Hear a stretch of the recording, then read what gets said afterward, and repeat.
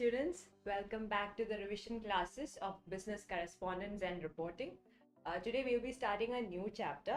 So you might be familiar with active and passive voice, direct and indirect speech. Our chapter most important topics are discuss. There are several other topics, if you have noticed in the previous year's question papers, our portion questions we are giving more importance to these portions. Okay, so we can start with active voice and passive voice. So what is active voice?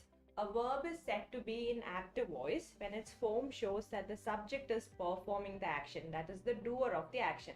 So in a definition, it can be a little confusing. So we'll discuss it using an example. First example, Rohit wrote a story on the wall. So in this case, Rohit is subject, right? Rohit is the subject, and what is he doing? He already did an action. What is it? He wrote a story on the wall. So when subject is the doer of the action, it is active voice. Then second case, Sanya sang a song. In this case, Rohit is the subject. In the second example, Sanya is the subject. And in the first case, ball is the object. And in the second case, song is the object. Then Radha hit the boy. Radha is the subject and boy is the object. Amit read the letter. Amit is the subject and letter is the object. So in all of these cases, the subject performs the action. Subject is the doer of the action, right? Rohit oru story ezhuthi, Sanya oru paattu paadi, then Radha oru boy ne idichu, then Amit oru letter vaichu. So they are performing the action. So anganeയുള്ള sentences എല്ലാം ഏതാണ്? Active voice le sentences ആണ്. Okay, and passive voice is the opposite of active voice. Okay, so a verb is said to be in passive voice when its form shows that the subject is acted on by the verb, which means subject is the receiver of the action. So in the first case, the subject is the doer of the action. The subject performs the action. In the second case, when you convert a sentence in the active voice to passive voice, what will happen to the subject? The subject will no longer be the doer of the action. The subject won't be performing the action. Instead, the subject will be receiving the action.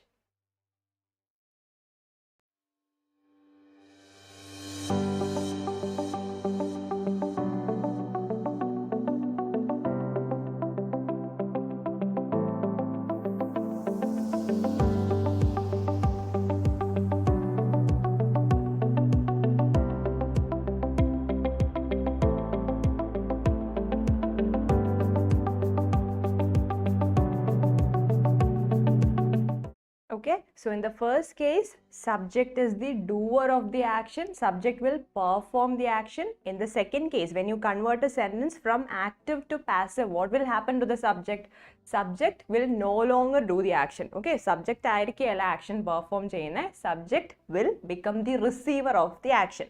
So first example, Rohit wrote a story on the wall. We are going to convert this sentence in the active voice to passive voice. Okay, what will happen? Okay, a story was written on the wall by Rohit. So there are certain rules that we need to follow if you want to convert a sentence from active to passive. We'll be discussing all of those rules. Uttira rules onnu illa. There are a few rules that you need to keep in your mind. We'll be discussing all of that in detail. But namakku for example just ഒന്ന് പറയാം. So in this case, in the second case, okay, Rohitine vechalla sentence start cheyyunnathu. What will happen to the subject? Who was the subject in the first case? Rohit was the subject. In the second case, Rohit becomes the receiver of the action. So a story was written on the wall by Rohit. So basically, endana sambhavikkunnathu? When you convert a sentence from active to passive, the subject will become the object. Subject becomes the object.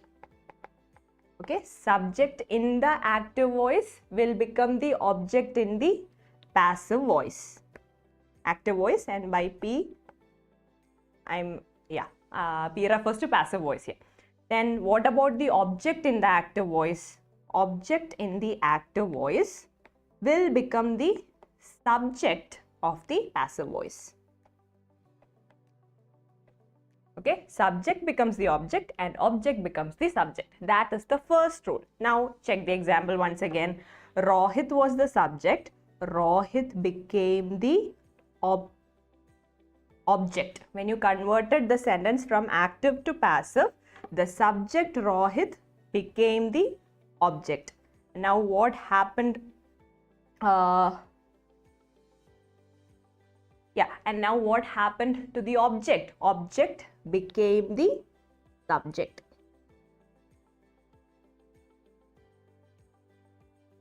Second case, Sanya sang a song. Sanya is the subject. Then, okay, so subject became the object and the object became the subject. Third case, Radha hit the boy. Radha was the subject. Okay, this looks a little messy, but I hope you guys understood the point. Radha is the subject. Now, when you converted it to passive voice, Radha became the object and boy was the object. Now, the boy became the subject. Okay. The boy was hit by Radha. Then Amit read the letter. Amit was the subject. Now Amit became the object and letter was the object, and we have to start the sentence with the letter. Letter became the subject when you converted it to passive voice. So this is the first rule. That is, the subject will become the object and object will become the subject. Then second is the change of verb form. Okay. Now the example, one example is given here. Ram kicked the ball. The ball was kicked by Ram. So, yeah. This is kicked is in the third form of the verb, V3. Okay, V3 or the third form of the verb. We also call it as the past participle. Okay, Ram kicked the ball. The ball was kicked by Ram. Then Sita is taking the dog for a walk. So, in this case, the verb is in which form? In the ing form. Okay, continuous tense lana ee sentence kadakkunne. Present continuous tense. Sita is taking the dog for a walk. So taking, we have to convert it to which form of the verb? Third form of the verb. You have to convert taking to V3 or the past participle. Therefore, taking becomes taken. Now let's go back to the other examples. Rohit wrote a story. Okay, wrote is past tense. You have to convert it to V3. So, wrote becomes written. Then, sang, past tense. You have to convert it to V3. So, sang became sung. Then, hit, no change. Okay, V3 ilum hit the same thanneyaanu. So, Radha hit the boy. The boy was hit by Radha. Then, we have read. Read in name V3 edana. Read thanneyaanu. So, adinum change illa.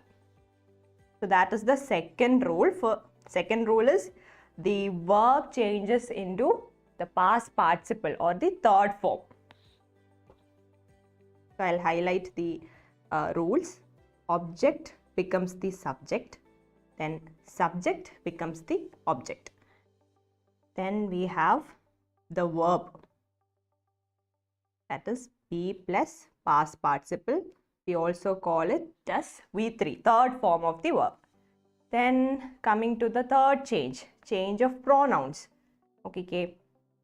So, I like TV programs with positive content. The pronoun here is I. What will happen to I when you convert it to passive voice?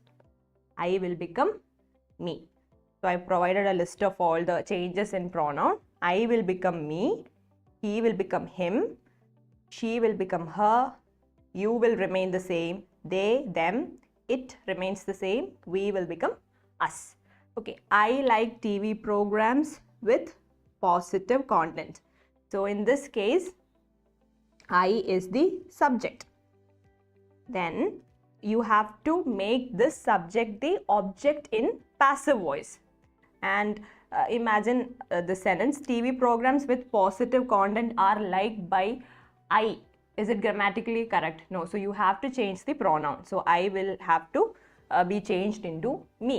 Then I becomes me. Then what about the verb in the sentence? Like is the verb.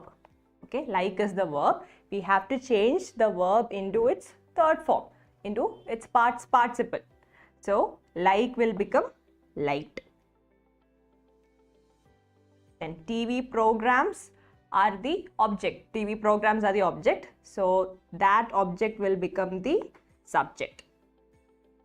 So this object became the subject here. The subject in the active voice, that is I, became the object. And what happened to the verb? We converted it into its third form. Like became liked. Okay. Then there is one more rule that I haven't written here.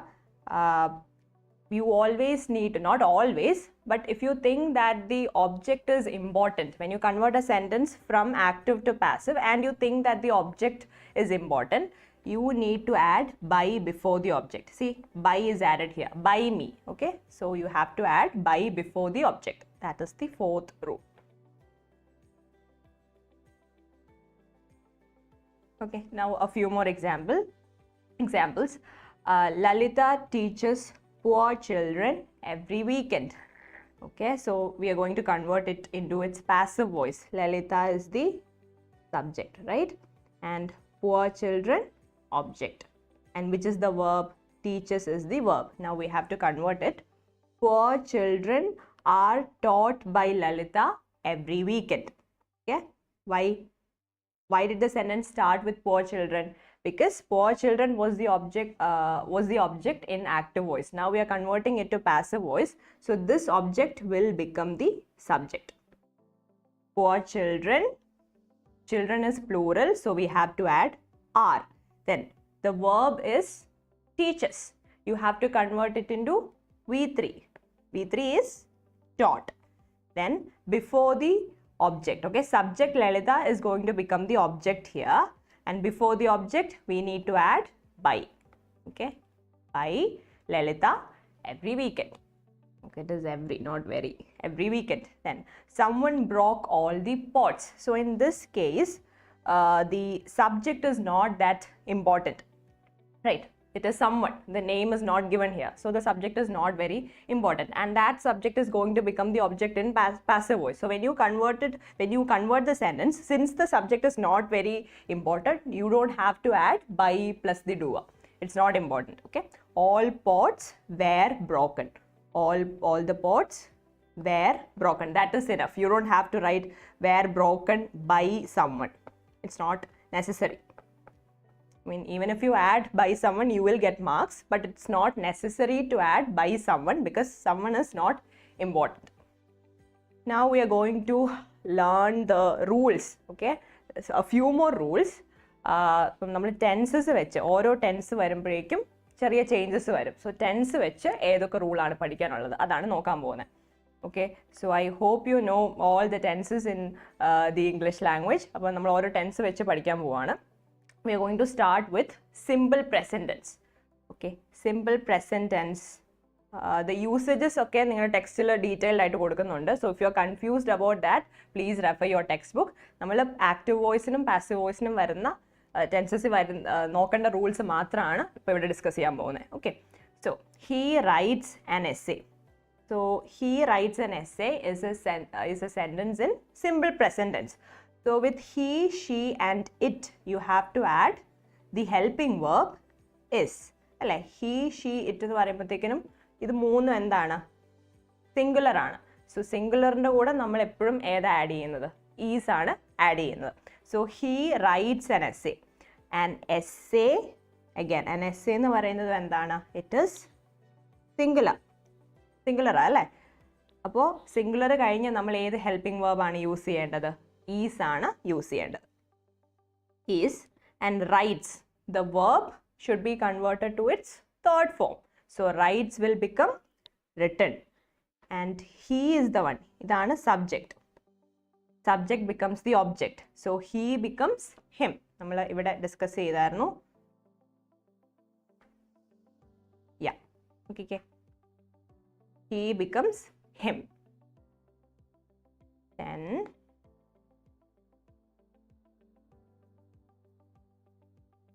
Then we have the second example.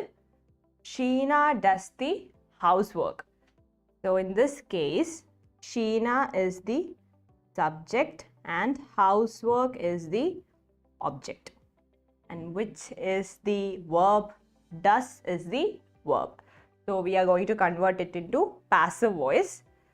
You have to start with, okay, I'll write it over here. Sheena does the housework.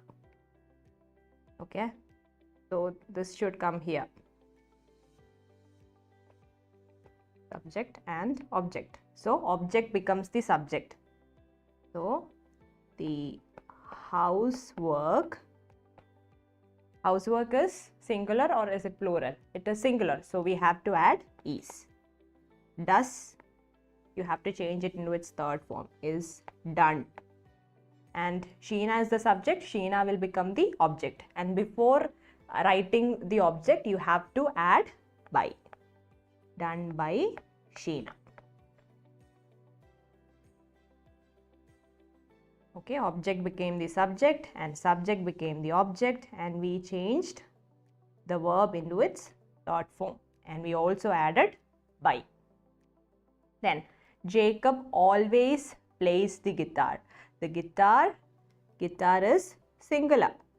Okay, from e essay, guitar, ഇതിനൊക്കെ കൂടെ നമ്മൾ ഈ exact word പറഞ്ഞില്ലെങ്കിൽ നമ്മൾ പിന്നെ എങ്ങനെയാണ് പറയുന്നത്? It use ചെയ്യും അല്ലേ? ഇറ്റ് സിംഗുലർ അല്ലേ? Is always, plays will become played, V3 by Jacob. Okay, so Jacob was the subject here, we changed it to the object. And guitar was the object in the active voice, we changed it to the subject. That's it. Okay, so with he, she and it, we have to add is. Now coming to you, we and they. So sentence in the we convert you, we, they varunnuണ്ടെങ്കിൽ plural ആണെങ്കിൽ. Okay, ഇതെല്ലാം എന്താണ്? Singular ആണ്. This is plural. നിങ്ങളുടെ teacher ചിലപ്പോൾ പറയത്തില്ലേ, you should do your homework tomorrow. അപ്പം you എന്ന് പറയുമ്പോൾ ഒരാളോടാണോ പറയുന്നത്? അല്ല, ടു ദ ഹോൾ ക്ലാസ് അല്ലേ? സോ അതിനെ നമുക്ക് പ്ലൂറലായിട്ട് കൺസിഡർ ചെയ്യാം. സോ പ്ലൂറൽ വരുമ്പം instead of is you have to use the helping verb are. Okay, so I teach you. I teach you. I is the subject, then teach is the verb and you are object. So when you convert, this is a sentence in active voice. You are going to convert it to passive voice. So object becomes the subject. You into what add cheyandadu? R aanu add cheyande. You are. Teach will become taught, V3. Okay, I will become me. Change of pronoun, I, me, out. And before the object you have to add by. Then everyone calls them. Okay, everyone calls them. Everyone എന്ന് പറയുന്നതാണ് subject. Calls verb and them object. When you convert it, them are scolded എന്നാണോ? No, you have to convert it to they. They എന്ന് പറയുന്നത് plural ആണ്. So theyയുടെ കൂടെ you have to add are, not is. They are. Scolds will become V3. Scolded by everyone. Okay, it's very simple. So present tense varumboyekkum with he, she and it you need to add is. With you, we and they you have to add are. Pinne baaki rules ellam same thaneyana. Subject becomes the object, object becomes the subject. Then idu kekkumbol ninge bore adikkunnundarikkum, but idu by heart aayittu ee rule padikkanam ketto. Then next we have the verb. Always use the third form of the verb. Either tense aanengilum you have to use the third form of the verb. So simple present tense kayinju. Next we are going to talk about present continuous tense. Okay, so how can we recognize a sentence in present continuous tense? Present tense il nammal use cheyna helping verbs edokayirunnu? Is and are alle. അപ്പം ഈസും ആറും ഒരു sentence കാണുമ്പോൾ നമുക്കറിയാം അത് present tense ആണെന്ന്. Okay, we use the helping verbs is and are in order to indicate present tense. Then continuous tense എന്ന് പറയുമ്പോൾ you are trying to indicate an ongoing action. ഒരു continuous action ആണ് indicate ചെയ്യാൻ നോക്കുന്നത്. So after the verb, okay, not after the verb, along with the verb, we will add ing. So how can we understand whether a sentence is in present continuous tense? First, you have to check the helping verbs. Is മാറും ഉണ്ടോ എന്ന് നോക്കണം. Second, ഒരു കാര്യം കൂടെ നോക്കണം, verbന്റെ കൂടെ ing ഉണ്ടോ എന്ന് നോക്കണം. Continuous action ആണോ? So look at the examples. We are playing cricket. Which is the helping verb here? Are. അപ്പോൾ are കാണുമ്പോഴേ നമുക്കറിയാം present tense ആണ്. ഇനി check the verb. Which is the verb in the sentence? We are playing cricket. Playing is the verb. Verb എന്ന് വെച്ചാൽ എന്താ? Action അല്ലേ? Playing ആണ് ഇതിൻ്റെ അകത്തെ verb. So are playing cricket. Which tense is it? Are present, then playing ing continuous. So this sentence is in present continuous tense. Now we are going to convert this into, this is a sentence in active voice. We are going to convert it into passive voice.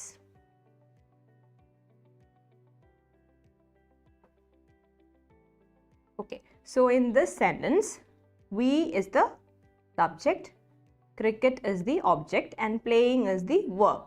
Okay, so when you convert it, the subject becomes the object and the object becomes the subject. So engane varum? Cricket is. Ivide engane is vannathu? Because cricket ennu parayunna singular aano plural aano? Cricket singular aanu. Therefore we have to use the helping verb is. Then a very important point, with ing you have to add being. Okay, so if you are taking notes, please write it down. Whenever you see ing in a sentence and you have to convert that sentence to passive voice, you need to add the word being before the verb. Okay, before the verb എന്ന് ഉദ്ദേശിക്കുന്നത് ഏതാ? V3. Past participle മുമ്പ് നമ്മൾ എന്ത് add ചെയ്യണം? Being add ചെയ്യണം. If you don't add being, you will lose your marks. Okay, we are playing cricket. So cricket is the object. അപ്പം ആ ഒബ്ജക്റ്റ് എന്താവും? സബ്ജക്റ്റ് ആവാൻ പോവാണ്. Okay, cricket is the subject in the passive voice. This is in passive voice. Subject, cricket is being. Why did we add being here? Because question അകത്ത് എന്തുണ്ട്? The verb ൻ്റെ അകത്ത് എന്തുണ്ട്? ing ഉണ്ട്. Continuous tense ആണ്. ing ഉണ്ടെങ്കിൽ എന്ത് add ചെയ്യണം? Being ആഡ് ചെയ്യണം. You have to do it. Okay, is being, then playing. Playing ആണ് verb. You have to convert the verb into its third form. Past participle lot convert ചെയ്യണം. So playing becomes played. Played. We becomes us.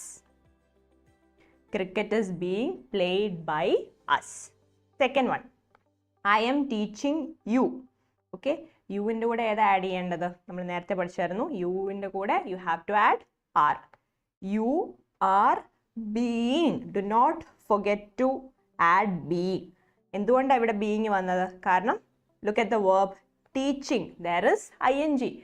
ഏതാണ് tense? Present continuous tense. Okay. You are being. Teaching becomes taught. V3. Okay. ഇതെല്ലാം V3 ആണ്. V3. I will become me. Next one. I am teaching them.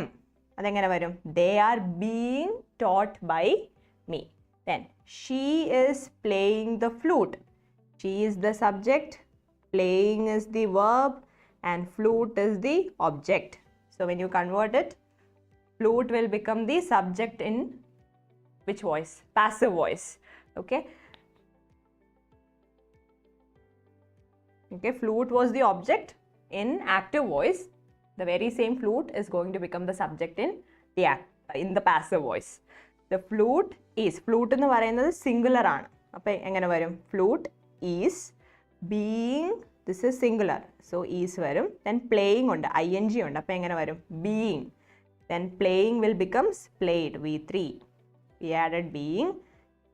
She ആണ് by her. From your sentence, instead of this sentence, I'm going to write another sentence here.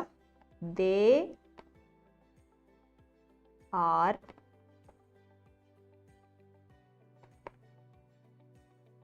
playing the flutes. Okay, in this case, when you convert it, what are the changes? The object is not singular, it is plural. It is plural. So the flutes is varuvo are varuvo? Is varuna eppada? When the subject is singular. So in this case, flutes nu parayumbam endana? Singular ano? Alla. Plural ആണ്. So you have to add are. The flutes are. Then check the verb. There is ing. Okay. So you have to add which word? Being. Are being. Playing will become played. V3. By whom? They will become them. That's it. Okay. It's very easy. If you learn these rules, you won't find it very difficult. കുറച്ച് rules ഉണ്ട്. ആദ്യം കേൾക്കുമ്പം you might find it to be a little confusing. പക്ഷേ once you learn these rules, it's very easy. നിങ്ങൾക്ക് marks easily score ചെയ്യാൻ പറ്റും. And again, this is also going to be a definite question for your exam. എന്താണേലും എക്സാമിന് വരുന്ന ഒരു portion ആണിത്. Then we have present perfect tense. Okay, അപ്പോൾ നമ്മൾ എന്തൊക്കെയാണ് ഇത്രയും നേരം കൊണ്ട് പഠിച്ചത്? സിമ്പിൾ പ്രസന്റ് ടെൻസ് വരുമ്പോഴേക്കും എന്ത് നോക്കിയാൽ മതി? സബ്ജക്റ്റ് നോക്കണം. സബ്ജക്റ്റ് സിംഗുലർ ആണെങ്കിൽ add is. If the subject is plural, you have to add are. Then coming to present continuous tense. How can we understand whether a sentence is in present continuous tense? First, you need to check the helping verbs. Is ആറും ആണെങ്കിൽ present tense ആണ്. Then verbിൻ്റെ കൂടെ എന്ത് കാണും? ing ഉണ്ടാവും. So ing ഉള്ളപ്പം you know that the sentence is in continuous tense. So whenever you see ing, എപ്പോഴും ഏത് വേർഡ് ആഡ് ചെയ്യണം? ബീയിങ് ആഡ് ചെയ്യണം. Okay, I will tell you a little trick to remember this. So ടെൻസിൻ്റെ അകത്ത്, വേർബിൻ്റെ അകത്ത് ing വരുമ്പോഴാണ് നമ്മൾ എന്ത് ആഡ് ചെയ്യേണ്ടത്? ബീയിങ് ആഡ് ചെയ്യേണ്ടത്. ബീയിങ്ങിൻ്റെ അകത്തും എന്തുണ്ട്? ing ഉണ്ട്. ഇങ്ങനെ ഓർത്താൽ മതി. ഓക്കെ, ing വരുമ്പോൾ എന്താ ആഡ് ചെയ്യേണ്ടത്? ബീയിങ്. ബീയിങ്ങിൻ്റെ അകത്തും എന്തുണ്ട്? ing ഉണ്ട്. Okay, so you can connect it like that. So I hope it will help you to remember this point. So whenever you see ing, do not forget to add being. And what about the verb? ing ഫോമിലുള്ള ആ verb convert ചെയ്ത് V3ലോട്ട് ആക്കണം. Then coming to the next tense, ഏതാണ്? Present perfect tense. Okay, we learned about simple present tense and present continuous tense, and now coming to the third one, present perfect tense. So present perfect tense വരുമ്പോൾ അതിൻ്റെ അകത്ത് എന്ത് കാണും? Helping verbs ഏതൊക്കെയാണ്? ഈസും ആറും ഒക്കെ മാറിയിട്ട് അവിടെ എന്ത് വരും? Has and have. So with has and have you need to add been. ഐഎൻജിയുടെ കൂടെ എന്ത് ആഡ് ചെയ്യണം? ബീയിങ് ആഡ് ചെയ്യണം. With has and have you need to add been. BEEN. Okay, now let's check the examples. ബാക്കി rules എല്ലാം same തന്നെ. ഓക്കെ, I have played the game. Okay, I subject, played verb, game object. So when you convert it, the game ഇത് ഇങ്ങോട്ട് പോവും, I ഇങ്ങോട്ട് വരും. Okay, the game has. ഇവിടെ has എങ്ങനെയാണ് വന്നത്? ഗെയിം എന്ന് പറയുന്നത് സിംഗുലർ ആണ്.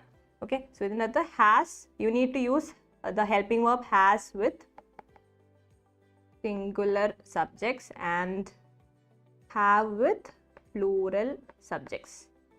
Okay, she has to go to school. Has ഏതിൻ്റെ ഒക്കെ കൂടെയാണ് വരുന്നത്? She, he, it.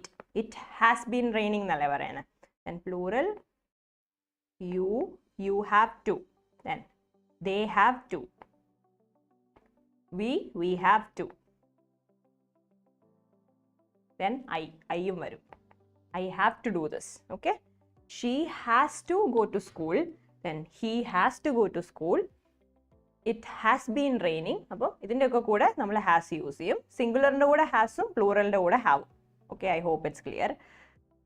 So game എന്ന് പറയുന്നത് സിംഗുലർ ആണോ പ്ലൂറൽ ആണോ? ഗെയിം സിംഗുലർ ആണ്. Okay, the game has been played by me. Been എങ്ങനെയാണ് വന്നത്? ബിക്കോസ് ബീൻ എങ്ങനെയാണ് വന്നത്?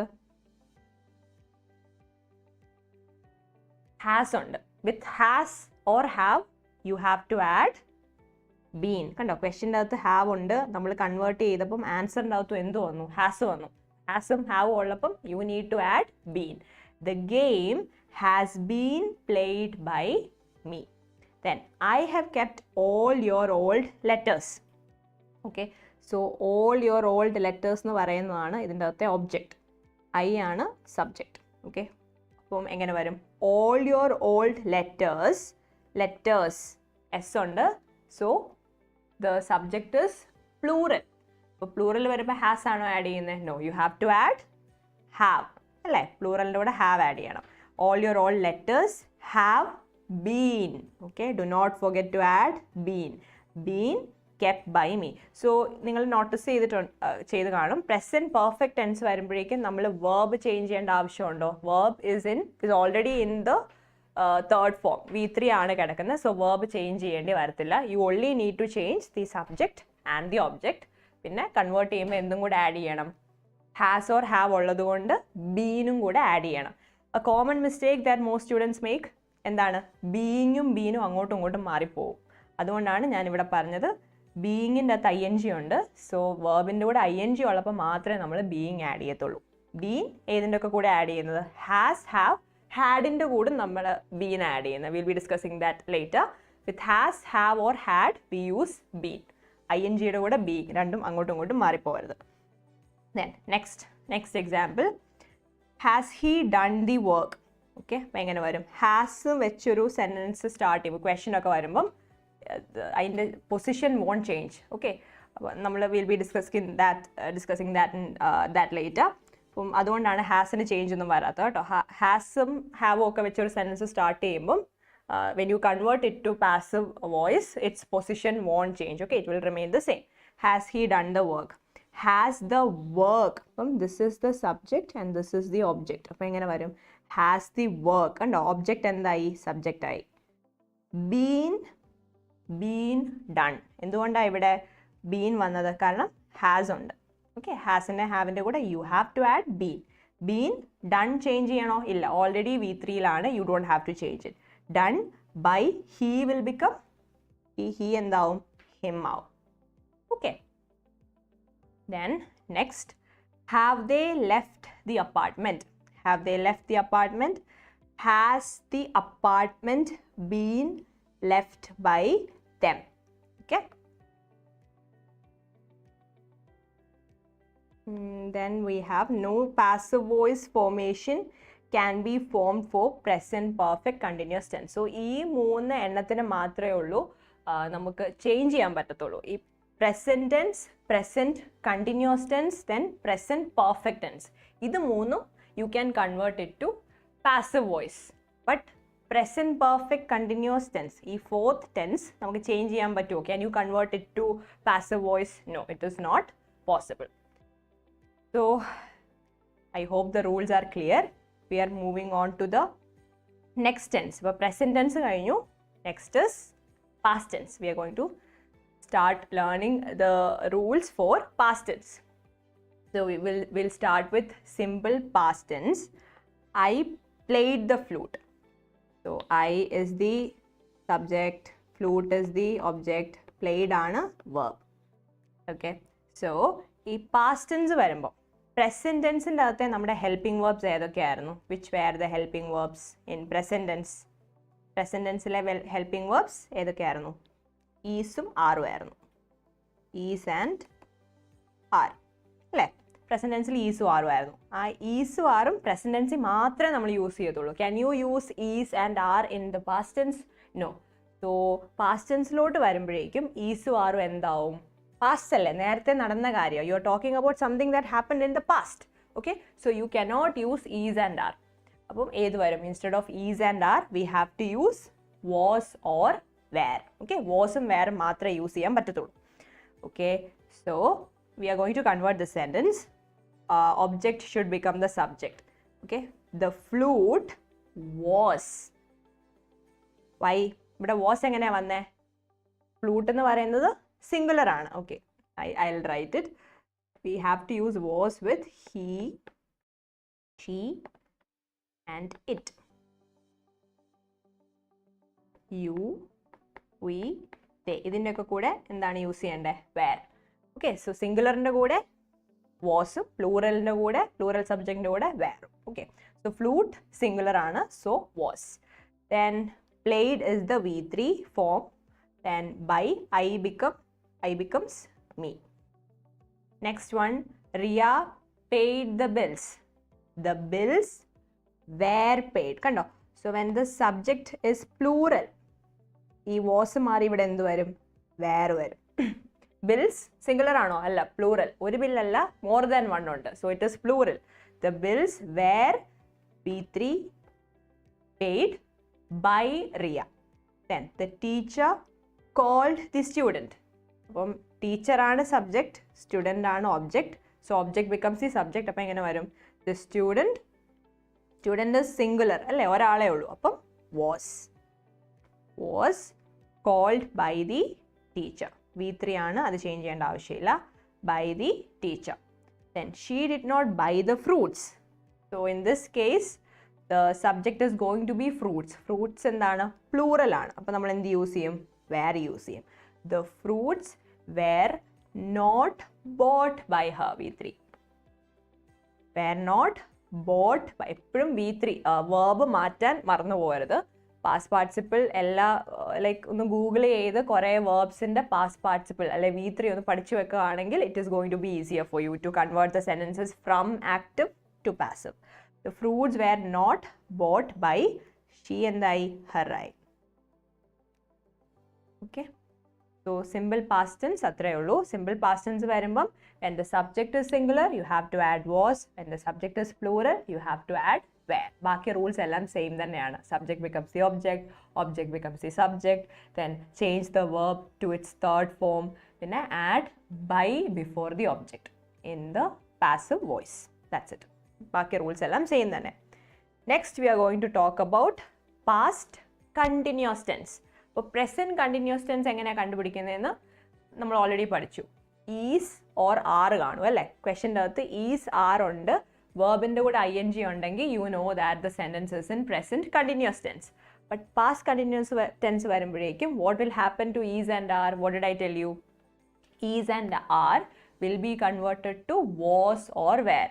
So if the sentence has either has or have in it, and if the ING form of the verb is being used, you have to understand that the tense is past continuous. Okay, sentence inde athu was um were undu, was or were undu. Ini verb inde kude ING add ചെയ്തിട്ടുണ്ടെങ്കിൽ ഏത് ടെൻസാ? Past continuous tense ആണ്. ഇത്രയും നോക്കിയാൽ മതി. വാസും വേറും ഉണ്ടോ, വേർബിൻ്റെ കൂടെ ING ഉണ്ടോ, past continuous tense ആണ്. സോ നമ്മൾ നേരത്തെ പഠിച്ചായിരുന്നു whenever you see ING you have to use the word being. നമ്മളിവിടെ പഠിച്ചില്ലായിരുന്നോ? Okay, with ING you need to use being. Same rule തന്നെയാണ് ഇവിടെ. പാസ്റ്റ് കണ്ടിന്യൂസ് ടെൻസിൻ്റെ അകത്ത് എന്തുണ്ട്? ING ഉണ്ട്. INGയുടെ കൂടെ എന്താ ആഡ് ചെയ്യണം? being add ചെയ്യണം. Same rule. Okay, with ING you have to add being, which also has an ING in it. Okay, so we are going to convert the sentences in past continuous tense. I was playing video games. I was ഏത് tense ആണ്? Present tense ആണോ? No, past tense. വാസും വേറും past tense ആണ്. I was playing video games. Playing ING ഉണ്ട്. അപ്പോൾ നമുക്ക് മനസ്സിലായി പാസ്റ്റ് കണ്ടിന്യൂസ് ടെൻസ് ആണ്. Now we are going to convert it. Video games. Okay, ഇതിങ്ങോട്ട് പോവും, ഐ അങ്ങോട്ടും പോവും. Video games were. Now look at the subject. Video games, is it singular or is it plural? അപ്പം നമ്മൾ വാസും വേറിൻ്റെ already പഠിച്ചായിരുന്നു. യു വി ദേ, പ്ലൂറലിൻ്റെ കൂടെ വേണം നമ്മൾ എന്ത് യൂസ് ചെയ്യാൻ? വേർ യൂസ് ചെയ്യാൻ. സിംഗുലർ ആണെങ്കിൽ you can use was. Okay, so in this case video game എന്നല്ല പറഞ്ഞേക്കുന്ന ക്വസ്റ്റ്യൻ്റെ അകത്ത്. നോക്കിക്കേ, വീഡിയോ ഗെയിം ആണോ? അല്ല, വീഡിയോ ഗെയിംസ് ആണ്. There is an S at the end അല്ലേ? അപ്പോൾ പ്ലൂറൽ ആണ്. അപ്പോൾ വീഡിയോ ഗെയിംസ് വരുമ്പോൾ വാസ് എന്ന് എഴുതാൻ പറ്റുമോ? ഇല്ല, പ്ലൂറൽ ആണ്. അപ്പോൾ എന്ത് യൂസ് ചെയ്യണം? വേർ യൂസ് ചെയ്യണം. Video games were. Do not forget to add which word? being.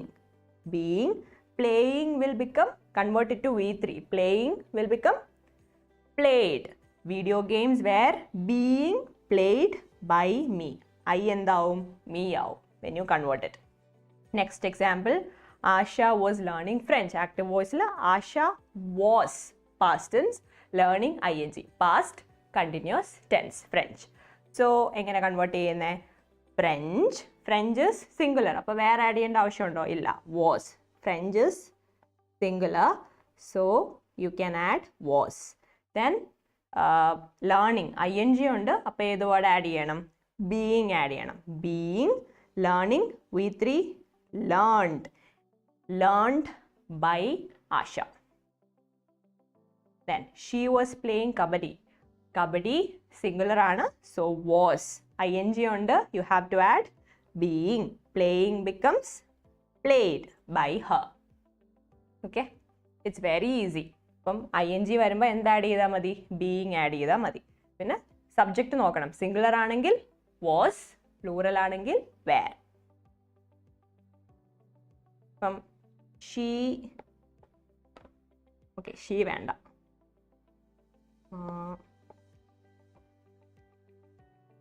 They, okay, they were eating apples.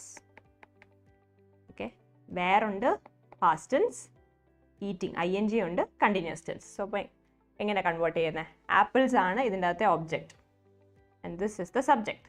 So object ഇങ്ങോട്ട് പോവും, സബ്ജക്റ്റ് ഇങ്ങോട്ടും പോവും. എങ്ങനെ വരും? Apples.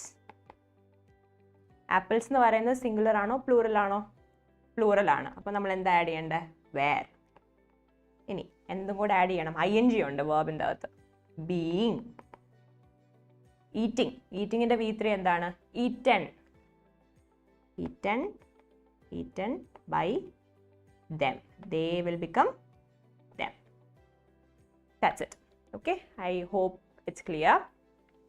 Moving on to the next tense, past perfect tense. So past perfect tense വരുമ്പം helping verb, നമ്മൾ present perfect tenseൻ്റെ അകത്ത് ഏതൊക്കെയായിരുന്നു? helping verbs has or have ആയിരുന്നു. അപ്പം ഇത് പഠിപ്പിച്ചപ്പം ഞാൻ മെൻഷൻ ചെയ്തായിരുന്നു, with has, have and had you have to add been, അല്ലേ? അപ്പം ഇവിടെ ഇൻസ്റ്റെഡ് ഓഫ് ഹാസും ഹാവും നമ്മൾ എവിടെ മാത്രമേ യൂസ് ചെയ്യുള്ളൂ? only in the present tense. past tenseലോട്ട് മാറുമ്പം instead of has and have we use had, അല്ലേ? അപ്പം ഹാസും ഹാവും മാറി ഇവിടെ എല്ലാം എന്താ യൂസ് ചെയ്തേക്കുന്നത്? ഹാഡ് ആണ്. അപ്പം ഹാഡ് കാണുമ്പോൾ തന്നെ എന്ത് മനസ്സിലാക്കണം? whenever you see had in the question, അത് എന്ത് മനസ്സിലാക്കണം? past tense ആണെന്ന് മനസ്സിലാക്കണം. Okay, had finished her work. Okay, so ഹാഡിൻ്റെ കൂടെ എന്താണ് ആഡ് ചെയ്യേണ്ടത്? you have to add been. with has, have and had you have to add been, B-E-E-N. beingum beenum confused ആവരുത്. Now let's convert the sentence. ബാക്കി rules എല്ലാം same തന്നെയാണ്. I had finished her work. Her work had been finished by me. Her work had been finished by me. V3, then I, and me, change of pronoun. Then he had missed the last metro. അപ്പോൾ ഈ had വരുമ്പം സിംഗുലറും പ്ലൂറലും മാറ്റേണ്ട ആവശ്യമുണ്ടോ? ഹാസും ഹാവും പഠിച്ചപ്പം I told you has we use it with singular subjects, അല്ലേ? ഹാവ് പ്ലൂറലിൻ്റെ കൂടെയാണ്. ഹാഡ് രണ്ടിൻ്റെയും കൂടെ പറ്റും, സിംഗുലറിൻ്റെ കൂടെയും പ്ലൂറലിൻ്റെ കൂടെയും പറ്റും. സോ ഇറ്റ്സ് ഈസിയാണ്. Then he had missed the last metro. So he is the subject and last metro is the object. അപ്പം അങ്ങോട്ടും ഇങ്ങോട്ടും പോവും. ഇങ്ങോട്ട് വരുമ്പോൾ എങ്ങനെ വരും? The last metro had been missed by him. Had add ചെയ്യണം, been ആഡ് ചെയ്യണം. V3 by him. You had done the work.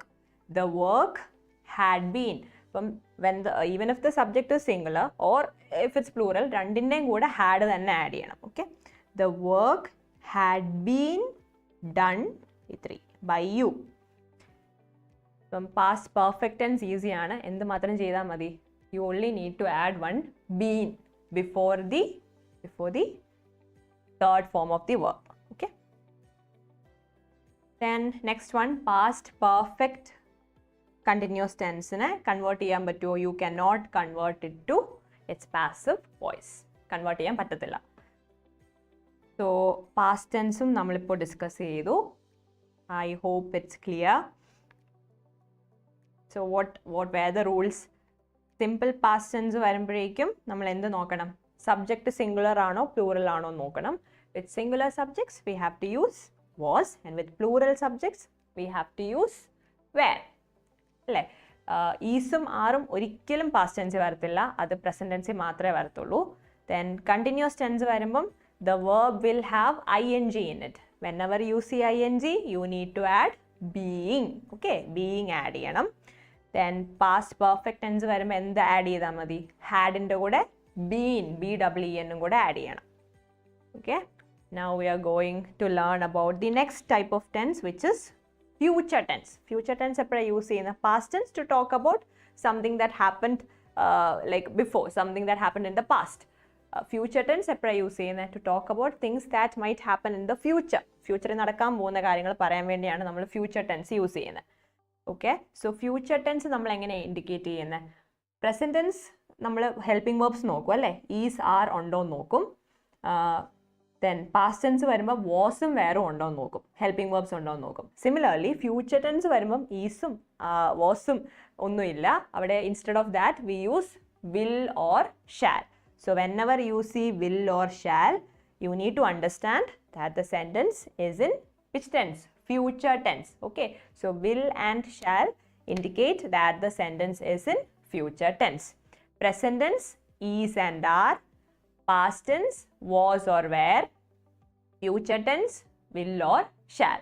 So willum shallum varumbo you have to add be. Okay, be add cheyanam when you convert the sentence to passive voice. First, I will play the flute. Okay, the flute will be played by me. I on a subject, play is the verb, flute is the object. So ee question adathu which is the helping verb? Will ഉണ്ട്. അപ്പോൾ നമുക്ക് മനസ്സിലായി future tense ആണെന്ന് മനസ്സിലായി. And now we are going to convert it. The object flute is going to become the subject. The flute will കഴിഞ്ഞ് എന്ത് add ചെയ്യണം? be add ചെയ്യണം. എന്തുകൊണ്ടാണ് ബി ആഡ് ചെയ്തത്? കാരണം വില്ലുണ്ടല്ലേ, വില്ല് വന്നിട്ടുണ്ട്. Will be play will become played, V3. Played I ആണ്, I change of pronoun me ആവും. Before the object you need to add by me. And John will draw the picture. The picture will be drawn by John. Okay, the picture will be drawn by John. Picture ആണ്, object ആയിരുന്നു, that became the subject. will ഉണ്ട്, അതിൻ്റെ കൂടെ be add ചെയ്യണം. And draw will become drawn, V3, by John. Name ആണ്, so change വരുത്താൻ പറ്റത്തില്ല. ഇവിടെ he will draw the picture ആയിരുന്നു, എങ്ങനെ വന്നേനെ? The picture will be drawn by him. Okay, by him. Then next one, he shall start the meeting. So will ഉണ്ട്, shall also indicates that the tense is future അല്ലേ? shallum future tense ആണ്. He shall start the meeting. So will പോലെ തന്നെ shallന്റെ കൂടെ you have to add be. The meeting shall be started. Start will become started, V3, by him. Then future continuous tense ഉണ്ടല്ലോ. Future continuous tense നമുക്ക് passive voiceലോട്ട് convert ചെയ്യാൻ പറ്റുമോ? No, you cannot convert sentences in future continuous tense to its passive voice. അപ്പം I hope you are happy. കുറച്ച് പഠിച്ചാൽ മതി future tense-ന്. Then you have future perfect tense. Future perfect tense എന്ന് പറയുമ്പം അതിൻ്റെ അകത്ത് നമ്മൾ യൂസ് ചെയ്യുന്നത് എങ്ങനെയാണ്? ഫ്യൂച്ചർ പെർഫെക്റ്റ് ടെൻസ് ആണോ എന്ന് എങ്ങനെയാണ് അറിയുന്നത്? ആഫ്റ്റർ വിൽ ഹാവ് കാണും, ഹെൽപ്പിംഗ് വേർബ് ഹാവ് ഉണ്ടാവും. ഓക്കെ, അപ്പോൾ വിൽ ഹാവ് കണ്ടു കഴിയുമ്പം എന്ത് മനസ്സിലാക്കണം? That the tense is future perfect. Will have, സെന്റൻസിൻ്റെ അകത്ത് വിൽ ഹാവ് ഉണ്ടോ എന്ന് നോക്കണം. വിൽ ഹാവ് ഉണ്ടെങ്കിൽ it shows that the tense is future perfect. Okay, so will ഹാവിൻ്റെ കൂടെ നമ്മൾ ആദ്യം പഠിച്ച ഹാസ്, ഹാവ്, ഹാഡ്, ഇതിൻ്റെ മൂന്നിൻ്റെയും കൂടെ എന്താ ആഡ് ചെയ്യേണ്ടത്? ബീൻ. സെയിം റൂൾ ആണ് ഇവിടെ അപ്ലൈ ചെയ്തേക്കുന്നത്. Okay, you have to add been. So now let's check the examples. Meena will not have changed the bed sheet. So in the question, will not have. Will ഉണ്ട്, have ഉണ്ട്. അപ്പോൾ നമുക്ക് എന്ത് മനസ്സിലായി? Future perfect tense ആണ് മനസ്സിലായി. So now we are going to convert it. The bed sheet will not have been. ഉണ്ടോ? Been add ചെയ്തു. എന്തുകൊണ്ടാണ് been add ചെയ്തത്? Have ഉള്ളതുകൊണ്ട്. Okay. Been changed by Meena. Then they will have won the match. Okay. They will have won the match. Okay. So future perfect ആണ്. So when you convert it, the match will have been won by them. They will become them. Reena will have washed the skirt. The skirt will have been washed by Reena. എപ്പോഴും V3 ആണോ എന്ന് നോക്കണം. Then next is future perfect continuous tense. Future perfect continuous tense നമുക്ക് convert ചെയ്യാൻ പറ്റുമോ? No, it is not possible to convert sentences in future perfect continuous tense to its passive voice. So future tense ന്റെ അകത്ത് ആകെ രണ്ടെണ്ണം മാത്രമേ നിങ്ങൾക്ക് പഠിക്കാനുള്ളൂ. ഏതാണ്? Simple future and future perfect. With simple future you have to add be, and with future perfect you have to add been. Okay, beയും beenും. That's it. അപ്പോൾ നമ്മൾ ടെൻസസിൻ്റെ rules എല്ലാം പഠിച്ചു കഴിഞ്ഞു. So in a nutshell, what did we learn? We'll quickly revise it once again.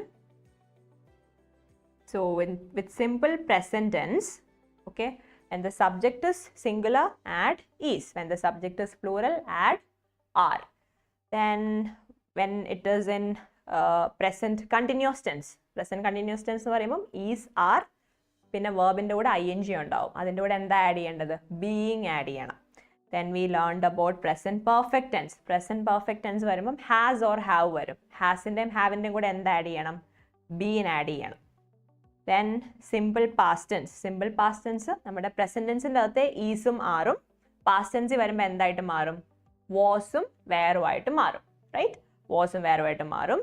Then continuous tenseൻ്റെ അകത്ത് instead of is and are again wasഉം വേറുമായിരിക്കും. പിന്നെ ing ഉണ്ടാവും. ing വരുമ്പം എന്ത് ആഡ് ചെയ്യണം? You have to again being തന്നെ ആഡ് ചെയ്യണം. Past perfect വരുമ്പം present പെർഫെക്റ്റിൻ്റെ അകത്ത് എന്തായിരുന്നു? ഹാസ്, ഹാവ് ആയിരുന്നു. പാസ്റ്റ് പെർഫെക്റ്റ് വരുമ്പോൾ ഹാസും ഹാവും മാറിയിട്ട് അവിടെ എന്ത് വരും? പാസ്റ്റ് ടെൻസ് അല്ലേ? ഹാഡ് വരും. ഓക്കെ, ഹാഡിൻ്റെ കൂടെ എന്താ ആഡ് ചെയ്യേണ്ടത്? ബീൻ ആണ്. With has, have and had been add ചെയ്യണം. ദെൻ വില്ലിൻ്റെ കൂടെ ഫ്യൂച്ചർ ടെൻസ് വരുമ്പോൾ വില്ലിൻ്റെ കൂടെ ബി ആഡ് ചെയ്യണം. will haveൻ്റെ കൂടെ have വരുമ്പം എന്ത് ആഡ് ചെയ്യണം? been ആഡ് ചെയ്യണം. സോ ബേസിക്കലി ഇത്രയേ ഉള്ളൂ. is, are present tenseൻ്റെ അകത്ത് വരും. was, were past tense. ഇത് present, this is past. Then with ing you have to add being, has, have or had. അത് വരുമ്പോൾ എന്താ ആഡ് ചെയ്യേണ്ടത്? ബീൻ ആണ് ആഡ് ചെയ്യേണ്ടത്. Then we learned about will or shall അല്ലേ? വിൽ ഓർ ഷാൽ വരുമ്പം add B.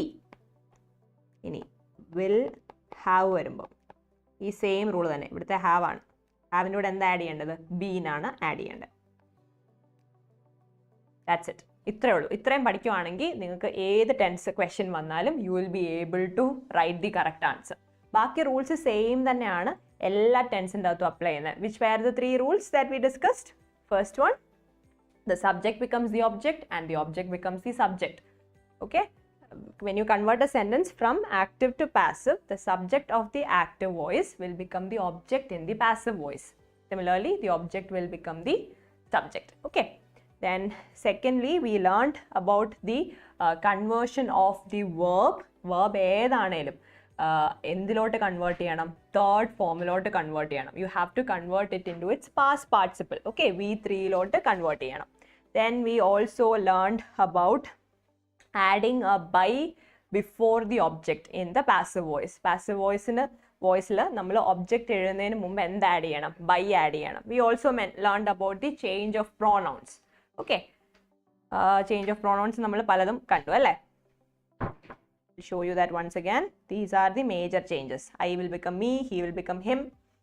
ഇത്രയും പഠിക്കുവാണെങ്കിൽ you can easily find the answers for any question that is being asked for your exam. Okay, from this chapter. From active voice and passive voice, എല്ലാവർക്കും clear ആയല്ലോ? Is it clear?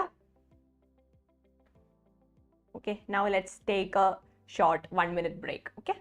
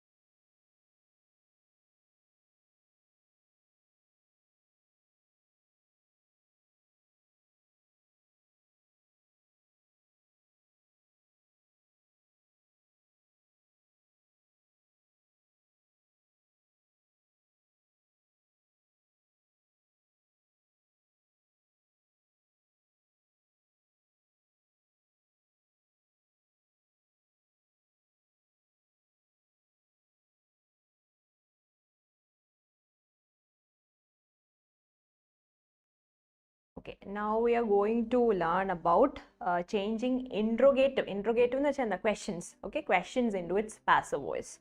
So, അവിടെ രണ്ടെണ്ണം കൊടുത്തിട്ടുണ്ട്. Does Seema like painting? Okay, does Seema like painting എന്ന് പറയുമ്പോഴത്തേക്കും tense ഏതാണ്? Present tense ആണ്. We use do and does in the present tense. Do ഏതിൻ്റെയൊക്കെ കൂടെയാണ് യൂസ് ചെയ്യുന്നത്? Do, you, we, they. Does so? Does he like it? അല്ലേ? He, does she like it? Then does it look good? അപ്പോൾ ഇതിൻ്റെയൊക്കെ കൂടെയാണ് does use ചെയ്യുന്നത്. അപ്പോൾ ഇപ്പോൾ ഓർത്തോണം ഡൂവും ഡസ്സും we use it in the present tense. ഡിഡോ? ഡിഡ് എപ്പോഴാണ് യൂസ് ചെയ്യുന്നത്? ഡിഡ് യൂസ് ചെയ്യുന്നത് പാസ്റ്റ് ടെൻസിലാണ്. ഓക്കെ, അപ്പം ഡിഡിന് ഏത് സിംഗുലർ ആണെങ്കിലും പ്ലൂറൽ ആണെങ്കിലും ചേഞ്ച് ഒന്നുമില്ല, സെയിം യൂസ് ചെയ്യാൻ പറ്റും. So coming to our example, does Seema like painting? We are going to convert it into its passive voice. അപ്പം this is the Seema is the subject, painting is the object. അപ്പോൾ എങ്ങനെ convert ചെയ്യുന്നത്? Is painting.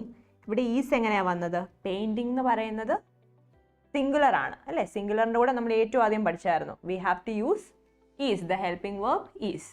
Plural ആണെങ്കിൽ are വരും. Is painting like will become liked by Seema. ഇനിയിപ്പം ഇവിടെ instead of this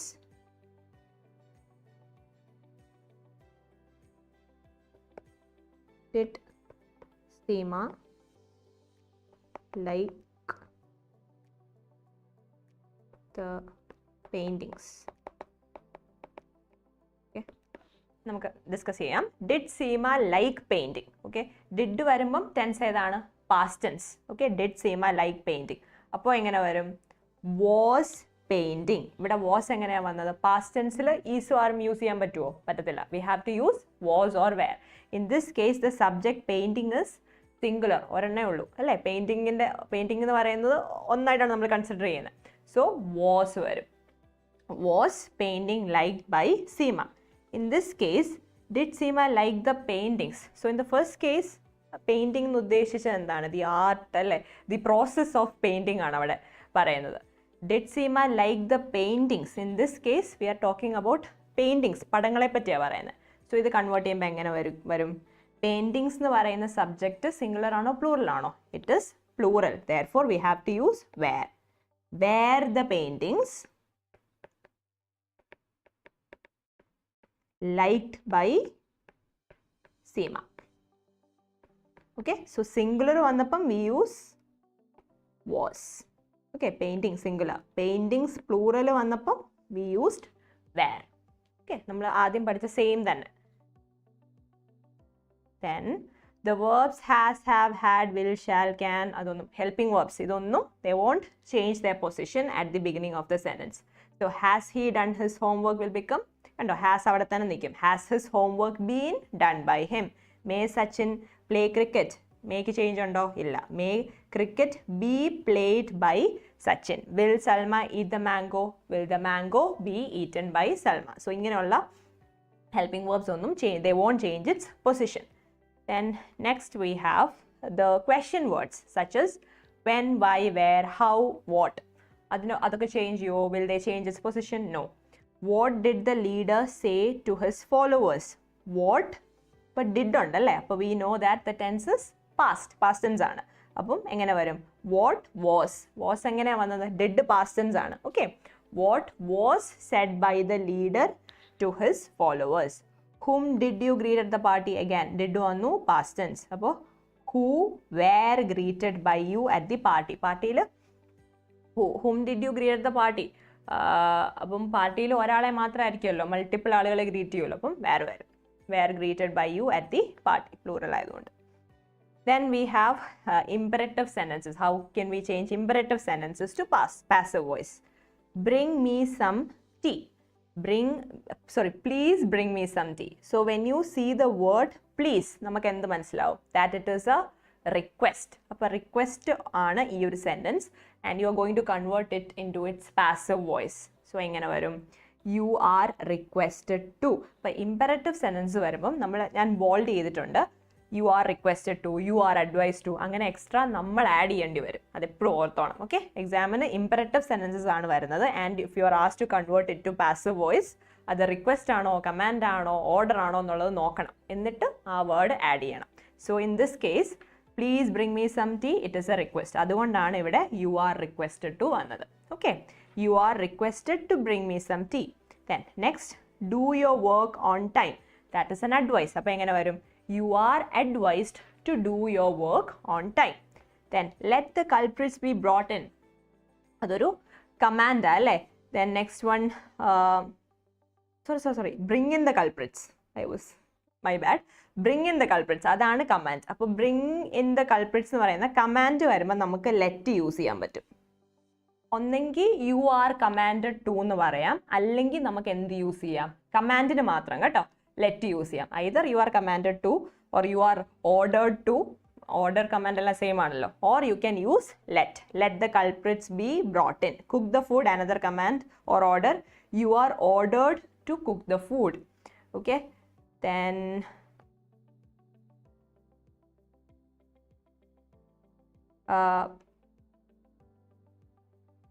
ഇതിൻ്റെ there is a typing mistake. Please check your textbook. Suggestion വരുമ്പോഴേക്കും നമ്മൾ കമാൻഡിൻ്റെ കേസിൽ ലെറ്റ് ആഡ് ചെയ്തു.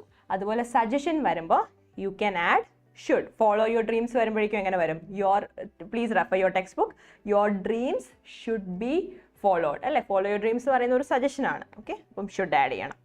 Then coming to the modals, ഏതൊക്കെയാണ്? Can, could, should. Do they change when you convert sentence from active to passive? No, they don't change. The rich should help the poor. കണ്ടോ, change ഒന്നുമില്ല. The poor should be helped by the rich. Students ought to. ought to എന്ന് വെച്ചാൽ എന്താ? Should എന്നുള്ള same meaning തന്നെയാണ്. അപ്പോൾ ought to change വരുമോ? Should പോലെ തന്നെ ought to നും ചേഞ്ച് വരത്തില്ല. Students ought to listen to their teacher. The teacher ought to be listened to by their students. By the students. Then intransitive verbs that do not have an object to receive the action, they also do not change. Okay, the sun rises in the east. Avada object illa. The water flows under the bridge. Appam ingane ulla sentences onnum namakku passive voice lotte convert cheyan pattathilla. Then when you change a sentence from passive to active, appo itreye neram nammal active to passive aanu parnondirunnu. Examine ചിലപ്പോൾ in some question papers, if you check, you will understand, you will be asked to convert sentences in passive voice back to active voice. അങ്ങനെയും question വരാൻ chance ഉണ്ട്. അപ്പോൾ active to passive നമ്മൾ കുറേ rules പഠിച്ചായിരുന്നല്ലോ tenses വെച്ച്. ആ rules ഒക്കെ എന്ത് ചെയ്താൽ മതി? You have to reverse those rules. Okay, നേരെ തിരിച്ചാൽ മതി. അപ്പോൾ നമുക്ക് ഈസിലി കൺവേർട്ട് ചെയ്യാൻ പറ്റും. Okay, so now we are going to briefly discuss about the ways in which you can convert a sentence that is in passive voice, not active voice. ഇത്രയും നേരം active to passive ആണ്. ഇനി നമ്മൾ പഠിക്കാൻ പോകുന്നത് passive to active ആണ്. Okay, so what you have to do, first thing is reverse the position of the subject and the object. അങ്ങനെ എന്തുകൊണ്ടാണ് പറയുന്നത്? കാരണം passive voiceൻ്റെ അകത്തെ subject എന്താണ്? active voiceലെ object ആണ്. പാസീവ് വോയിസിലെ ഒബ്ജക്റ്റ് എന്താണ്? ആക്റ്റീവ് വോയിസിലെ സബ്ജക്റ്റ് ആണ്. അപ്പം reverse the position of the subject and the object. അപ്പോൾ തന്നെ നമുക്ക് കറക്റ്റായിട്ട് സബ്ജക്റ്റിനെ ഒബ്ജക്റ്റിനെ കണ്ടുപിടിക്കാൻ പറ്റും. Then you can identify the doer by locating the by phrase. Okay, by നോക്കിയാൽ മതി. എപ്പോഴും പാസീവ് വോയിസിൻ്റെ അകത്ത് അല്ലേ, we are converting a sentence from passive to active. അപ്പോൾ ബൈ കഴിഞ്ഞ് എപ്പോഴും എന്തുണ്ടാവും? ഒബ്ജക്റ്റ് കാണും പാസീവ് വോയിസിൽ. ആ ഒബ്ജക്റ്റ് എന്താണ്? ആക്റ്റീവ് വോയിസിലെ സബ്ജക്റ്റ് ആണ്. അപ്പോൾ ബൈ നോക്കിയാൽ മതി. ബൈ കഴിഞ്ഞ് കിടക്കുന്നതിനെ എന്താക്കണം? സബ്ജക്റ്റ് ആക്കണം. Then appropriate changes in the form of the verb must be made. Passive വോയിസിനകത്ത് എപ്പോഴും we use the third form of the verb. എപ്പോഴും ഏതായിരിക്കും? It's always the past participle. Active വോയിസിൽ എപ്പോഴും പാസ്റ്റ് പാർട്ടിസിപ്പിൾ ആണോ? അല്ല. So you have to make changes in the form of the verb. Then, in some cases, not always, in some cases, the doer is not identified in the sentence. ചിലപ്പോൾ by ഒന്നും കാണത്തില്ല നിങ്ങളുടെ ക്വസ്റ്റ്യൻ്റെ അകത്ത്. അപ്പം ക്വസ്റ്റ്യൻ്റെ അകത്ത് by ഇല്ല, ഒബ്ജക്റ്റിനെ നമുക്ക് കണ്ടുപിടിക്കാൻ പറ്റുന്നില്ല. എന്താ ചെയ്യേണ്ടത്? What should you do? What if the object is not given in the question? By ഒന്നും ഇല്ല. അപ്പോൾ എന്ത് ചെയ്യണം? This is what you should do. You have to presume a doer.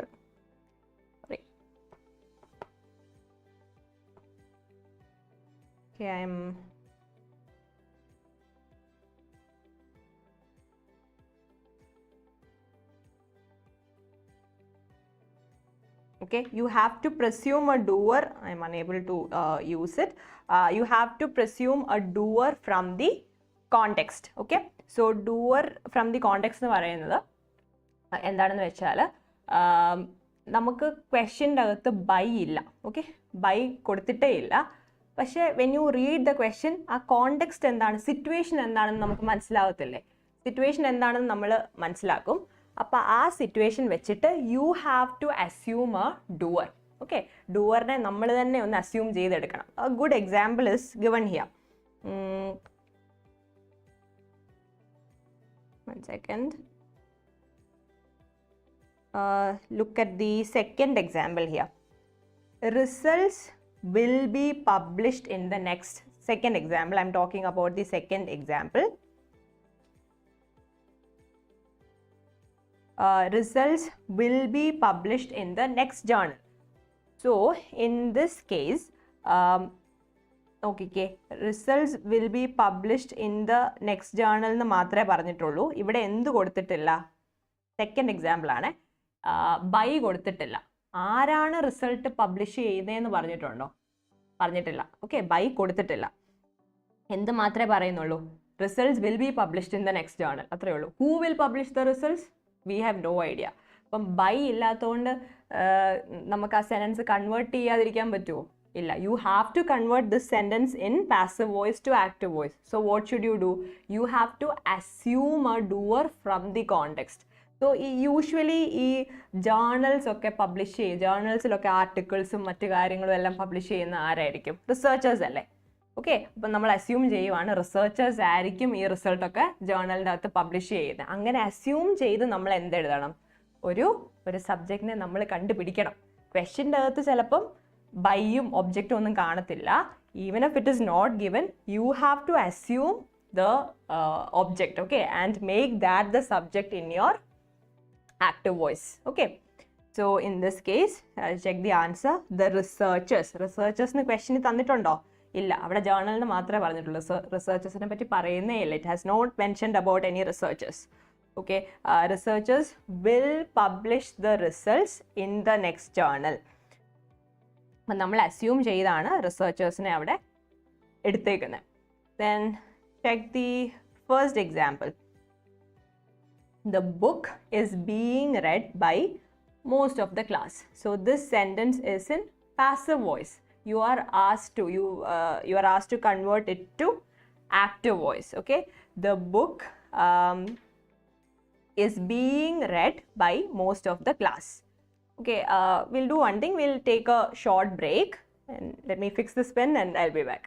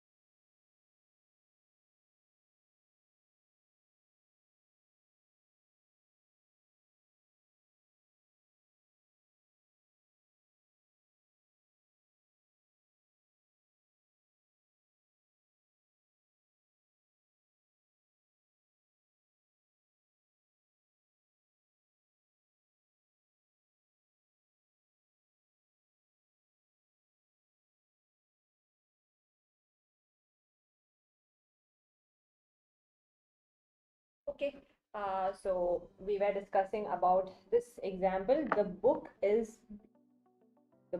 being read by most of the class. So this is the sentence, and it is in passive voice. So book is the subject here, right? Subject of the passive voice. So subject of the passive voice is the object in active voice, right? Then is being read, that is the verb, by most of the class. So adana that most of the class, adana in this case the object, and that object is the subject. Object in the passive voice is the subject in the active voice. We know that. You have to reverse it. So we are going to convert it to active voice. Engane varum? Most of the class. Okay, the object became the subject. Is reading. Ivide reading engana vannathu? Reading engana vannathu? Nokkikke. Is being read. So being എപ്പോഴാണ് നമ്മൾ add ചെയ്യുന്നത്? With continuous tense. Continuous tense എങ്ങനെയാണ്? Verbന്റെ കൂടെ എന്ത് കാണും? ing ഉണ്ടാവും. So ing ഉള്ളപ്പോഴാണ് നമ്മൾ being add ചെയ്യുന്നത്. So being questionന്റെ അകത്തുള്ളത് കൊണ്ടാണ് നമ്മൾ ഇവിടെ കൺവേർട്ട് ചെയ്തപ്പോൾ എന്ത് ആഡ് ചെയ്തത്? Reading. Is reading വന്നത്. Okay, the book is being read by most of the class. Is ഏത് tense ആണ്? Present tense. Okay, so ഇവിടെ വന്നപ്പോഴും most of the class is reading the book. That was the subject. It became the object in the active voice. Okay, subject became the object and object became the subject. Then second case, results will be published in the next journal. Okay, by കൊടുത്തിട്ടുണ്ടോ? ഇല്ല. So we have no idea who the object is. Object ആരാന്ന് അറിയത്തില്ല. അപ്പോൾ നമ്മൾ എന്ത് ചെയ്യണം? We have to assume, അല്ലേ? അപ്പം object of the passive voice ആണ് subject in the active voice. So we have no idea who the object is. അപ്പം നമുക്ക് subject ഇല്ല. അപ്പം subject ഇല്ല എന്ന് പറഞ്ഞ sentence എഴുതാതിരിക്കാൻ പറ്റുമോ? ഇല്ല. You have to assume who the subject is. അപ്പം അങ്ങനെയാണ് നമ്മൾ റിസർച്ചേഴ്സ് ആണ് അസ്യൂം ചെയ്ത് എഴുതിയേക്കുന്നത്. The researchers will publish. എങ്ങനെയാണ് will publish വന്നത്? ക്വസ്റ്റ്യൻ്റെ അകത്ത് എന്തുണ്ട്? Will be published. എപ്പോഴാണ് നമ്മൾ be ആഡ് ചെയ്യുന്നത്? ഫ്യൂച്ചർ ടെൻസിൻ്റെ അകത്ത് അല്ലേ? So will be published എന്താവും? Will publish the results. Results will be published in the next journal. So the researchers will publish the results in the next journal. Okay, so we finished learning about changing sentences from active to passive and passive to active. So we are moving on to the next topic, that is direct and indirect speech. So direct speech, indirect speech, the rules വെച്ച് നമുക്ക് start ചെയ്യാം. പിന്നെ ഈ tense വരുമ്പോൾ വരുന്ന ചേഞ്ചസും we are going to discuss that as well. Okay, so we'll start with an example. So what is a direct sentence? First one ഒരു direct sentence ആണ്. She said, I am busy tomorrow. അപ്പം ആ ആള് പറഞ്ഞ exact words തന്നെയാണ് കോട്ട്സിൻ്റെ അകത്ത് inverted കോമയ്ക്ക് അകത്ത് കൊടുത്തേക്കുന്നത്. ഓക്കെ, അതൊരു that is an example of a direct sentence. So when you report what she said, ഈ I am busy tomorrow എന്നുള്ള കാര്യം ഒരാൾ പറഞ്ഞു, നമ്മളത് വേറെ ഒരാളുടെ അടുത്ത് പറയാൻ വേണ്ടി എന്ത് ചെയ്യും? അത് റിപ്പോർട്ടഡ് സ്പീച്ചിലാക്കും. സോ ഈ റിപ്പോർട്ടഡ് സ്പീച്ച് ആണ് എന്ത്? Indirect speech. Okay, reported speech is also known as indirect speech. ഒരാൾ പറയുന്ന കാര്യം നമ്മൾ റിപ്പോർട്ട് ചെയ്യാൻ വേണ്ടി ചില ചേഞ്ചസ് ഒക്കെ വരുത്തുമല്ലോ, അതാണ് direct and indirect. Okay, not the changes in the sentence when, okay, we did not read the sentence, sorry. She said that she was busy the next day. She said I am busy tomorrow. Idad endokke changes are vannathu? She said that she was busy tomorrow became the next day. അപ്പോൾ നമ്മൾ ഈ inverted comma എല്ലാം മാറ്റി അല്ലേ convert ചെയ്തപ്പോൾ. when you converted the sentence to indirect speech, we removed all the inverted commas and we added that. പിന്നെ I എന്ന് പറയുന്നത്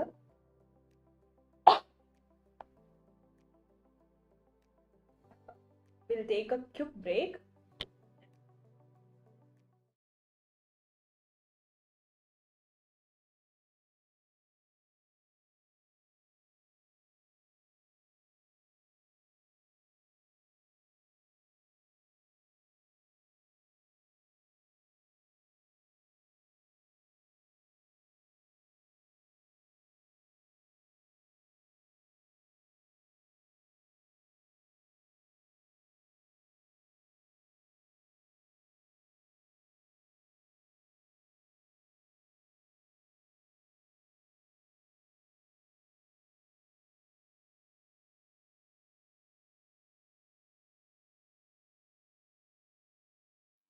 Okay. So she said that she was busy the next day. Tomorrow became next day. അപ്പം അങ്ങനെ കുറച്ച് changes ആണ് direct to indirect സ്പീച്ചിൻ്റെ അകത്ത് വരുന്നത്. So first change, what is the first change? These are the rules. We are going to discuss the rules one by one. First one, inverted commas or speech marks. Okay, അങ്ങനെയുള്ള inverted കോമയും speech മാർക്സും എന്തിനാണ് നമ്മൾ use ചെയ്യുന്നത്? ആ സ്പീക്കറിന്റെ exact words എന്താണെന്ന് കാണിക്കാൻ വേണ്ടിയാണ് അല്ലെ. നമ്മൾ കോട്ട്സിൽ എപ്പോഴും ഒരാൾ പറഞ്ഞ അതേ സെന്റൻസ് തന്നെ അല്ലേ എഴുതത്തുള്ളൂ. അപ്പം അങ്ങനെയുള്ളത് നമ്മൾ എവിടെ യൂസ് ചെയ്യത്തുള്ളൂ? ഡയറക്റ്റ് സ്പീച്ച് മാത്രമേ യൂസ് ചെയ്യത്തുള്ളൂ. When you convert the sentence to indirect speech, first thing that you need to do is remove all the inverted commas. രണ്ട് inverted commas ഉണ്ട്, അത് നമ്മൾ റിമൂവ് ചെയ്യണം. ഡയറക്റ്റ് സ്പീച്ച് വരുമ്പോഴേക്കും you do not use them. Then second one, the conjunction that is used before the indirect statement. So I am busy tomorrow ആണ് the statement that she said. I am busy tomorrow. So when you are reporting this, you have to add that before the statement. കണ്ടോ? I am busy tomorrow നമ്മൾ report ചെയ്ത് she was busy the next day എന്നാക്കി. അതിനു മുമ്പ് that നമ്മൾ add ചെയ്യണം. That is the second rule. Okay, first remove the inverted commas. Second, add that. Okay, that add ചെയ്യണം. The pronoun I is changed to she. Then am is changed to was. അപ്പം അങ്ങനെ കുറേ changes ഉണ്ട്. നിങ്ങളുടെ ടെക്സ്റ്റിൻ്റെ അകത്ത് ഒരു ബോക്സിൽ അത് കൊടുത്തിട്ടുണ്ട്. ഇങ്ങനെ വേർഡ്സിന് വരുന്ന ചേഞ്ചസ് എല്ലാം കൊടുത്തിട്ടുണ്ട്. You have to learn that before your exam. Okay, അത് ബൈ ഹാർട്ട് പഠിക്കണം. Tomorrow is changed to next day. ഇതിപ്പോൾ നമ്മുടെ ഈ എക്സാമ്പിളിലെ കാര്യം ചേഞ്ചസ് ആണ് കേട്ടോ പറഞ്ഞേക്കുന്നത്. I am busy, I became she. ഇവിടെ she said that, ഈ I എന്തായി? This I, when you converted it to indirect speech, ഈ I എന്തായി? I became she. എന്തുകൊണ്ടാ? ആരാ ഇത് പറഞ്ഞത്? She ആണ് പറഞ്ഞത്. അപ്പം നമ്മൾ റിപ്പോർട്ട് ചെയ്യുമ്പോൾ she said എന്ന് പറഞ്ഞു വരും. She was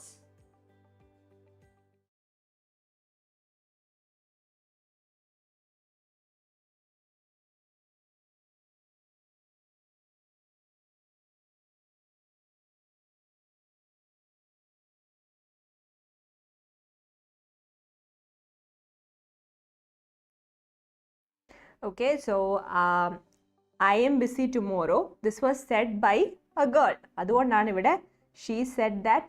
അവിടുത്തെ I എന്തായി? She ആയി. Okay, she was busy the next day. I am എന്തായി? Am മാറി was വന്നു. Because you are reporting something. അപ്പം ഏതിലോട്ട് മാറും? Past tenseലോട്ട് മാറും. Then tomorrow became the next day. Okay, so what are the major changes that will happen when you convert a sentence in direct speech to indirect speech? First change, you have to remove the inverted commas in the direct speech. Inverted commas ellam remove cheyanam. You have to add that before the indirect statement. നമ്മൾ quotes inverted കോമയ്ക്ക് അകത്ത് എഴുതിയേക്കുന്ന കാര്യം convert ചെയ്യുന്നതിന് മുമ്പ് that add ചെയ്യണം. Then there are a few other changes that will happen. അത് ഇവിടെ കൊടുത്തിട്ടുണ്ട്. Please check this box. Direct speechലെ here will become there in the indirect speech.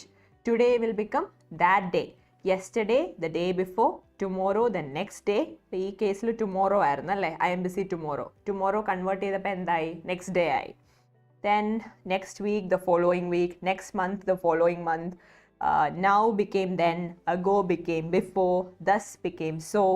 Last night became the night before. This, that, these, those, come, go. അങ്ങനെ changes വരും. അപ്പം അത് detailed ആയിട്ട് ഒരു box നിങ്ങളുടെ ടെക്സ്റ്റിൽ കൊടുത്തിട്ടുണ്ട്. Please refer to that and learn those words. അപ്പോൾ തന്നെ കുറേ ഈസി ആവും. Now we are going to discuss the rules. So simple പ്രസൻറ്റിലാണ് നമ്മുടെ ഡയറക്റ്റ് സ്പീച്ച് കിടക്കുന്നതെങ്കിൽ when you convert a sentence in simple present to its indirect speech ഏത് ടെൻസിലോട്ട് മാറ്റണം? സിമ്പിൾ പാസ്റ്റിലോട്ട് മാറ്റണം. Okay, simple present is converted into simple past. Okay, I always drink coffee, she said. അപ്പോൾ ഇത് convert ചെയ്യുമ്പോൾ എങ്ങനെ വരും? She said, നമ്മൾ എന്താ ആഡ് ചെയ്യേണ്ടത്? Before the indirect statement that. അപ്പോൾ she said ആ പറഞ്ഞത് അല്ലേ? അപ്പോൾ ഇവിടുത്തെ ഈ I എന്താവും? ഒരു she അല്ലേ ഇത് പറഞ്ഞത്? അപ്പം I മാറി അവിടെ she വരും. She always drink is the verb. അപ്പം present tense എന്താവും എന്നാ പറഞ്ഞത്? Simple present will become simple past. So drink will become drank. Okay, drank coffee. She said that she always drank coffee. That is the first rule. Simple present changes to simple past. Okay, next is present continuous. Present continuous എങ്ങനെയാ കണ്ടുപിടിക്കുന്നത്? am, is, are. I think am-നെ പറ്റി നമ്മൾ discuss ചെയ്തില്ലായിരുന്നു നേരത്തെ. am-ഉം എപ്പോഴാണ് use ചെയ്യുന്നത്? Present ടെൻസിലേ use ചെയ്യത്തുള്ളൂ. am, is, are ഇതെല്ലാം we use all of that in the present tense. Okay, then continuous എന്ന് പറയുമ്പോൾ എന്തുണ്ടാവും? ing ഉണ്ടാവും. am, is, are. So this changes. Present changes to എന്താണ്? Past. Present continuous changes to past continuous. Now we are going to check the example.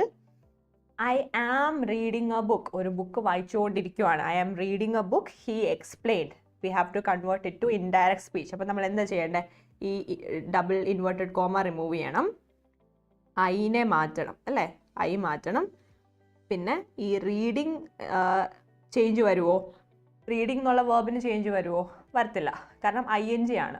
നമ്മളത് പാസ്റ്റിലാണേലും ഫ്യൂച്ചറിലാണേലും ING form of വേർബിന് change വരത്തില്ല. പിന്നെ എന്തിനാണ് change വരുന്നത്? ഈ ആം എന്നുള്ളത് ചേഞ്ച് വരും. Why? It is a helping verb. Okay, helping verb നമ്മൾ പഠിച്ചായിരുന്നു.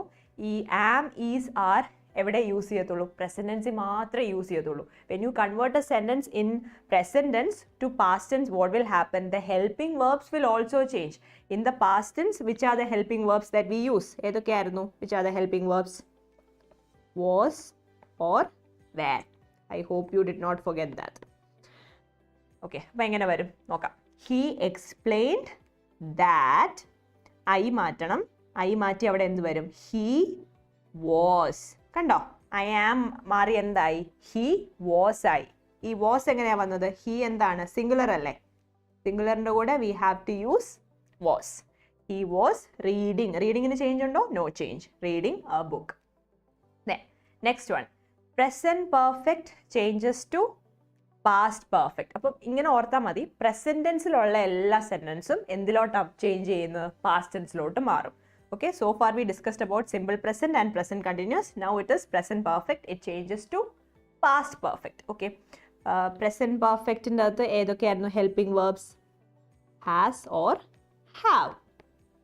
It changes to past perfect. അപ്പം past perfect in the helping verb ഏതാണ്? Has and have use ചെയ്യാൻ പറ്റുമോ? No, you have to use had. She said he has finished his work. This is in present perfect. So she said that. ഈ has മാറിയിട്ട് അവിടെ എന്ത് എഴുതണം? he had. ഇവിടെ she I ആണോ പറയുന്നത്? അല്ല, ഹീ എന്നാണ് പറഞ്ഞേക്കുന്നത്. അപ്പോൾ ചേഞ്ച് ഉണ്ടോ? ഇല്ല, ഹീ തന്നെ. She said that he had finished his work. It's very easy. Then next is present perfect continuous. It changes to past perfect continuous. അപ്പം present perfect continuousൻ്റെ അകത്ത് have been or has been വരും. Okay,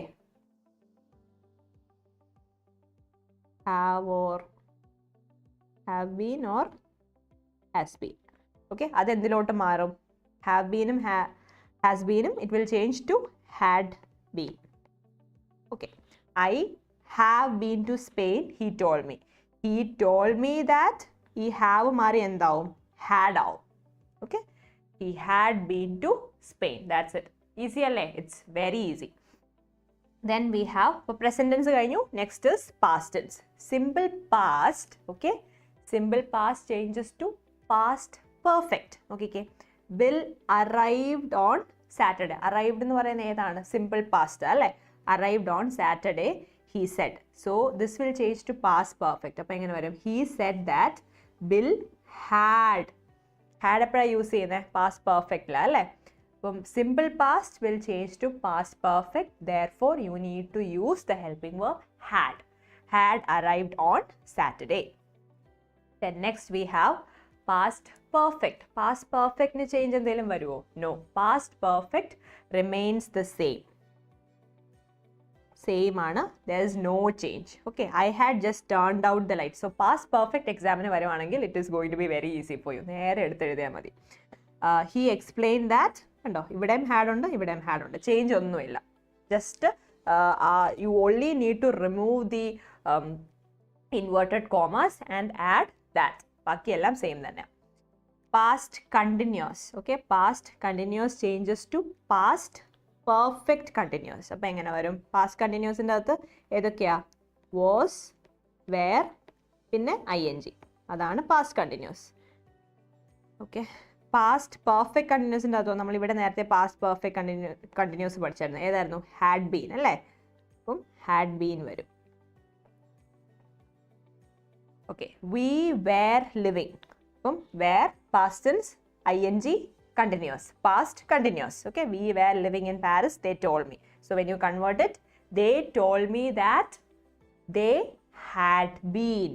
Okay, past continuous changes to past perfect continuous. They had been living in Paris. ഇവിടെ ഒരു in ഉണ്ട്. Then next, future. Okay, changes to present conditional. I will be in Geneva on Monday, he said. He said that. അപ്പോൾ basically future tense ഇത്ര ഓർത്താൽ മതി. Future ടെൻസിൻ്റെ അകത്ത് എന്തുണ്ടായിരിക്കും? വില്ലുണ്ട്. Will become would. അത്രേ ഓർത്താൽ മതി. Will, would. He said that he would be. Okay, എപ്പോഴും വില്ല് ആണ് നിങ്ങൾക്ക് എക്സാമിന് ക്വസ്റ്റ്യന് വരുന്നതെങ്കിൽ change that to would. Problem solve. അത്രേ ഉള്ളൂ. Then future continuous to conditional continuous. ഈ ഐൽ നിന്ന് ഇതെന്താണ്? എക്സ്പാൻഡ് ചെയ്യുമ്പോൾ എങ്ങനെയാണ് വരുന്നത്? ഐ വിൽ അല്ലേ? അത് ഷോർട്ട് ആക്കി എഴുതുന്ന ഇറ്റ്സ് എ കൺട്രാക്ഷൻ അല്ലേ? I will be using the car next Friday. I വില്ലാണ് അവിടെ ഉദ്ദേശിക്കുന്നത്. അപ്പോൾ എങ്ങനെ വരും? ഷീ ആണ് പറഞ്ഞേക്കുന്നത്. ഷീ സെഡ് ദാറ്റ് ഷീ, ഈ വിൽ എന്തായിട്ട് മാറും? ഈ ഐ വിൽ വുഡ് ആയിട്ട് മാറും. Like I said, will changes to would. That's it. Shall changes to should. Okay, അപ്പം ഇതൊക്കെയാണ്. These are the rules. So please learn these rules. ഈ rules പഠിക്കുവാണെങ്കിൽ തന്നെ you can easily convert the sentences indirect to indirect and vice versa. രണ്ടും ചോദിക്കും കേട്ടോ. Direct to ഇൻഡയറക്റ്റും ചോദിക്കാറുണ്ട്, indirect to direct രണ്ടും എക്സാമിന് ചോദിക്കാറുള്ളത്. Then there are some exceptions to the rules that we discussed. So we are going to check what the exceptions are. First exception എന്താണ്? If the reported speech contains a universal fact or a scientific truth, then the tense of the verb does not change even if the reporting verb is in past tense. നോക്കിക്കേ, he said honesty is the best policy. അപ്പം നമ്മൾ convert ചെയ്യുമ്പം honesty is still the best policy. നമുക്കതിനെ honesty was the best policy എന്നാക്കാൻ പറ്റുമോ? ഇല്ല. Why? Honesty is the best policy it's a universal fact അല്ലേ? അപ്പം universal ഫാക്റ്റിനെ നമുക്ക് ചേഞ്ച് ചെയ്യാൻ പറ്റുമോ? പറ്റത്തില്ല. അതുകൊണ്ട് എങ്ങനെ വരും? He said that honesty was എന്ന് എഴുതത്തില്ല, ഈസ് അങ്ങനെ തന്നെ വരും. ഓക്കെ, വാസ് എഴുതിയേക്കരുത്, that is incorrect. The teacher said the earth revolves around the sun അല്ലേ? അഗൈൻ ഇതും നമുക്ക് ചേഞ്ച് ചെയ്യാൻ പറ്റുമോ? The teacher said that the earth revolved around എന്ന് എഴുതാൻ പറ്റുമോ? റിവോൾവ്ഡ് എന്ന് എഴുതി കഴിഞ്ഞാൽ ദാറ്റ് ഇസ് ഇൻകറക്റ്റ്. അതും നമ്മൾ ടെൻസ് ചേഞ്ച് ചെയ്യരുത്. സോ എപ്പോഴും ഓർത്തോളം, universal fact or scientific truth ആണ് ക്വസ്റ്റ്യൻ്റെ അകത്ത് വരുന്നതെങ്കിൽ do not change the tense of the verb. Then second case. So this is the first case. Second case, if a statement is still relevant, we can choose whether to keep the original tense or change it. French is easy to learn. The statement is still relevant. ഇപ്പോഴും ആ ഒരു കാര്യം സത്യമാണ്. അങ്ങനെയുള്ളപ്പോൾ നമുക്ക് ഒന്നെങ്കിൽ you can change it to past tense, okay, അല്ലെങ്കിൽ ആ ടെൻസിനെ അങ്ങനെ തന്നെ സെയിം ആയിട്ട് തന്നെ നിർത്താം. So Sheela said French is easy to learn. The statement is still relevant. അപ്പോൾ എങ്ങനെയൊക്കെ എഴുതാൻ പറയാം? എങ്ങനെയൊക്കെ എഴുതാം? Sheela said that French is easy to learn or it was easy to learn. രണ്ട്, നിങ്ങൾ ഈസ് എഴുതിയാലും വാസ് എഴുതിയാലും you will get marks. Okay, if the statement is still relevant. Then this is a very important point. ഒത്തിരി സ്റ്റുഡൻസിന് വരുന്ന ഒരു mistake ആണ് not paying enough attention to the reporting verb. So all of you please pay attention. Reporting verb എന്ന് പറയുന്നത് ഏതാണ്? He said, he says ഇല്ലേ? അപ്പോൾ ഈ he said എന്ന് പറയുമ്പോൾ reporting verb ഏതാ? Past tense. he or she, okay, ഏതാണേലും said എന്ന് പറയുന്നത് ഏത് ടെൻസ് ആണ്? Past tense. Do not forget this. അപ്പം ഇൻസ്റ്റെഡ് ഓഫ് said says ആണേലോ, പാസ്റ്റ് ടെൻസ് ആണോ? അല്ല, പ്രസന്റ് ടെൻസ്. ഓക്കെ, സെഡ് എന്ന് വെച്ചാൽ പറഞ്ഞു, പാസ്റ്റ് ടെൻസ്. സേസ് ഇപ്പോൾ പറയുന്നതിനെ, ഓക്കെ, പ്രസൻറ്റിൽ പറയുന്നതിനാണ് ഉദ്ദേശിക്കുന്നത്. സോ നമ്മൾ ഇത്രയും നേരം പഠിച്ച എക്സാമ്പിൾസിൻ്റെ അകത്തെല്ലാം നമ്മൾ ഇവിടെ കണ്ട എക്സാമ്പിൾസിൻ്റെ അകത്തെല്ലാം നോക്കിക്കേ. ഷീ സെഡ്, കണ്ടോ, he explained, past tense. She said, past tense. Told me, told ഏതാ, പാസ്റ്റ് ടെൻസ് ആണ്. വീണ്ടും സെഡ്, എക്സ്പ്ലെയിൻഡ്, ഇതെല്ലാം എന്താ, പാസ്റ്റ് ടെൻസ് ആയിരുന്നു. ഇനി വരുന്ന എക്സാമ്പിൾ നോക്കിക്കേ. ഹി സേസ്, പാസ്റ്റ് ടെൻസ് ആണോ? No, it is not past tense. Says എന്ന് പറയുന്നത് എന്താണ്, പ്രസന്റ് ടെൻസ് ആണ്. അപ്പോൾ നമുക്ക് എങ്ങനെ കൺവേർട്ട് ചെയ്യാൻ പറ്റുന്നത് നോക്കിക്കേ. He says I like classical music. അപ്പോൾ ഇത് മാറ്റിയിട്ട് he said that he liked classical music എന്ന് എഴുതാൻ പറ്റുമോ? ഇല്ല. റിപ്പോർട്ടിംഗ് വേർബ് പ്രസന്റ് ടെൻസ് ആണെങ്കിൽ നമ്മുടെ ഫുൾ സെന്റൻസും എങ്ങനെ തന്നെ ആയിരിക്കണം, പ്രസന്റ് ടെൻസ് തന്നെ ആയിരിക്കണം. അപ്പോൾ എങ്ങനെ വരും? He says he likes. ഈ ഹി ലൈക്സ് എങ്ങനെയാണ് വന്നത്? ഹി, ഷീ, ഇറ്റ്, ഇതിൻ്റെയൊക്കെ കൂടെ വേർബ് ആഡ് ചെയ്യുമ്പോൾ പ്രസന്റ് ടെൻസിൽ നമ്മൾ എന്ത് ആഡ് ചെയ്യണം? S or E S add ചെയ്യണം. അപ്പം ഓക്കെ, ഐ വേണ്ട. She like to play guitar. Correct ആണോ? Is it grammatically correct? It is incorrect. She like ആണോ? അല്ല, she likes. Ria like to go to school ആണോ? It is incorrect.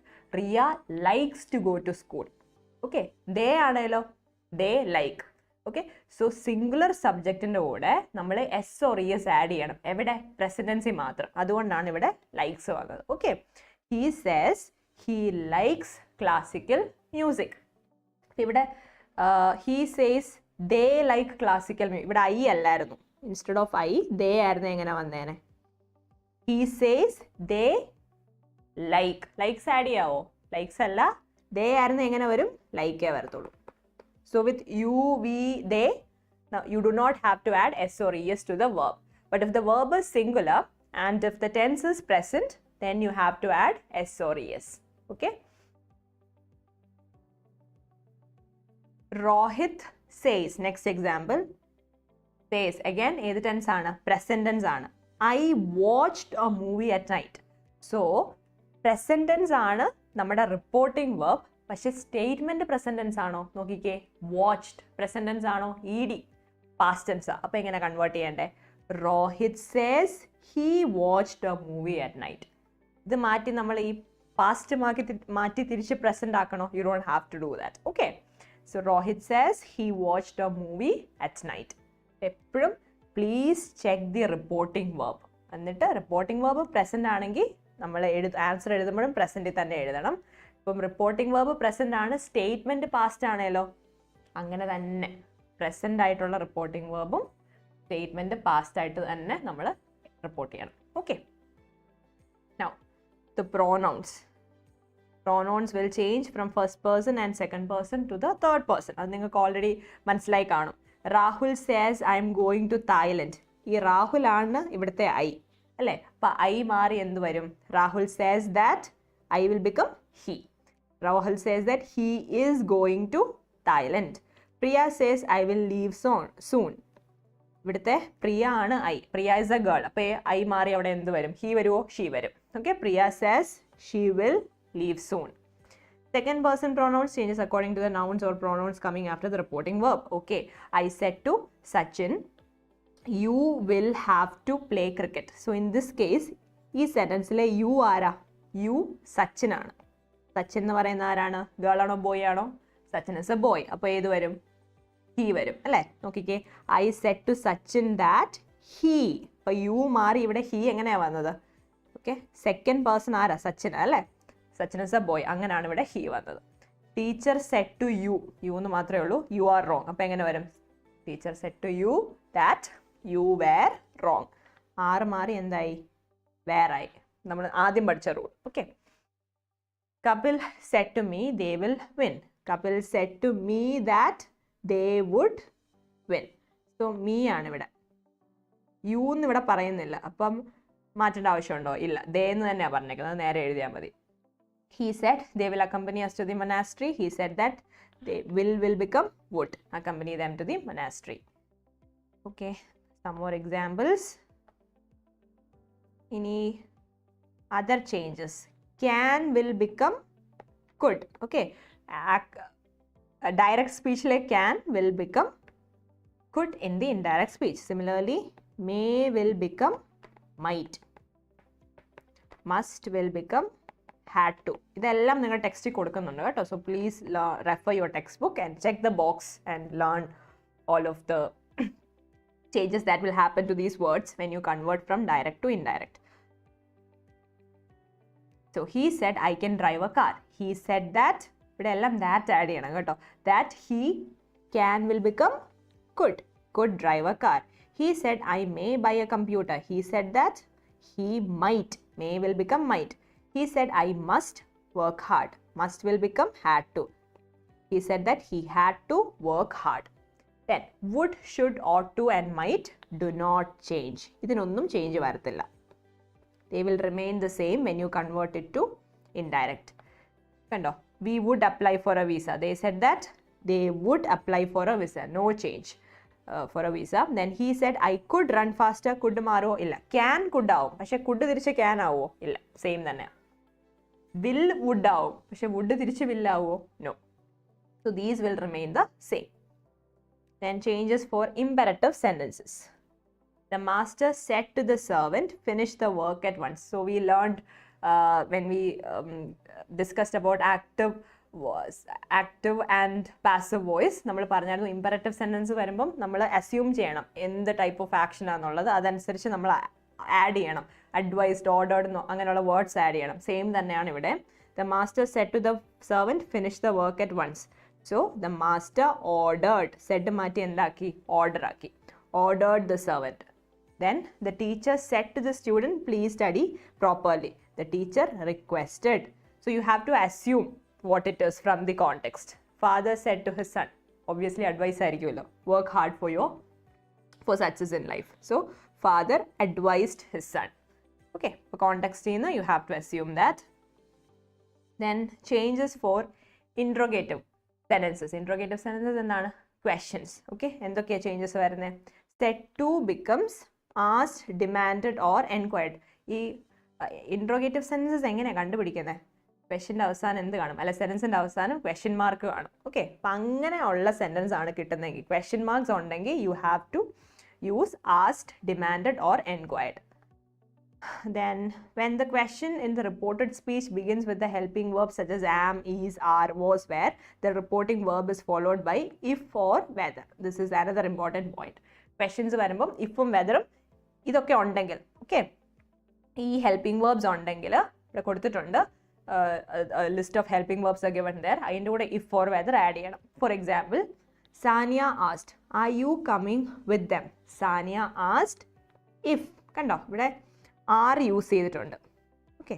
ആറ് വന്നതുകൊണ്ട് നമ്മൾ എന്ത് ആഡ് ചെയ്തു? ഇഫ് ആഡ് ചെയ്തു. Sania asked if I was coming with them. Or you can say Sania asked whether I was coming with them. രണ്ടും correct ആണ്. So am, is, are, was, were, do, does ൻ്റെ കൂടെ എന്ത് ആഡ് ചെയ്യണം? If or whether add ചെയ്യണം. Okay. Then if the sentence starts with interrogative pronoun or adjective and interrogative adverb like what, whom, why, where, how, which, the same word is used to introduce the question in the indirect speech. Okay, there are some typing mistakes. Please ignore that. Then he said to me, what are you doing? Kando. He asked me, ee what um hum oka maro illa. He asked me what I was doing. The gentleman said, where is the market? Okay, did you guys notice? He said to me, what are you doing? Question mark ഉണ്ട്. അപ്പം നമ്മൾ report ചെയ്യുമ്പോൾ എന്ത് വരണം? Asked, enquired, demanded അങ്ങനത്തെ words add ചെയ്തോണം. Said എന്ന് എഴുതി വെച്ചേക്കരുത്. The gentleman said where is the market. ഇതും ഒരു ക്വസ്റ്റ്യൻ അല്ലേ? അപ്പം എന്ത് വരും? The gentleman ആസ്ഡ്. സെഡ് മാറ്റി ആസ്ഡ് ആക്കി. വേറിന് ചേഞ്ച് ഉണ്ടോ? ഇല്ല. Where the market was. Then next we have exclamatory sentences. Exclamatory sentences എപ്പോഴാണ് നമ്മൾ when you want to show your intense emotions, അത് ഹാപ്പിനെസ് ആവാം, സാഡ്നെസ് ആവാം, എക്സൈറ്റ്മെൻറ്റ് ആവാം, we use exclamations അല്ലെ, we use exclamatory marks. അപ്പം അങ്ങനെയുള്ള സെൻറ്റൻസ് വരുമ്പം what are the changes? അപ്പം exclamatory sentences എങ്ങനെയാണ് കണ്ടുപിടിക്കുന്നത്? ഇത് നോക്കിയാൽ മതി. ഈ ഒരു സിമ്പിൾ ഉണ്ടെങ്കിൽ exclamatory sentence ആണ്. The reporter said, alas, many lives have been lost due to tsunami. Alas എന്നുള്ള word it indicates extreme sadness. വിഷമം വരുമ്പോഴാണ് ആ വേർഡ് യൂസ് ചെയ്യുന്നത്. അതൊരു exclamatory മാർക്കും അവിടെ ഉണ്ട്. അപ്പം we know that it is an exclamatory sentence. അപ്പം എങ്ങനെയാണ് അത് കൺവേർട്ട് ചെയ്യുന്നത്? The reporter exclaimed, said അല്ല, the reporter exclaimed sadly that many lives had been lost due to tsunami. അപ്പം ആദ്യം നമ്മുടെ ഈ ടെൻസിന് വരുന്ന ചേഞ്ചസ് എന്തൊക്കെയാണെന്ന് പഠിക്കണം. പിന്നെ ഈ റൂൾസും കൂടെ പഠിക്കുവാണെങ്കിൽ again ഡയറക്റ്റ് ഇൻഡയറക്റ്റും it's very easy. The grandmother said, may you meet with success wherever you go. അപ്പം ഇതും ഒരു എക്സ്ക്ലമേറ്ററി സെൻറ്റൻസിൻ്റെ എക്സാമ്പിൾ ആണ്. This is given in your text book. പക്ഷേ അവിടെ ഇതൊരു ബ്ലെസ്സിങ് പോലെ പറയുന്നതല്ലേ, അതുകൊണ്ട് അവിടെ എന്ത് യൂസ് ചെയ്തു? And let me tell you one, I think this question was asked in one of the exams very recently. Very same question was asked. Okay, the grandmother blessed her grandson that he should meet with success wherever he goes. Then rules were changing. അപ്പോൾ ഇത്രയും നേരം നമ്മൾ direct to indirect ആണ്. ഇനി തിരിച്ച് indirect to direct, അതും എക്സാമിന് ചോദിക്കാൻ ചാൻസ് ഉണ്ട്. സോ രണ്ടും പഠിക്കണം. Okay, direct to indirect, indirect to direct. What are the rules? Okay, what are the changes? അവിടെ സ്റ്റാർട്ടിങ്ങിൽ തന്നെ ഒരു സെൻറ്റൻസ് ഉണ്ട്. He asked me what I was doing. He said to me, what are you doing? അപ്പം he asked me what I was doing എന്നുള്ളതാണ് question വരാൻ പോകുന്നത്. അപ്പം നമ്മൾ ആൻസർ ആയിട്ട് വേണം ഇത് എഴുതാൻ. അപ്പം he said to me, he asked me, അതെന്താവും? he said to me, എന്നിട്ട് we have to add a comma. പിന്നെ ഡയറക്റ്റ് സ്പീച്ചിൻ്റെ അത് എപ്പോഴും എന്ത് കാണും? ഇൻവേർട്ടഡ് കോമ കാണും. അതും ആഡ് ചെയ്യണം. എന്നിട്ട് what I was doing അല്ലേ, അതെന്താണ്? what are you doing? Use the reporting verb say or said to in its correct tense. അപ്പോൾ നമ്മൾ സെൻറ്റൻസ് നോക്കിയിട്ട് പ്രസൻറ്റ് ടെൻസിലാണെങ്കിൽ you have to add say or says. Past ടെൻസിലാണെങ്കിൽ you have to add said. Remove the conjunctions. That മാറ്റണം. To, if whether. If whether ഒക്കെ എപ്പോഴാണ് questions interrogative സെൻറ്റൻസസിൻ്റെ അതൊക്കെ മാറ്റണം. Insert quotation marks, question marks, exclamation, full stop. ഇതൊക്കെ എപ്പോഴാണ്? ഇൻഡയറക്റ്റിനെ തിരിച്ച് ഡയറക്റ്റ് ആക്കുമ്പോൾ നമ്മൾ മാറ്റിക്കളഞ്ഞ കൊട്ടേഷനും എക്സ്ക്ലമേറ്ററി മാർക്കും എല്ലാം തിരിച്ചു കൊണ്ടുവരണം. ഫുൾ സ്റ്റോപ്പ് ഒക്കെ തിരിച്ചു കൊണ്ടുവരണം. Then always put a comma before the statement. കണ്ടോ, if you check your text book, examples ഏതെടുത്ത് നോക്കിക്കഴിഞ്ഞാലും റിപ്പോർട്ടിംഗ് വേർബ് കഴിഞ്ഞ് എന്ത് കാണും? ഒരു കോമയുണ്ട്. കണ്ടോ, the grandmother said, the reporter said. ആ കോമ നമ്മൾ ആഡ് ചെയ്യാൻ മറന്നു പോകരുത്. ഓക്കെ, എല്ലാവരും ആൻസർ എഴുതുമ്പം ഡബിൾ ഇൻവേർട്ടഡ് കോമ എഴുതും, പക്ഷേ കോമ മറന്നു പോകും. Do not forget the comma. Comma ഇടാനും before the statement you have to add A comma. So this is another important point. Write the first word of the statement with a capital letter.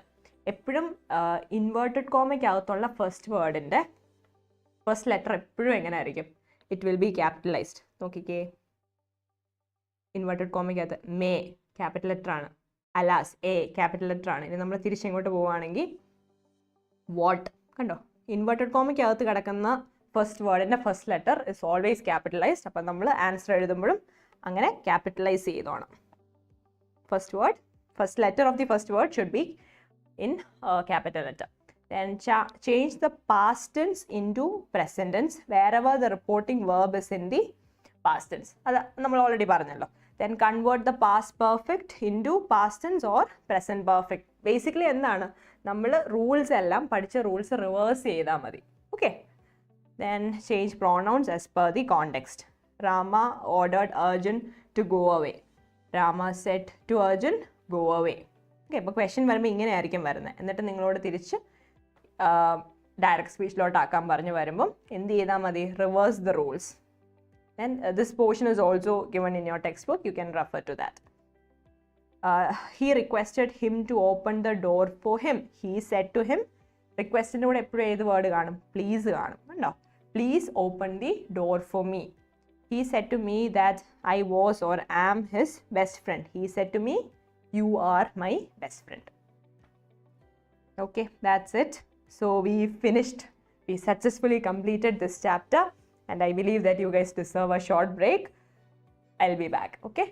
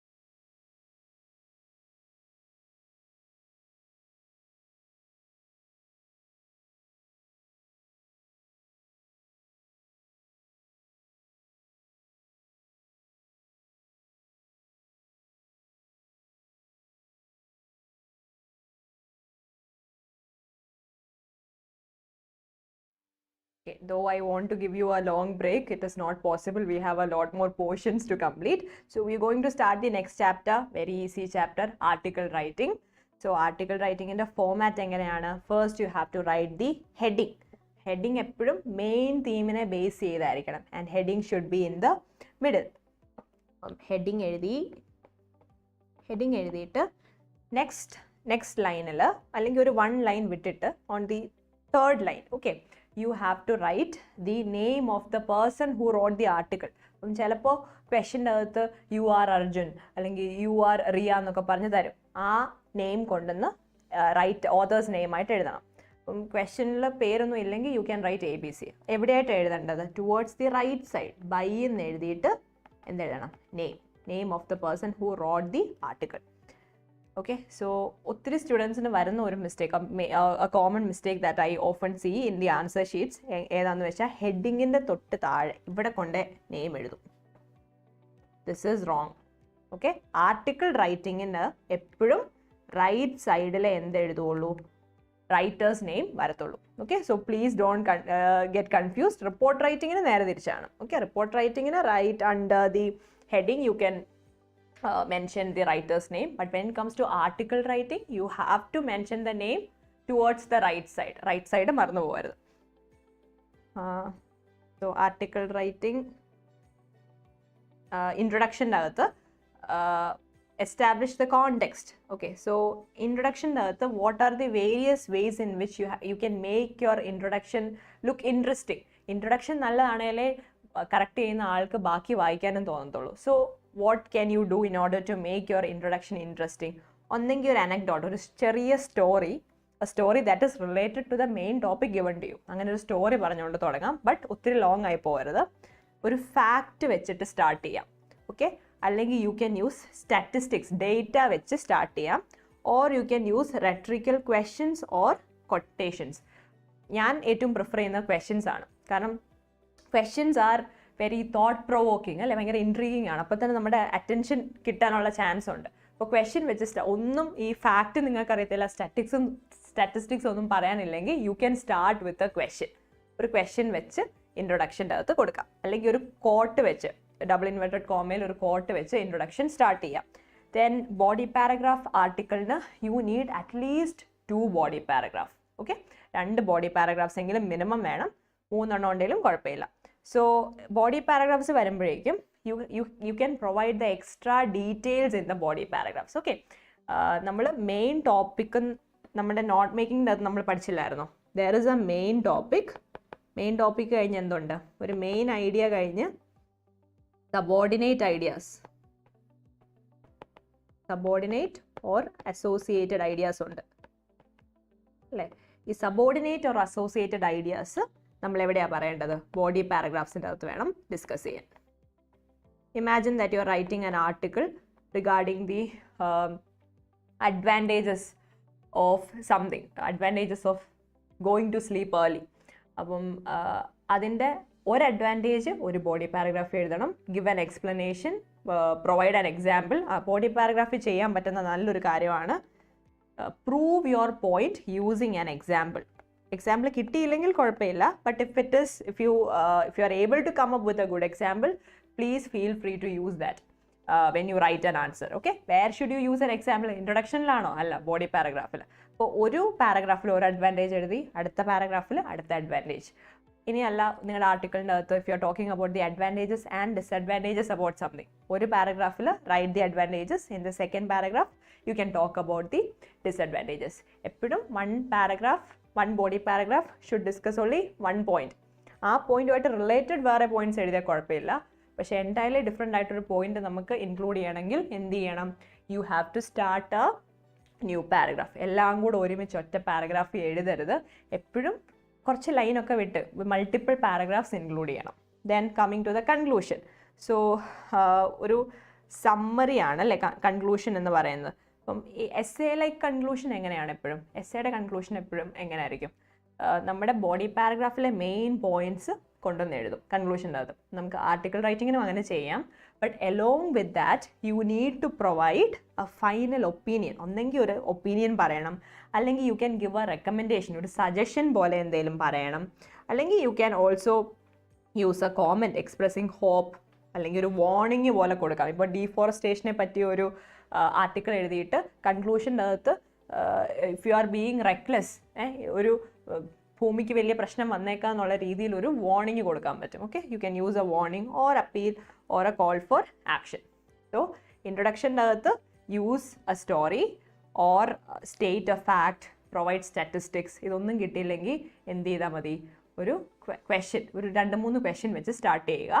Then introduce the main topic in the introduction. നമ്മുടെ ആർട്ടിക്കിളിൻ്റെ main topic എന്താണെന്ന് എവിടെ mention ചെയ്യണം? ഇൻട്രൊഡക്ഷൻ്റെ അകത്ത്. എപ്പോഴും അങ്ങനെയാണല്ലോ, നമ്മൾ ഇന്നലെ പഠിച്ചായിരുന്നു ലെറ്റർ റൈറ്റിംഗ്, ഇമെയിൽ റൈറ്റിങ്ങിൻ്റെ അകത്തൊക്കെ എങ്ങനെയാണ്, introduce the purpose why you are writing in the introduction. അത് ആർട്ടിക്കിൾ റൈറ്റിങ്ങിനും it is applicable.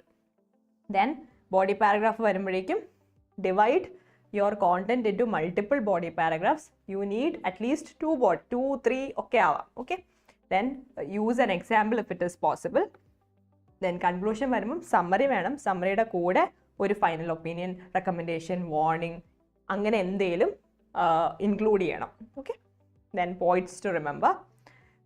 The topics should be unique and of relevance. Know the target audience. Identify the aim of writing the article: to advise, inform, entertain, compare and describe. The title should be short. Long title ആവശ്യമുണ്ടോ? ഇല്ല. A short title is encouraged. Then begin with a striking opening sentence. കാരണം introduction ആണ് ആർട്ടിക്കിളിലെ most important part. Introduction വായിച്ചിട്ട് വലിയ രസമില്ലെങ്കിൽ ബാക്കി വായിക്കാൻ തോന്നത്തില്ല. So make sure that U have A striking opening sentence. Then enumerate your ideas before writing. എഴുതുന്നതിന് മുമ്പ് ബ്രീഫായിട്ടൊന്ന് എന്തൊക്കെ എഴുതാൻ പോകുന്നതെന്ന് ചിന്തിച്ച് വെക്കണം. Okay, main points. Try to jot down the important points that you want to include in your article. Be true to what you write. Make assertions and go by them through out the article. ഒരു point എഴുതിയിട്ട് അതിൻ്റെ opposite point പിന്നെ എഴുതാവോ? അങ്ങനെ ചെയ്യരുത്. നമ്മളൊരു കാര്യം പറഞ്ഞെങ്കിൽ stand by it through out the article. Then keep it brief. ഒത്തിരി റെപ്പറ്റീഷൻ ആൻഡ് ഇറലവൻറ്റ് ഇൻഫർമേഷൻ കൊണ്ട് ആർട്ടിക്കിൾ ഒത്തിരി ലോങ് ആക്കേണ്ട ആവശ്യമുണ്ടോ? ഇല്ല, അങ്ങനെ ഒരിക്കലും ചെയ്യരുത്. Try to keep it brief. Then break the article in to paragraphs. ഒത്തിരി സ്റ്റുഡൻസും നല്ല പോയിന്റ്സ് ആയിരിക്കും എഴുതുന്നത്, പക്ഷേ എല്ലാം കൂടെ ഒരൊറ്റ പാരഗ്രാഫ് എഴുതും. Never do that. Divide your article in to different paragraphs. Pay attention to the choice of voice and tense. Past നടന്ന കാര്യം പാസ്റ്റ് ടെൻസ് യൂസ് ചെയ്ത് തന്നെ വേണം പറയാൻ. പ്രസൻറ്റിലെ കാര്യം പ്രസൻറ്റ് ടെൻസ്. ഇനി ഫ്യൂച്ചറിൽ നടക്കാൻ പോകുന്ന കാര്യം യൂസ് ഫ്യൂച്ചർ ടെൻസ്. അപ്പോൾ ടെൻസ് പ്രോപ്പറായിട്ട് യൂസ് ചെയ്യണം. And conclude logically. And do not forget the format of the article. In the middle, write the heading. Towards the right side, include the writer's name. Then you need to have an introduction, 2 to 3 body paragraphs and a conclusion. Okay, ഇത്രയാണ് ആർട്ടിക്കിളിൻ്റെ അകത്തെ main points. Now we are going to quickly discuss an article that is given in your textbook. ഇതിൻ്റെ അകത്ത് ഒരു mistake, typing mistake ആണ്. So I'm going to cut this. Short ആയിട്ട് problems of tattoos. Okay, by Paul ഇങ്ങനെ വേണം വരാൻ. This is the correct way. This is incorrect. So tattoos have been around for 1000 years. നമ്മൾ കണ്ടു ഇൻട്രൊഡക്ഷൻ്റെ അകത്ത് ഒന്നെങ്കിൽ ഒരു ഫാക്ട് അല്ലെങ്കിൽ സ്റ്റാറ്റിസ്റ്റിക്സ് ഒക്കെ വെച്ച് പറയാം. ഇവിടെ എന്ത് വെച്ചാണ് പറഞ്ഞേക്കുന്നത്? This is A fact. കുറേ വർഷമായിട്ടുള്ള സാധനമാണ് ടാറ്റു. പക്ഷേ എന്തും കൂടെ ഉണ്ട്, ഹെൽത്ത് പ്രോബ്ലംസ് ഉണ്ട്. So this is the main topic. അപ്പം ഇൻട്രൊഡക്ഷനകത്ത് 2 കാര്യങ്ങൾ ചെയ്യണം. ഒന്നെങ്കിൽ ഫാക്ട് അല്ലെങ്കിൽ സ്റ്റാറ്റിസ്റ്റിക്സ് അല്ലെങ്കിൽ ഒരു സ്റ്റോറി ഒക്കെ വെച്ച് സ്റ്റാർട്ട് ചെയ്യണം. അത് ചെയ്തിട്ടുണ്ട്. ഫാക്ട് പറഞ്ഞുകൊണ്ടാണ് തുടങ്ങിയത്. മെയിൻ ടോപ്പിക് ഇൻട്രൊഡ്യൂസ് ചെയ്തിട്ടുണ്ടോ? ചെയ്തിട്ടുണ്ട്. Then in the next part ഈ tattooing in process, what is involve in it, എന്താണ് ഈ ടാറ്റൂയിങ്, അതിനെപ്പറ്റി പറഞ്ഞിട്ടുണ്ട്. And our main focus is to talk about the problems അല്ലേ ഓഫ് ടാറ്റൂയിങ്. അപ്പോൾ ഓരോ ഇതുണ്ടോ, a major first body paragraph ഇങ്ങനെയാണ് സ്റ്റാർട്ട് ചെയ്തേക്കുന്നത്. A major problem with infection from unclean tattooing is that it can infect the recipient with hepatitis B. That can cause inflammation of the liver. അങ്ങനെ ഒരു problem പറഞ്ഞു. അത് കഴിഞ്ഞിട്ട് second body paragraph വരുമ്പോൾ ഈ hepatitis ബിയുടെ symptoms ആണ് പറഞ്ഞേക്കുന്നത്. Okay, so that is related to this. വേണമെങ്കിൽ ഇത് രണ്ടും കമ്പൈൻ ചെയ്ത് ഒറ്റ പാരഗ്രാഫ് ആക്കിയാലും കുഴപ്പമില്ല. Okay, that is fine. So 1 problem പറഞ്ഞു, 1 ഡിസഡ്വാൻറ്റേജ് പറഞ്ഞു.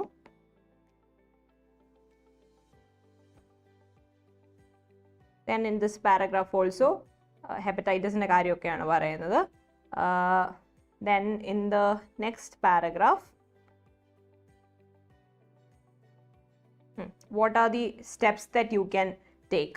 It can be prevented with a vaccination. അപ്പോൾ ഒരു സൊല്യൂഷനാണ് പറയുന്നത്. അപ്പോൾ പ്രോബ്ലത്തിനെ പറ്റി പറഞ്ഞു. അത് കഴിഞ്ഞ് നമ്മൾ ഒരു അടുത്ത പാരഗ്രാഫ്, നിങ്ങൾ എക്സാമിന് എഴുതുമ്പോൾ ഇത്രയും ലോങ് ഒന്നും ആക്കേണ്ട ആവശ്യമില്ല. ഒരു പ്രോബ്ലം, അതിൻ്റെ എക്സ്പ്ലനേഷൻ, ഒരു എക്സാമ്പിൾ, അത്രയും മതി ഒരു പാരഗ്രാഫ്. നിങ്ങൾ ടെക്സ്റ്റിൽ കൊടുത്തേക്കുന്ന എല്ലാ എക്സാമ്പിൾസും കുറേ മൾട്ടിപ്പിൾ ബോഡി പാരഗ്രാഫ്സ് അങ്ങനെയൊക്കെയാണ്. You need to have 3 body paragraphs. ഞാൻ ഉദ്ദേശിച്ചത് ഇത്രയും പാരഗ്രാഫായിട്ട് ഡിവൈഡ് ചെയ്തില്ലെങ്കിലും കുഴപ്പമില്ല, ഒരു 3 പാരഗ്രാഫ്സ് ഉണ്ടായാൽ മതി. Then solution in a different body paragraph. Okay, then ഇനി ഈ ടാറ്റു, ഇനി ഹെപ്പറ്റൈറ്റിസ് പോലത്തെ പ്രശ്നങ്ങൾ പ്രിവെൻറ്റ് ചെയ്യാൻ വേണ്ടി കേട്ടോ ഇവിടെ പ്രോബ്ലം 2 എല്ലാം പറയുന്നുണ്ട്. And then one solution vaccination ആണ്. Then another set of solutions are given here. അപ്പം അതിന് അടുത്ത പാരഗ്രാഫ് സ്റ്റാർട്ട് ചെയ്തു. When you receive a tattoo എന്തൊക്കെ ചെയ്യാൻ പറ്റും? Make sure that the equipment is properly sterilized. Then next one is, second point is, when the tattoo is healing, make sure you keep the tender area clean and do not expose yourself to possible infection through poor hygiene or living conditions. അപ്പോൾ 2 solution ഈ പാരഗ്രാഫിൽ പറയുന്നുണ്ട്. Then അടുത്ത solution അടുത്ത പാരഗ്രാഫിലാണ് പറയുന്നത്. Go to a doctor immediately. എന്തെങ്കിലും symptom വരുവാണെങ്കിൽ you have to get in touch with your doctor straight away. So for that, അടുത്ത പാരഗ്രാഫ് സ്റ്റാർട്ട് ചെയ്തു. Then coming to the conclusion, that is the last paragraph here. So conclusion ഇതിൻ്റെ അകത്തൊരു summary പോലെ കൊടുത്തിട്ടില്ല. നിങ്ങൾ when you're writing an answer for your exam, you can write a brief summary of all the major points that you discussed in the body paragraphs. ഇതിൻ്റെ അകത്തെ main points എന്തൊക്കെയാണ്? ഹെപ്പറ്റൈറ്റിസിനെ പറ്റി പറയുന്നുണ്ട്, ആൻഡ് അത് എത്ര സിവിയർ ആണ് എന്നുള്ള കാര്യം പറയുന്നുണ്ട്. അത് കഴിഞ്ഞിട്ട് സൊല്യൂഷൻസാണ് പറയുന്നത്. അപ്പം അത് ബ്രീഫായിട്ട് എഴുതി കഴിഞ്ഞിട്ട് നമ്മൾ പഠിച്ചായിരുന്നു. കൺക്ലൂഷൻ വരുമ്പോഴേക്കും എന്തൊക്കെ ആഡ് ചെയ്യണം? ഒരു final opinion or give a recommendation or A warning. So in this case conclusion എന്താ ചെയ്തേക്കുന്നത്? a recommendation, ഒരു സജഷൻ കൊടുത്തിട്ടുണ്ട്. എന്താണ്? Instead of getting A permanent tattoo you could get A temporary one. Okay, so a recommendation is given. Okay, so this is a nice conclusion. They are available in a wide range of designs, from star tattoos to tribal styles, and do not carry any risk of infection. So this is how you write an article. പിന്നെ ഇതിൻ്റെ അകത്ത് another thing that you can do is, when you write an article, point 1 എഴുതി അത് related ആയിട്ട് അടുത്ത point പറയുന്നതിന് മുമ്പ് U can use linking words. Okay, additionally എന്നൊക്കെ പറഞ്ഞ് ലിങ്കിങ് വേർഡ്സ് യൂസ് ചെയ്യാൻ പറ്റും. ഓക്കെ, അല്ലെങ്കിൽ മോർ ഓവർ, ഫർദർ മോർ. എപ്പോഴാണ് ഈ linking words? Please look it up if you are free. Linking words എപ്പോഴും റൈറ്റിങ്ങിനെ it will enhance the quality of your writing. It will definitely enhance your coherence. നമ്മൾ പഠിച്ചായിരുന്നു, കൊഹിയറൻസിനെ പറ്റി ഇന്നലെ പഠിച്ചായിരുന്നു.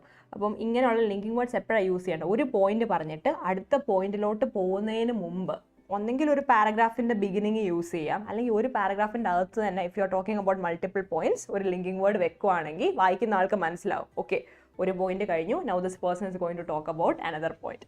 Okay, അപ്പം അങ്ങനെ linking words use ചെയ്യണം. That's it. അപ്പം article writing കഴിഞ്ഞു. Okay, so we'll start the next chapter within a few minutes. Okay.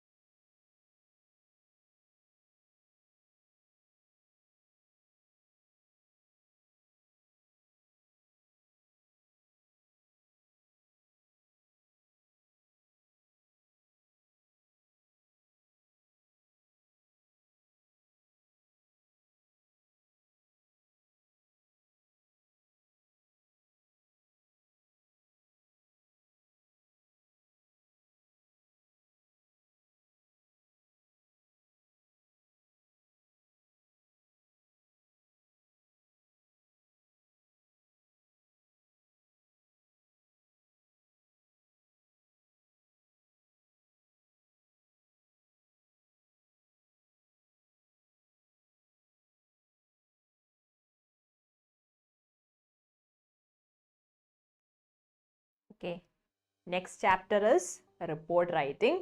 Article writing in report writing in format ചെറുതായിട്ട് similar ആണ്, പക്ഷേ it is very different as well.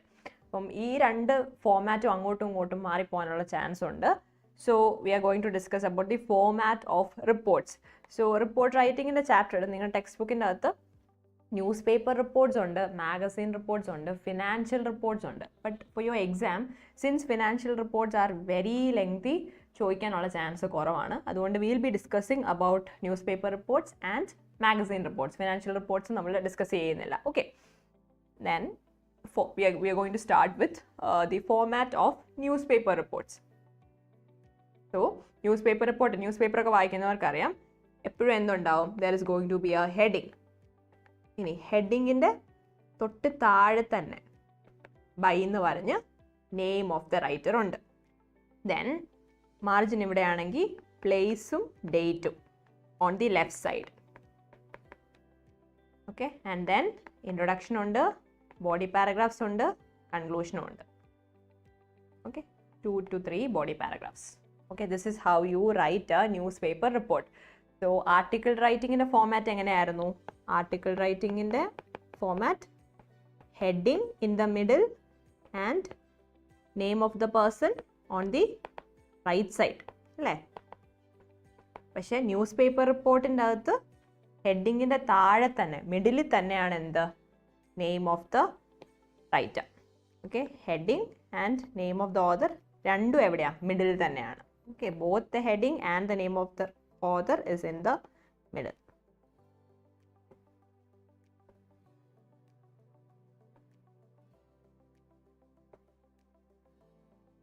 Both are in the middle. Okay, so this is the format of a newspaper report. Now coming to the format of a magazine report. Magazine reportum newspaper reportum ആയിട്ട് ഒറ്റ ചേഞ്ചേ ഉള്ളൂ. Magazine റിപ്പോർട്ടിൻ്റെയും same format ആണ്. എന്ത് മാത്രമല്ല, the magazine report will not have date and place. Okay, അപ്പം heading in the middle, name of the writer again in the middle, രണ്ടും middle. പ്ലേസും ഡേറ്റും ഉണ്ടോ? പ്ലേസും ഡേറ്റും ഇല്ല. ഇൻട്രൊഡക്ഷൻ വെച്ച് വേണം സ്റ്റാർട്ട് ചെയ്യാൻ. Okay, title, name of the author, then body of the report. So ഈ ന്യൂസ് പേപ്പർ റിപ്പോർട്ട് നമുക്കറിയാം current events, happenings around us, അതൊക്കെയാണ് പറയുന്നത്. മാഗസിൻ റിപ്പോർട്ടിൻ്റെ അകത്ത് എന്താ പറയുന്നത്, ഈ ഇപ്പം നിങ്ങൾ സ്കൂളിൽ പഠിക്കുമ്പം സ്കൂൾ മാഗസീൻസ് ഇല്ലായിരുന്നു, അപ്പോൾ സ്കൂളിലെ മേജർ ഈവൻറ്റ്സിനെ പറ്റിയൊക്കെ അല്ല ഇതിൻ്റെ അകത്ത് പറയുന്നത്. ഓക്കെ, അല്ലെങ്കിൽ നമുക്ക് ചുറ്റും നടക്കുന്ന പെർട്ടിക്കുലർ, ഇപ്പം സ്കൂൾ മാഗസിൻ അല്ലാതെ മറ്റ് മാഗസീൻസ് ഉണ്ട്. ഓക്കെ, അപ്പോൾ അങ്ങനെയുള്ള കാര്യങ്ങളെ പറ്റിയാണ് മാഗസീൻ്റെ അകത്ത് പറയുന്നത്. Now points to remember. All reports are objective. We discussed about the difference between objective and subjective yesterday. Subjective എന്ന് പറയുമ്പോൾ എന്താണ്, നമ്മുടെ ഫീലിങ്സും ഇമോഷൻസിനാണ് കൂടുതൽ ഇമ്പോർട്ടൻസ് കൊടുക്കുന്നത്. ഒബ്ജക്റ്റീവ് എന്ന് പറയുന്നത് എന്താണ്, ട്രൂത്ത്. അപ്പം ന്യൂസ് പേപ്പർ റിപ്പോർട്ട്സ് ഒബ്ജക്റ്റീവ് ആണോ സബ്ജക്റ്റീവ് ആണോ? ജേർണലിസ്റ്റുകളുടെ പേഴ്സണൽ ഒപ്പീനിയൻസും ഫീലിങ്സും ആണോ അതിൻ്റെ അകത്ത് എഴുതുന്നത്? അല്ല, they have to be objective അല്ലേ? ഒബ്ജക്റ്റീവ് ആവണം. You have to give more importance to the truth. Okay, so whenever you write a report, make sure that it is objective. There is no place for any personal opinions. നമ്മുടെ personal feelings, emotions, opinions ഒന്നും അല്ല അവിടെ എഴുതേണ്ടത്. You have to write the truth.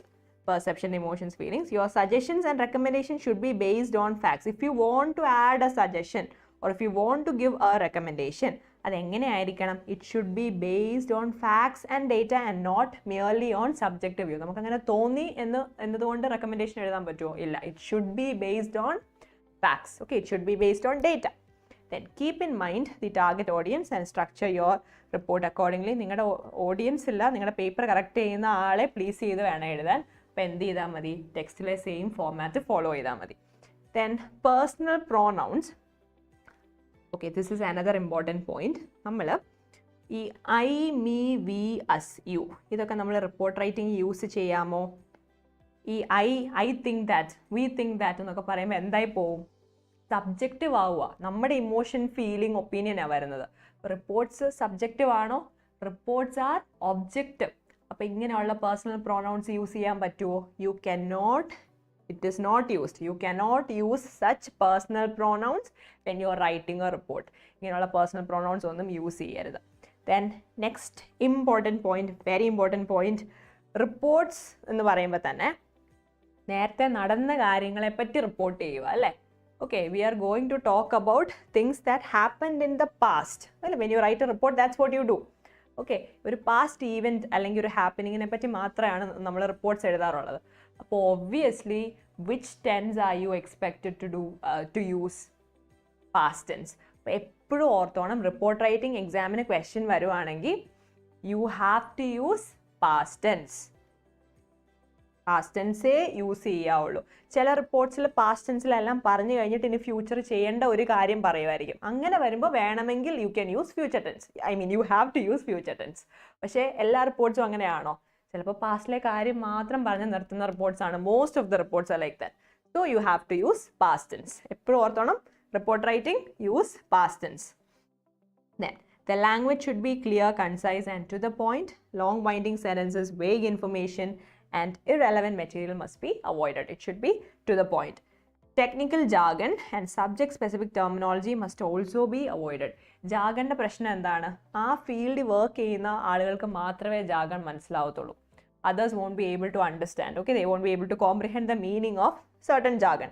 അപ്പം അങ്ങനെയുള്ള ജാഗൺ, subject specific terminologies എല്ലാം നമ്മൾ റിപ്പോർട്ടിൻ്റെ അകത്തുനിന്ന് എക്സ്ക്ലൂഡ് ചെയ്യണം. Why? Reports are read by common men അല്ലേ, കോമൺ പീപ്പിൾ വായിക്കുന്ന കാര്യമാണ്. അപ്പം ജാഗൺ അവോയ്ഡ് ചെയ്യണം. Then information should be organised in the chronological order. Next important point. അപ്പം ഒരു ഈവൻറ്റ് ഉണ്ടായി കഴിഞ്ഞാണ് നമ്മൾ റിപ്പോർട്ട് എഴുതുന്നത്. അപ്പം ആ ഈവൻറ്റ് നടന്ന അതേ ഓർഡറിൽ തന്നെ വേണം എന്തെഴുതാൻ? റിപ്പോർട്ട് എഴുതാൻ. ഓക്കെ, ഇപ്പോൾ if you are asked to write a report regarding an accident that took place. എത്ര മണിക്കാണ് ആക്സിഡൻറ്റ് സംഭവിച്ചത്? What went wrong? എങ്ങനെ ആക്സിഡൻറ്റ് ഉണ്ടായത്? ആഫ്റ്റർ ദ ആക്സിഡൻറ്റ് എന്ത് സംഭവിച്ചു? ആ ഓർഡറിൽ തന്നെ വേണം പോവാൻ. Okay, and following the sequence in which the event occurred. Okay, so follow the very same sequence in which the event occurred. A poorly structured report would not make sense to the reader. A report should not have any grammatical errors, which is very important. It's a good idea to get it proofread for accuracy. Okay. Now we are going to discuss a newspaper report. Through newspaper report aanu. And I would like to add one more point which is not mentioned in your textbook. One trick that I use in order to write reports. എന്താണെന്നറിയാമോ? Try to answer the WH questions. ഈ report എന്ന് പറയുമ്പോൾ തന്നെ എന്താണ്? What, when, Y, wear അങ്ങനെയുള്ള ക്വസ്റ്റ്യൻസിനുള്ള answer കൊടുക്കണം റിപ്പോർട്ടിൻ്റെ അകത്ത് അല്ലേ. അപ്പോൾ make sure that you R answering the WH questions. എന്തൊക്കെ ആൻസർ ചെയ്യണ്ടേ? What, when, why, where, how, പിന്നെ വൈ കഴിഞ്ഞ് ഹൂവും കൂടെ ആഡ് ചെയ്യാം. ഓക്കെ, അപ്പം എന്താണ്, എപ്പോഴാണ്, എന്തുകൊണ്ടാണ്, ആരാണ്, എവിടെയാണ്, അങ്ങനെയുള്ള ക്വസ്റ്റ്യൻസ് എല്ലാം നമ്മൾ ആൻസർ ചെയ്യണം. Now we are going to discuss please jot this down in your textbook, or if you are taking notes, please mention this in your notebook. This will help you to make good reports. ഈ ക്വസ്റ്റ്യൻസിലെല്ലാം answer ഉണ്ടെങ്കിൽ you have successfully written a good report എന്ന് വേണമെങ്കിൽ പറയാം. Now this is a sample newspaper report. So the heading is in the middle. Daughter of gardener tops the board exam. So ഈ ഒരു ഹെഡിങ്ങിൻ്റെ ഒരു speciality ഉണ്ട്. Daughter of Gardner, ആളുടെ പേരല്ല പറയുന്നത്. ഡോട്ടർ ഓഫ് ഗാർഡനർ ബോർഡ് എക്സാമിന് ഹൈ മാർക്സ് കിട്ടിയെന്നാണ് പറയുന്നത്. അപ്പോൾ തന്നെ എന്താണ്, ഭയങ്കര വായിക്കുന്ന ആളുടെ അറ്റൻഷൻ കിട്ടും അല്ലേ. That is a very catchy heading. അപ്പോൾ അങ്ങനെയുള്ള ഹെഡിങ്സ് വേണം യൂസ് ചെയ്യാൻ. Then in the middle name of the person who wrote this article, മിഡിലാണ് എഴുതേണ്ടത്. Then we have place and date. Okay, അപ്പം ഇനി we are going to discuss the report. Suman Nayak. അപ്പോൾ who എന്നുള്ള ക്വസ്റ്റ്യന് ആൻസർ വന്നു. Who is it? Suman Nayak, the daughter of a municipal gardener. Om Nayak has top the Odisha board senior secondary examination. So what എന്നുള്ള ക്വസ്റ്റ്യനും answer നമ്മൾ കിട്ടി. Who, Suman Nayak. What did she do? She top the exam. Then her success has been lauded by the staff members of her school, the government senior secondary school, the Odisha Education Board. Okay. When her classmates conveyed the news to Suman, she did not believe them. Main topic, she topped the exams with etra marks undu. How much marks? Aa question answer undu. അത് കഴിഞ്ഞ് അപ്പോൾ main topic ഇൻട്രൊഡക്ഷൻ്റെ അകത്ത് introduce ചെയ്തു. Now coming to the body paragraphs, ആ നടന്ന sequential ഓർഡറിൽ, ആ chronological ഓർഡറിൽ തന്നെയാണ് പോയേക്കുന്നത്. When her classmates conveyed the news, result വന്നു, ക്ലാസ്മേറ്റ്സ് വിളിച്ച് പറഞ്ഞു. She did not believe them. Obviously, the toppers are like that. അല്ലേ? It was only when the school principal called her that the reality sunk in. Suman's father is overjoyed at the news. So he is still overjoyed. He is very happy. അതുകൊണ്ടാണ് ഇവിടെ present tense use ചെയ്തേക്കുന്നത്. ബാക്കിയൊക്കെ നോക്കിക്കേ. Conveyed the news. Did not believe them. ഏത് tense ആണ് use ചെയ്തേക്കുന്നത്? Past tense ആണ് use ചെയ്തേക്കുന്നത്. Okay, so when you are writing a report use past tense. ഈ നായക് ഈസ് ഓവർജോയ്ഡ് എന്ന് ഉദ്ദേശിക്കുന്നത് എന്തുകൊണ്ടാണ്? ഇപ്പോഴും he is very happy that this happen, he is still happy. അതുകൊണ്ടാണ് പ്രസന്റ് ടെൻസ് യൂസ് ചെയ്തേക്കുന്നത്. He said, okay, this is another important point. When you are writing a news paper report include dialogues. ഒരാൾ പറഞ്ഞ അതേ dialogue reported സ്പീച്ചിലോട്ട് മാറ്റാതെ direct speech തന്നെ നമുക്ക് include ചെയ്യാൻ പറ്റും. Also if you are running out of points you can include a dialogue to make your answer look authentic. Okay, Suman was always a bright student. I have made all efforts. He hopes that she'll be able to continue her education in spite of his financial constraints. അതുകൊണ്ടാണ് ആദ്യമേ financial constraints ഉണ്ട്. She is the daughter of A Gardner. അപ്പോൾ financial പ്രശ്നങ്ങൾ ഉണ്ടായിട്ടും she struggled. She did her best and came out with flying colors. അപ്പോൾ ആ കാര്യമെല്ലാം പറഞ്ഞു. And then coming to Suman, she attributes her success to her parents and teachers. Parents and teachers. She said that the school teachers had provided her with all possible help. Then teachers also speak very highly of her. ഒരു സ്റ്റുഡൻറ്റിന് എക്സാമിന് മാർക്കെല്ലാം കിട്ടിക്കഴിയുമ്പം ഇങ്ങനത്തെ കാര്യങ്ങളൊക്കെ interview എടുക്കാൻ വരുന്ന ആൾ ചോദിക്കും. അത് കഴിഞ്ഞിട്ട് mostly ചോദിക്കാറുള്ള ഒരു കോമൺ ക്വസ്റ്റ്യൻ എന്താണ്? Future plans. So she is a topper and she wants to become a doctor, but she has financial problems and she is hoping that she would be able to secure a scholarship and get funding by the government. അത് കഴിഞ്ഞിട്ട് last എന്താ പറഞ്ഞേക്കുന്നത്? The Times Group has started an initiative. Present perfect tense. An initiative to help Suman fulfill her aspirations. Then anyone who wishes to contribute to Suman's education can send the amount check to Suman Nayak Education Fund. So ഈ ഒരു ആർട്ടിക്കിളിൻ്റെ purpose എന്താണ്? The intention എന്താണ്? Is to raise more fund for Suman's education. Okay, she wants to become a doctor. She is hoping that she'll secure a scholarship. അതല്ലാതെ ആളുകളിൽ നിന്നും കൂടെ financial help കിട്ടുവാണെങ്കിൽ ഒരു റിലീഫ് ആയിരിക്കും ഫോർ ഹർ ഫാമിലി. അപ്പം ആ ഫണ്ടിന് വേണ്ടി ഫണ്ടിലോട്ട് കോൺട്രിബ്യൂട്ട് ചെയ്യാൻ വേണ്ടി റീഡേഴ്സിനെ എൻകറേജ് ചെയ്യാൻ വേണ്ടിയാണ് ഈ ഒരു ആർട്ടിക്കിൾ എഴുതിയേക്കുന്നത്. സോ ആ ഒരു പേർപ്പസ് വെച്ചാണ് കൺക്ലൂഡ് ചെയ്തേക്കുന്നത്. So this is how you write a news paper report. So easy അല്ലേ? എന്ത് ചെയ്താൽ മതി? ന്യൂസ് പേപ്പർ റിപ്പോർട്ട് വരുമ്പോഴേക്കും what are the major points? Heading in the middle, name of the author again in the middle, place and date വെച്ച് start ചെയ്യണം. And what, why, when, where, how അങ്ങനത്തെ ക്വസ്റ്റ്യൻസിനെല്ലാം answer ഉണ്ടോ എന്ന് നോക്കണം. പിന്നെ past tense use ചെയ്യണം. ചില കേസിൽ പ്രസൻറ്റിലെ കാര്യങ്ങളാണ് പറയുന്നതെങ്കിൽ പ്രസൻറ്റ് ടെൻസ് യൂസ് ചെയ്യണം. ഫ്യൂച്ചറിലെ കാര്യം പറയാനുണ്ടെങ്കിൽ ഫ്യൂച്ചർ ടെൻസ് യൂസ് ചെയ്യണം. ബട്ട് മോസ്റ്റ്ലി നമ്മൾ ഏത് ടെൻസാണ് യൂസ് ചെയ്യുന്നത്? പാസ്റ്റ് ടെൻസ് ആണ് through out the article use ചെയ്യുന്നത്.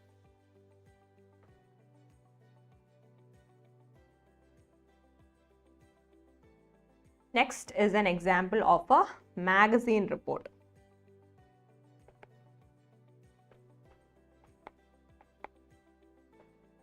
Okay, what was the format of a magazine report? Heading in the middle, name of the author again in the middle. Place and date വേണോ? വേണ്ട. So this is about the annual day celebrations. St. Agnes Public School celebrates annual day by Manoj Upadhyaya. St. Agnes Schools celebrated its what എന്നുള്ള question answer ചെയ്തു, when എന്നുള്ള question answer ചെയ്തു. Then who were the people that came to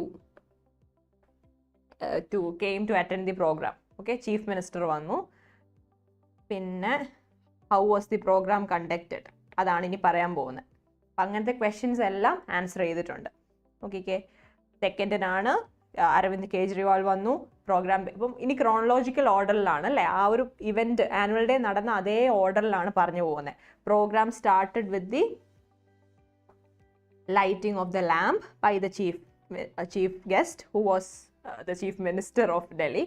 And then ഒരു welcome address ഉണ്ടായിരുന്നു. നിങ്ങൾ സ്കൂളിലെ annual day ഒന്ന് imagine ചെയ്ത് നോക്കിക്കേ.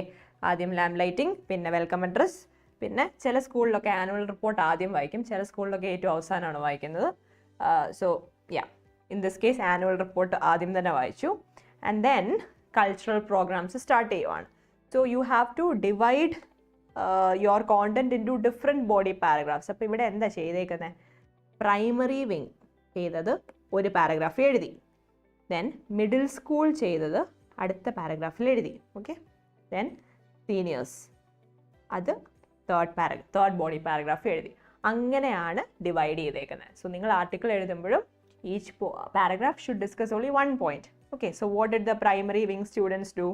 ദേ did a musical drama. Musical ഡ്രാമയുടെ എല്ലാ ഡീറ്റെയിൽസും പറയേണ്ട ആവശ്യമുണ്ടോ? ഇല്ല. മെയിൻ ടോപ്പിക്ക് മാത്രം പറഞ്ഞാൽ മതി, which is necessity of protecting the environment. അതായിരുന്നു theme. Then next is the middle school. അപ്പം പ്രൈമറി വിങ് മ്യൂസിക്കൽ ഡ്രാമ ചെയ്തു. ഇനി മിഡിൽ സ്കൂളിലെ സ്റ്റുഡൻസ് എന്താ ചെയ്തത്? They did folk dances. Okay, അപ്പം depicting the main cultural features of each region. Then അവരുടെ ഡ്രസ്സസിനെ പറ്റി പറയുന്നുണ്ട്, ദ ടൈപ്സ് ഓഫ് ഡാൻസസ് ഏതൊക്കെയായിരുന്നു എന്ന് പറയുന്നുണ്ട്. ഓക്കെ, അപ്പോൾ ഓരോ സ്ഥലത്തെ കൾച്ചറൽ ഫീച്ചേഴ്സിനെ ഹൈലൈറ്റ് ചെയ്യുന്ന ഡാൻസസ് ആണ് ആര് ചെയ്തത്? മിഡിൽ സ്കൂളിലെ students. Coming to the seniors, what did they do? They enacted a play. And what was the play about? Dangers of internet and social media. And then by ആ story എന്താണെന്ന് ബ്രീഫായിട്ട് പറയുന്നുണ്ട്. ഒരു young life ruined by social media addiction, അതിനെപ്പറ്റിയാണ് അവരുടെ play portray ചെയ്തത്. Okay, then coming to the കൺക്ലൂഷൻ്റെ അകത്ത് എന്താ പറഞ്ഞേക്കുന്നത്? At the end of the programme, I am very surprised, mister Arvind Kejriwal throughout the programme അവിടെ ഉണ്ടായിരുന്നു. യൂഷ്വലി ചീഫ് ഗസ്റ്റ് ഒക്കെ വന്നു കഴിഞ്ഞാൽ വേഗം പോകും, but this person decided to attend the whole programme. Okay, so the grand finale was a speech by mister Arvind Kejriwal. And ഇപ്പോൾ conclusion അവസാനമായി, programme തീരാറായി. He highly praise the performances and appreciated the thought provoking themes. The programmes conclude with a vote of thanks. എല്ലാ പ്രോഗ്രാമിൻ്റെ at the end of each and every programme എന്ത് കാണും? ഒരു സ്കൂളിലെ head boy or school programme അല്ല, എല്ലായിടത്തും പ്രോഗ്രാമിൻ്റെ അവസാനം വോട്ട് ഓഫ് താങ്ക്സ് കാണും. School programmes usually vote of thanks ആരാ കൊടുക്കുന്നത്? Head boy or head girl ആണ്. സെയിം. അപ്പം നോക്കിക്കേ, ക്രോണോളജിക്കൽ ഓർഡറിൽ ആ ആനുവൽ ഡേ നടന്ന അതേ ഓർഡറിൽ തന്നെയാണ് ഓരോ കാര്യവും റിപ്പോർട്ട് ചെയ്തേക്കുന്നത്. ഇവിടെയും വോട്ട് എന്നുള്ള ക്വസ്റ്റ്യൻ ആൻസർ ചെയ്ത് പോയിട്ടുണ്ട് ഈച്ച് പാരഗ്രാഫിൽ. Okay, so this is how you write a magazine report. Okay, so we have finished this chapter as well. Let's take a short break.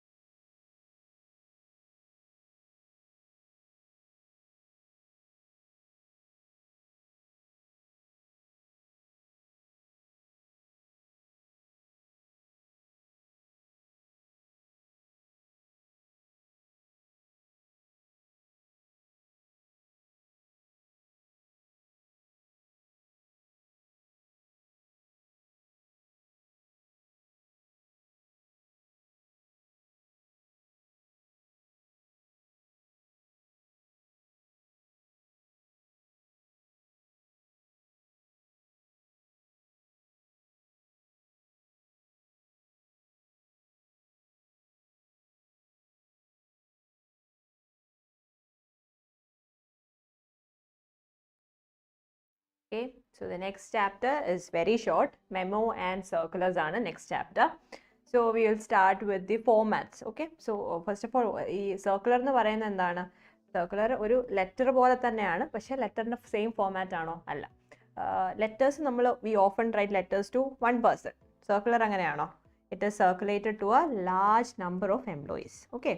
Mostly ഈ ഓഫീസിലെ എന്തെങ്കിലും ഇമ്പോർട്ടൻറ്റ് മെസ്സേജ് പറയുകയാണെങ്കിൽ circular എല്ലാവർക്കും കൂടെ ആയിട്ട് പബ്ലിഷ് ചെയ്യും. Okay, so it is send to it is circulated to a large number of employees and a circular will often contain a special message or an instruction. Existing ആയിട്ടുള്ള എന്തെങ്കിലും റൂളിൽ change വന്നു അല്ലെങ്കിൽ ഒരു special instruction കൊടുക്കണം, അതിനൊക്കെ circulars ആണ് use ചെയ്യുന്നത്. അപ്പം ലെറ്റർ ആണ്, പക്ഷേ ലെറ്ററിൻ്റെ ഫോമാറ്റ് ആണോ? അല്ല. The format is different. So you have to learn the format of a circular. So സർക്കുലറിൻ്റെ ഫോമാറ്റ് എങ്ങനെയാണ്? സോ ഇവിടെ നിങ്ങളുടെ margin. So on the left side you have to write the circular number. ഇഷ്ടമുള്ള ഒരു number, ഇങ്ങനെ ഒരു number ഇടണം. Right, അതിൻ്റെ നേരെ തന്നെ റൈറ്റ് സൈഡിൽ എന്ത് എഴുതണം? ഡേറ്റ് എഴുതണം. Okay, number and then date. Date on the right side. And in the middle you have to write the heading. നമ്മൾ ലെറ്ററൊക്കെ എഴുതുമ്പം വി റൈറ്റ് ദി സബ്ജക്റ്റ്. ഇമെയിലിൻ്റെ അകത്തൊക്കെ സബ്ജക്റ്റ് ഉണ്ട്. നമ്മൾ സബ്ജക്റ്റ് ആയിട്ട് കൊടുക്കുന്നത് എന്താണ്? മെയിൻ ടോപ്പിക് അല്ലേ? സിമിലർലി സർക്കുലറിൻ്റെ അകത്ത് വരുമ്പോൾ ഹെഡിങ് എന്തായിരിക്കണം? മെയിൻ ടോപ്പിക് ആയിരിക്കണം. Okay, so we write the main topic as our heading. And then as I already mentioned, circulars are very similar to letters. So letters are often letters will have a salutation. അല്ലേ? It is addressed to one person. അപ്പോൾ അതിനൊരു salutation കാണും. അപ്പം circulars വരുമ്പോൾ ഒരാൾക്ക് മാത്രമാണോ അയക്കുന്നത്? അല്ല, സർക്കുലേഴ്സ് കുറേ പേർക്കുള്ളതാണ്. അപ്പോൾ എപ്പോഴും സല്യൂട്ടേഷൻ്റെ അകത്ത് എങ്ങനെ വരും? Four all employees. ഈ സല്യൂട്ടേഷൻ മറന്നു പോകരുത്. സല്യൂട്ടേഷൻ വരുമ്പോൾ എപ്പോഴും പ്ലൂറൽ ആയിരിക്കും. നമ്മുടെ റെസിപ്പിയൻ്റ് എന്ന് പറയുന്നത് ഒരാളല്ല. Receiver won't be one person, multiple ആളുകളായിരിക്കും. അപ്പം ഫോർ ഓൾ എംപ്ലോയീസ് എന്ന് പറഞ്ഞ് സ്റ്റാർട്ട് ചെയ്യണം. Okay, then a circular can be letter പോലെ തന്നെ ഒരു ഇൻട്രൊഡക്ഷൻ വേണം, ബോഡി പാരഗ്രാഫ് വേണം, ആൻഡ് a conclusion വേണം. Okay, so in the introduction, this is an official confirmation about the office timings that have to be followed strictly by all the employees. So this circular is regarding the confirmation about the office timings. അപ്പം main topic നമ്മൾ എപ്പോഴും എവിടെയാണ് introduce ചെയ്യേണ്ടത്? In the introduction. Okay, the purpose why you are writing എപ്പോഴും ഇൻട്രൊഡക്ഷൻ്റെ അകത്ത് വേണം. Being an outsourcing organization, we maintain a different schedule of outsourcing എന്ന് വെച്ചാൽ എന്താണ്? വേറെ കൺട്രിക്ക് വേണ്ടി വർക്ക് ചെയ്യത്തില്ലേ, അതാണ്. അപ്പം അവിടുത്തെ ടൈം അനുസരിച്ച് വേണം ഇവിടെ വർക്ക് ചെയ്യാൻ. അപ്പം ആ ഒരു കാര്യം പറഞ്ഞുകൊണ്ടുള്ള സർക്കുലർ ആണ്. So it is a sincere request to all employees to follow the office timings as per the mentioned guidelines catering to US work time. Okay, അപ്പോൾ ഇത്രയും കാര്യങ്ങൾ മെയിൻ ടോപ്പിക്, അവർ റിക്വസ്റ്റ് എന്താണെന്നുള്ളതൊക്കെ ഇൻട്രൊഡക്ഷൻ്റെ അകത്ത് എഴുതി. Coming to the body paragraphs, you can use bullet points. So bullet points use ചെയ്തുള്ള benefit എന്താ? ഈ പറഞ്ഞേക്കുന്ന ഈ 3 പോയിന്റ്സ് ഒരു വലിയ പാരഗ്രാഫായിട്ട് എഴുതി കഴിഞ്ഞാൽ employees won't feel like reading it, അല്ലേ? എല്ലാവർക്കും മടിയാണ് അങ്ങനെയൊക്കെ വായിക്കാൻ. So point by bullet points use ചെയ്ത് എഴുതുവാണെങ്കിൽ ദ ബെനിഫിറ്റ് ഇസ് വായിക്കുന്ന ആൾക്ക് കുറച്ചുകൂടി ഈസി ആയിരിക്കും. Okay, so first point, working hours 6 PM to 2 AM, Saturday and Sunday off, meal break ഇൻ്റെ ടൈമും പറയുന്നുണ്ട്. അപ്പോൾ ഇത് 3 എംപ്ലോയീസിനെ അറിയിക്കാനുള്ളത് മെയിൻ പോയിന്റ്സ്. അത് ബുള്ളറ്റ് പോയിന്റ്സ് യൂസ് ചെയ്ത് എഴുതിയിട്ടുണ്ട്. So when you are writing A circular, do not forget to use bullet points. Then conclusion.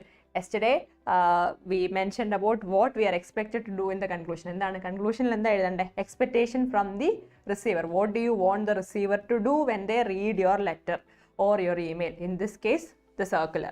Okay, defaulters will be liable for explanation and strict action will be taken against repeated defaulters.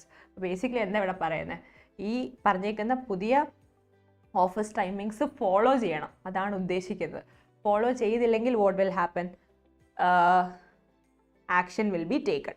Okay, in case of an emergency or any other exigency, kindly notify the respect. So this is the expectation. എന്തെങ്കിലും നിങ്ങൾക്ക് അർജൻറ്റായിട്ട് leave വേണം, അല്ലെങ്കിൽ ഇത് ഈ പറഞ്ഞേക്കുന്ന timing follow ചെയ്യാൻ പറ്റത്തില്ലെങ്കിൽ inform or notify your respected heads. So that is the expectation. Expectation clear ആയിട്ട് എഴുതിയിട്ടുണ്ട്.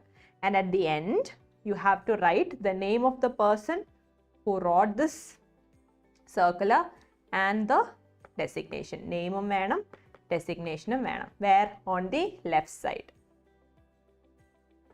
The right side എഴുതി കഴിഞ്ഞാൽ തെറ്റാണ്. ഓക്കെ, റൈറ്റ് സൈഡിൽ നമ്മൾ എന്ത് മാത്രമേ എഴുതത്തുള്ളൂ? ഡേറ്റ് മാത്രമേ റൈറ്റ് സൈഡ് എഴുതത്തുള്ളൂ. ബാക്കിയെല്ലാം ലെഫ്റ്റ് സൈഡിൽ തന്നെയാണ്. Heading should be in the middle, ബാക്കിയെല്ലാം ലെഫ്റ്റ് സൈഡിലാണ്. ഓക്കെ, സോ സർക്കുലേഴ്സ് ഇത്രയേ ഉള്ളൂ. That's it. ഇനി there is one more topic in this chapter, memos. A memo is used as a means of official communication within a company or an organization. The word memo or memorandum means reminder. So if you want to remind your employees about something, memo എന്ന് പറയുന്നത് ഒരാൾക്ക് വേണേൽ send ചെയ്യാം, അല്ലെങ്കിൽ ഒരു ഗ്രൂപ്പിനും send ചെയ്യാം. Not like circular. Okay, so if you want to remind them about something, then you can send them a memo. And it's frequently used to inform the people within the organization about policies, procedures, etc. A memo apprising, example, all branch employees about the suspension order of an employee in the same office. So what is the format of a memo? You have to start with the address of the company. Okay, every in the middle. In the middle, you have to write the address of the company. ഇനി നമ്മൾ heading ആയിട്ട് എന്താ കൊടുക്കുന്നത്? This is the heading, inter office memo. അപ്പം നേരത്തെ കേസിൽ നമ്മൾ heading ആയിട്ട് എന്താ കൊടുത്തത്? മെയിൻ ടോപ്പിക് ആയിരുന്നു ഹെഡിങ് ആയിട്ട് കൊടുത്തത്. മെമ്മോ വരുമ്പം അങ്ങനെ ചെയ്യാവോ? മെയിൻ ടോപ്പിക്ക് ഹെഡിങ് ആയിട്ട് കൊടുക്കാവോ? കൊടുക്കരുത്. ഇന്റർ ഓഫീസ് മെമോ എന്ന് തന്നെ വേണം ഹെഡിങ് കൊടുക്കാൻ, because that is the format that is prescribed in your text book. So please follow this format. Then ഇത്രയും കാര്യങ്ങളിലാണ് നമ്മൾ മിഡിലിൽ വരുന്നത്, എഴുതുന്നത്. Okay, address, second heading. Okay, രണ്ട് കാര്യങ്ങളാണ് മിഡിലിൽ വരുന്നത്. ബാക്കി എല്ലാ കാര്യവും ഏത് സൈഡിലേ വരത്തുള്ളൂ? Rest on the left side. എന്തൊക്കെ കാര്യങ്ങൾ എഴുതണം? Date, to, from. ലെറ്ററിനും ഓൾസോ ഇമെയിലിനും ഫ്രം എഴുതിയിട്ടാണ് ടു അല്ലേ? പക്ഷേ മെമോ വരുമ്പം it's the opposite. So letter എഴുതുന്ന ഓർമ്മയ്ക്ക് മെമോയിൽ ആദ്യം ഫ്രം എഴുതരുത്. First you have to write to. Okay, ആർക്കാണോ വായിക്കുന്നത് അത് വേണം എഴുതാൻ, എന്നിട്ടേ ഫ്രം എഴുതാവുള്ളൂ. ഓക്കെ, മെമോ വരുമ്പം ടു കഴിഞ്ഞാണ് ഫ്രം. ഫ്രം കഴിഞ്ഞ് ടു എഴുതിയാൽ മാർക്ക് പോകും. ദെൻ എ റെഫറൻസ് നമ്പർ, നിങ്ങൾക്ക് ഇഷ്ടമുള്ള ഏതെങ്കിലും ഒരു നമ്പർ കൊടുക്കാം. 123/ML ഇതൊക്കെ പറഞ്ഞ് ഇഷ്ടമുള്ള നമ്പർ കൊടുക്കാം. Then you have to include the subject. Why? നമ്മുടെ മെയിൻ ഹെഡിങ് എന്താണ്? ഇന്റർ ഓഫീസ് മെമോ എന്നാണ് അല്ലേ? അപ്പോൾ സബ്ജക്റ്റ് ഹെഡിങ് ആയിട്ട് കൊടുക്കുന്നില്ല. അതുകൊണ്ട് നമ്മൾ എന്ത് കൊടുക്കണം? സെപ്പറേറ്റ് ആയിട്ടൊരു സബ്ജക്റ്റ് കൊടുക്കണം. ആൻഡ് സബ്ജക്റ്റ് എപ്പോഴും it should discuss the main topic. So in this case the memo is regarding the suspension order of an employee. അപ്പം കാഷ്യേഴ്സ് ഡിസ്മിസൽ, ആ ഒരു കാര്യമാണ് സബ്ജക്റ്റ് ആയിട്ട് കൊടുത്തേക്കുന്നത്. ദെൻ മെമോ, ഇപ്പം നിങ്ങൾക്ക് ടെക്സ്റ്റിൽ കൊടുത്തേക്കുന്ന മെമ്മോയ്ക്കകത്ത് ഒറ്റ പാരഗ്രാഫേ കൊടുത്തിട്ടുള്ളൂ. രണ്ട് സാമ്പിളിൽ ഒറ്റ പാരഗ്രാഫേ കൊടുത്തിട്ടുള്ളൂ. വേണമെങ്കിൽ if you want you can divide your memo into an introduction, body, paragraph and a conclusion. You can even use bullet points in the body paragraph. It is fine if you want. കേട്ടോ, ഇല്ലെങ്കിലും കുഴപ്പമില്ല. നിങ്ങൾ ടെക്സ്റ്റിലെ same ഇത് തന്നെ follow ചെയ്യുവാണെങ്കിൽ that is also okay. Okay, so this is to inform that Mr. XYZ, cashier of Samriddhi Bank, who എന്നുള്ളത് പറയുന്നുണ്ട്, has been suspended. What? എന്തുകൊണ്ടാണ് സസ്പെൻഡ് ചെയ്തത്? Misappropriation of funds. ഓക്കെ, പൈസ കടിച്ചു മാറ്റിയത് കൊണ്ട് he got suspended. All concerned are requested to abstain, okay, from dealing with him. ആരും ആളുമായിട്ട് ഡീൽ ചെയ്യാൻ പോകരുത്. Okay, you cannot deal with this person because he was dismissed. Then he was suspended. Then strict action will be taken against a branch employee found to be in contact with him.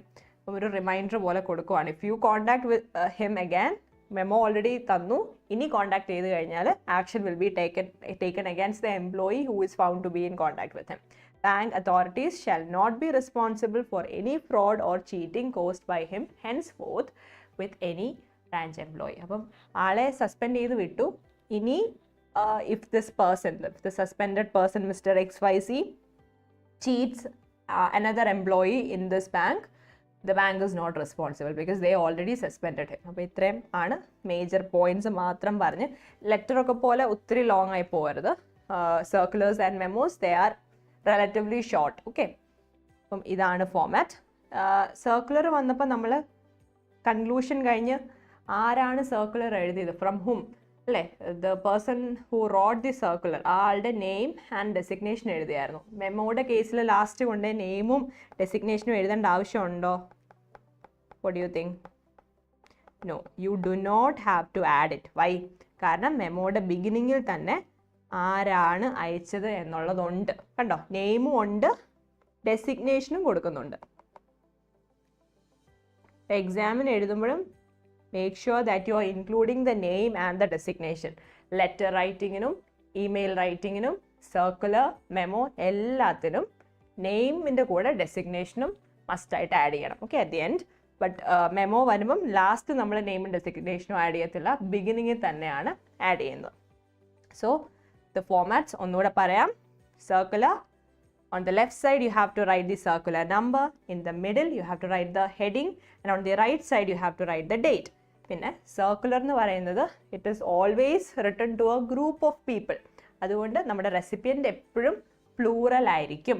അപ്പം dear employee എന്ന് പറഞ്ഞ് എഴുതി കഴിഞ്ഞാൽ mark കിട്ടത്തില്ല.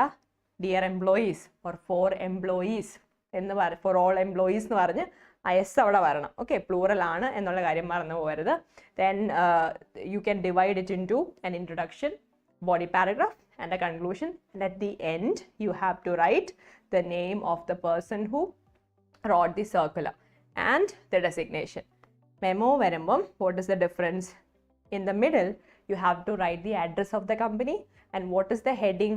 Heading nu parayna inter office memo എന്നാണ്. നമ്മുടെ main topic heading ആയിട്ട് കൊടുക്കുമോ? കൊടുക്കത്തില്ല. Then on the left side write date, to, from എഴുതുമ്പോൾ എപ്പോഴും name of the person along with the designation. Designation മറന്നു പോകരുത്, ഡെസിഗ്നേഷനും ഇൻക്ലൂഡ് ചെയ്യണം. Then reference number and then the subject. Subject എഴുതുന്നത് എന്തുകൊണ്ടാണ്? നമ്മുടെ മെയിൻ ഹെഡിങ് എന്താണ്? ഇന്റർ ഓഫീസ് മെമ്മോ ആണ്. അപ്പോൾ നമ്മൾ സബ്ജക്റ്റ് ഒന്നും മെയിൻ ടോപ്പിക് ഒന്നും പറയുന്നില്ല, അതുകൊണ്ട് സെപ്പറേറ്റ് ഒരു സബ്ജക്റ്റ് എഴുതിയിട്ട് മെയിൻ ടോപ്പിക്ക് പറയണം.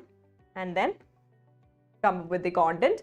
കോണ്ടന്റ് എഴുതി കഴിഞ്ഞാൽ ലാസ്റ്റ് വീണ്ടും നെയിം ഡെസിഗ്നേഷൻ എഴുതണോ? വേണ്ട, നമ്മൾ ഓൾറെഡി എഴുതിയിട്ടുണ്ട്. That's it. So we have finished that chapter as well. Okay, so let's take a short break.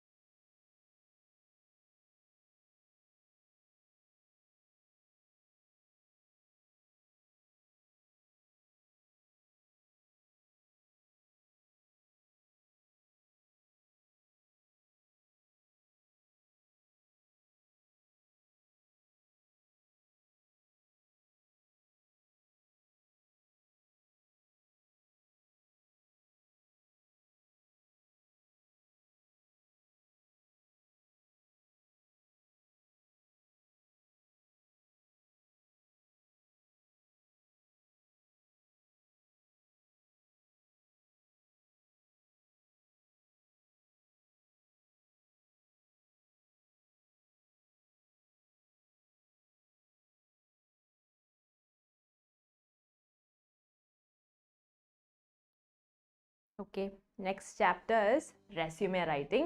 So resume writing in this is something that you will need in the future as well. Okay, resume ക്കകത്ത് നമ്മളെ പറ്റി തന്നെ ഒരു summary കൊടുക്കുക അല്ലേ. So what are the various types of resumes, അതെങ്ങനെയാണ് prepare ചെയ്യേണ്ടത്, അതൊക്കെയാണ് നമ്മൾ ഈ ചാപ്റ്ററിൽ പഠിക്കാൻ പോകുന്നത്.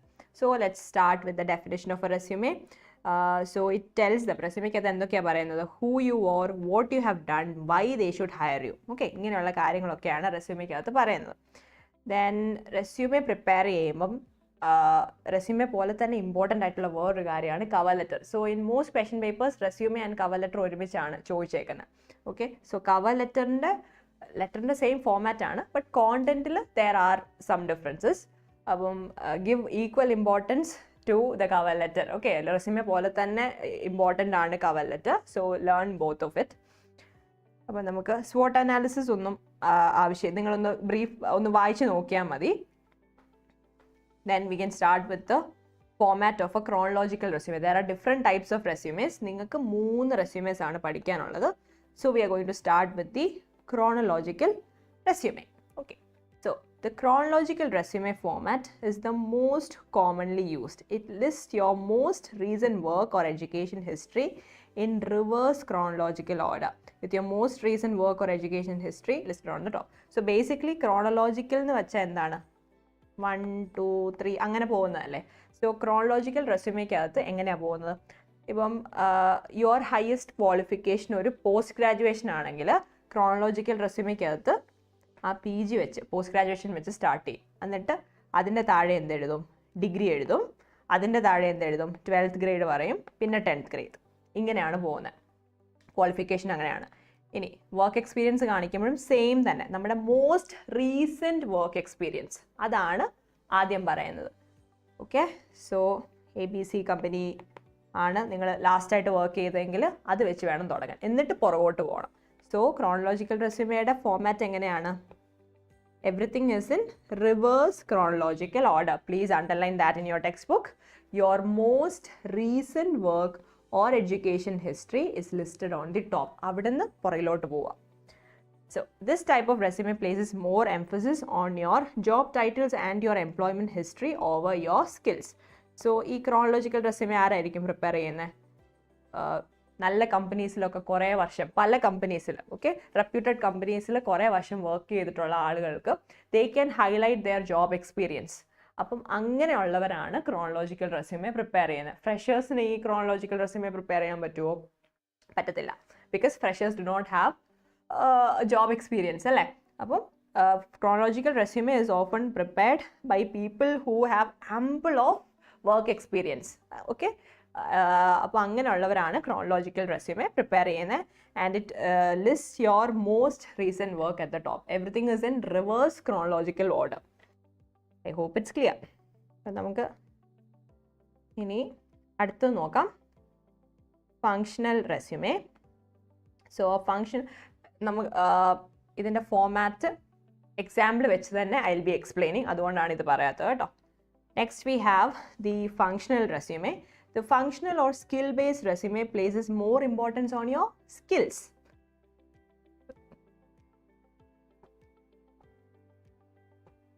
On your skills and accomplishments. Job titles and where you have worked previously take on secondary importance. For your functional resume ആരായിരിക്കും യൂഷ്വലി പ്രിപ്പയർ ചെയ്യുന്നത്? ഫ്രഷേഴ്സ് ഒക്കെ. Okay, it is ideal four fresh graduates. കാരണം functional resume വരുമ്പം നമ്മുടെ work എക്സ്പീരിയൻസിനെക്കാട്ടി കൂടുതൽ importance എന്തിനാണ്? A functional resume gives more importance to your skills than your work experience. In the case of chronological resume, we give more importance to a person's work experience. Okay, chronological resume is mostly prepared by people who have enough and more experience in a particular field. But when it comes to people with lesser experience, avarku edu resume ade format follow cheyam? Functional resume ade format follow cheyam. Appo njan idu detailed aayittu ingane parayanulla reason, ningalku question varumbam you are a senior manager, you are applying for the post of a senior manager എന്നൊക്കെ പറഞ്ഞ question വരും. അപ്പോൾ senior manager എന്നുള്ള word കാണുമ്പോൾ എന്ത് മനസ്സിലാക്കണം? ഏത് റെസ്യൂമെയാണ് പ്രിപ്പയർ ചെയ്യേണ്ടത്? ഫങ്ഷണലാണോ? നോ. സീനിയർ പോസ്റ്റിലോട്ട് അപ്ലൈ ചെയ്യണമെങ്കിൽ you need to have really good experience അല്ലേ. അപ്പോൾ അങ്ങനത്തെ ക്വസ്റ്റ്യൻ വരുവാണെങ്കിൽ ക്രോണോളജിക്കൽ റെസ്യൂമെ തന്നെ പ്രിപ്പയർ ചെയ്യണം. ഓക്കെ, അവിടെ ഫങ്ഷണൽ റെസ്യൂമേൻ്റെ ഫോമാറ്റ് എഴുതിയാൽ will you get marks? No. On the other hand, if the question is something like you are a fresh graduate and you are applying for the post of, അപ്പോൾ fresh graduate എന്നുള്ള word അവിടെ ഉണ്ടെങ്കിൽ നമുക്കറിയാം ഏത് resume prepare ചെയ്യണമെന്ന്. Chronological ആണോ? No. Functional തന്നെ prepare ചെയ്യണം. Okay, so functional resume gives more importance to your skills and your accomplishments than your work experience. Work എക്സ്പീരിയൻസിന് ഇമ്പോർട്ടൻസേ ഇല്ല എന്നല്ല, ഇമ്പോർട്ടൻസ് ഉണ്ട്, പക്ഷേ സെക്കൻഡറി ഇമ്പോർട്ടൻസേ ഉള്ളൂ. Then this type of resume is ideal for fresh graduates, then people who are looking to change career paths.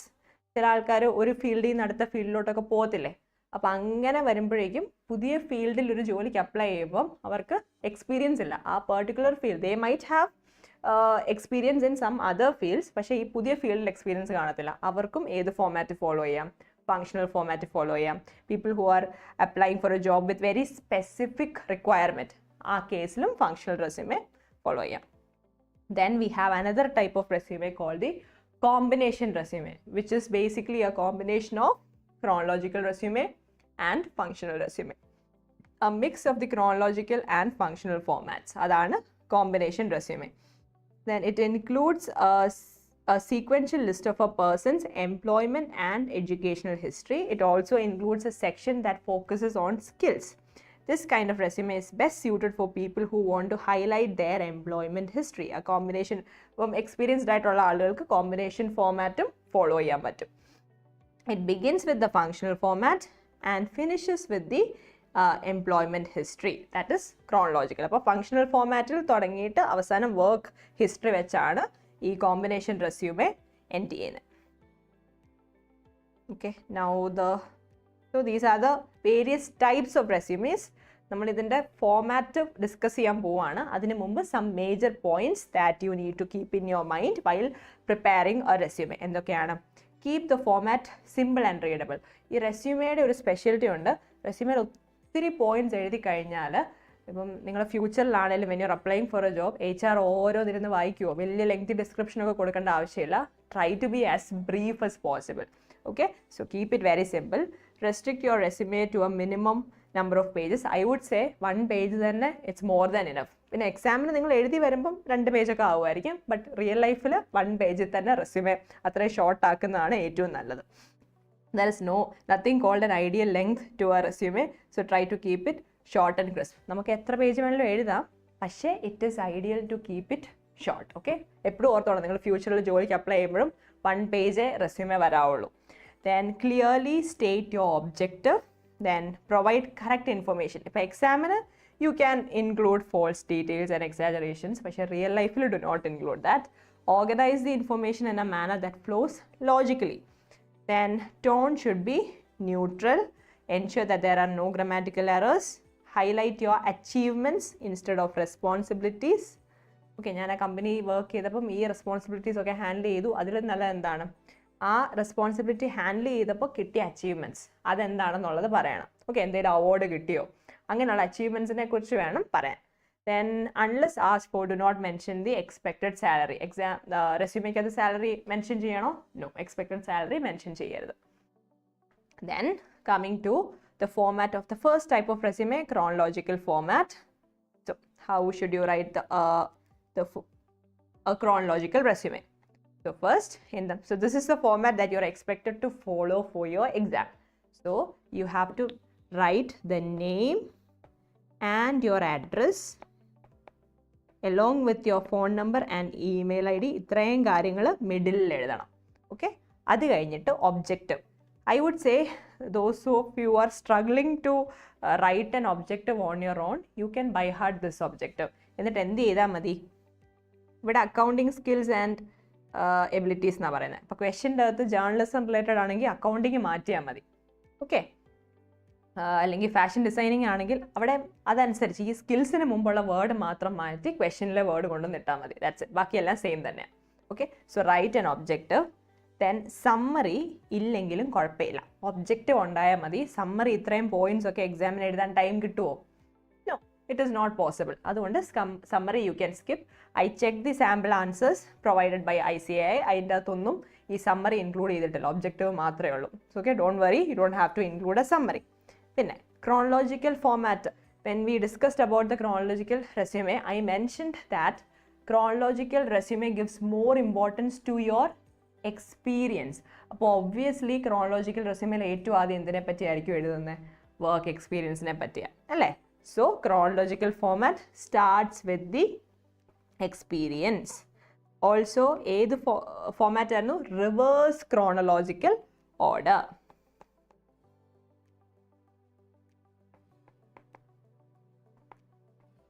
Okay, നോക്കിക്കേ, ഇത് reverse chronological ഓർഡറിലാണോ കിടക്കുന്നത്? 2004 to present അല്ലേ? അപ്പോൾ മോസ്റ്റ് റീസെൻറ്റ് വെച്ചാണ് തുടങ്ങിയേക്കുന്നത്. മോസ്റ്റ് റീസെൻറ്റ് വർക്ക് എക്സ്പീരിയൻസ് വെച്ചാണ് start ചെയ്യേണ്ടത്. ഏത് റെസ്യൂമേ? Chronological resume. ഓക്കെ, നമ്മൾ എക്സ്പീരിയൻസ് വെച്ച് വേണം തുടങ്ങാൻ. So first you have to write the objective. Second, experience എന്നുള്ള ഹെഡിങ് കൊടുക്കണം. എന്നിട്ട് ഒരു സൈഡിൽ ഡേറ്റ് എഴുതണം. ഓക്കെ, ഡേറ്റ് എഴുതണം. 2004 to present അല്ലെ 2010 to present അങ്ങനെ ഡേറ്റ് എഴുതണം. എന്നിട്ട് അതിൻ്റെ നേരെ തന്നെ യുവർ ഡെസിഗ്നേഷൻ, ജോബ് പൊസിഷൻ ഏതാന്നുള്ളത് എഴുതണം. Designation or job position. Okay, so under the heading experience you need to mention the date എന്ന് ഉദ്ദേശിക്കുന്നത് years, എത്ര years വർക്ക് ചെയ്തു എന്നുള്ളത് കാണിക്കണം. Then most recent work experience വെച്ച് വേണം സ്റ്റാർട്ട് ചെയ്യാൻ. അതിൻ്റെ നേരെ തന്നെ your designation or job position എഴുതണം. ആൻഡ് ദെൻ ഇത്രയും ഡീറ്റെയിൽസ് ആഡ് ചെയ്യേണ്ട ആവശ്യമുണ്ടോ? അത്രയും വേണ്ട, ഒരു 1 or 2 points, but you have to mention the name of the company, name and address of the company for which you're working. Okay, ഇത് മൂന്നും compulsory ആയിട്ട് എഴുതണം. Okay okay, first date, designation, name of the company and responsibilities എഴുതിയില്ലെങ്കിലും I am sure that you won't get that much time. Writing സ്പീഡൊക്കെ ഉള്ളവർക്ക് വേണേൽ 1-2 point എഴുതാം, but ഇത്രയും പോയിന്റിൻ്റെ ആവശ്യമില്ല. Please keep that in your mind. പക്ഷെ ഇത് മൂന്നും വേണം കേട്ടോ. this and this ഇത്രയും വേണം.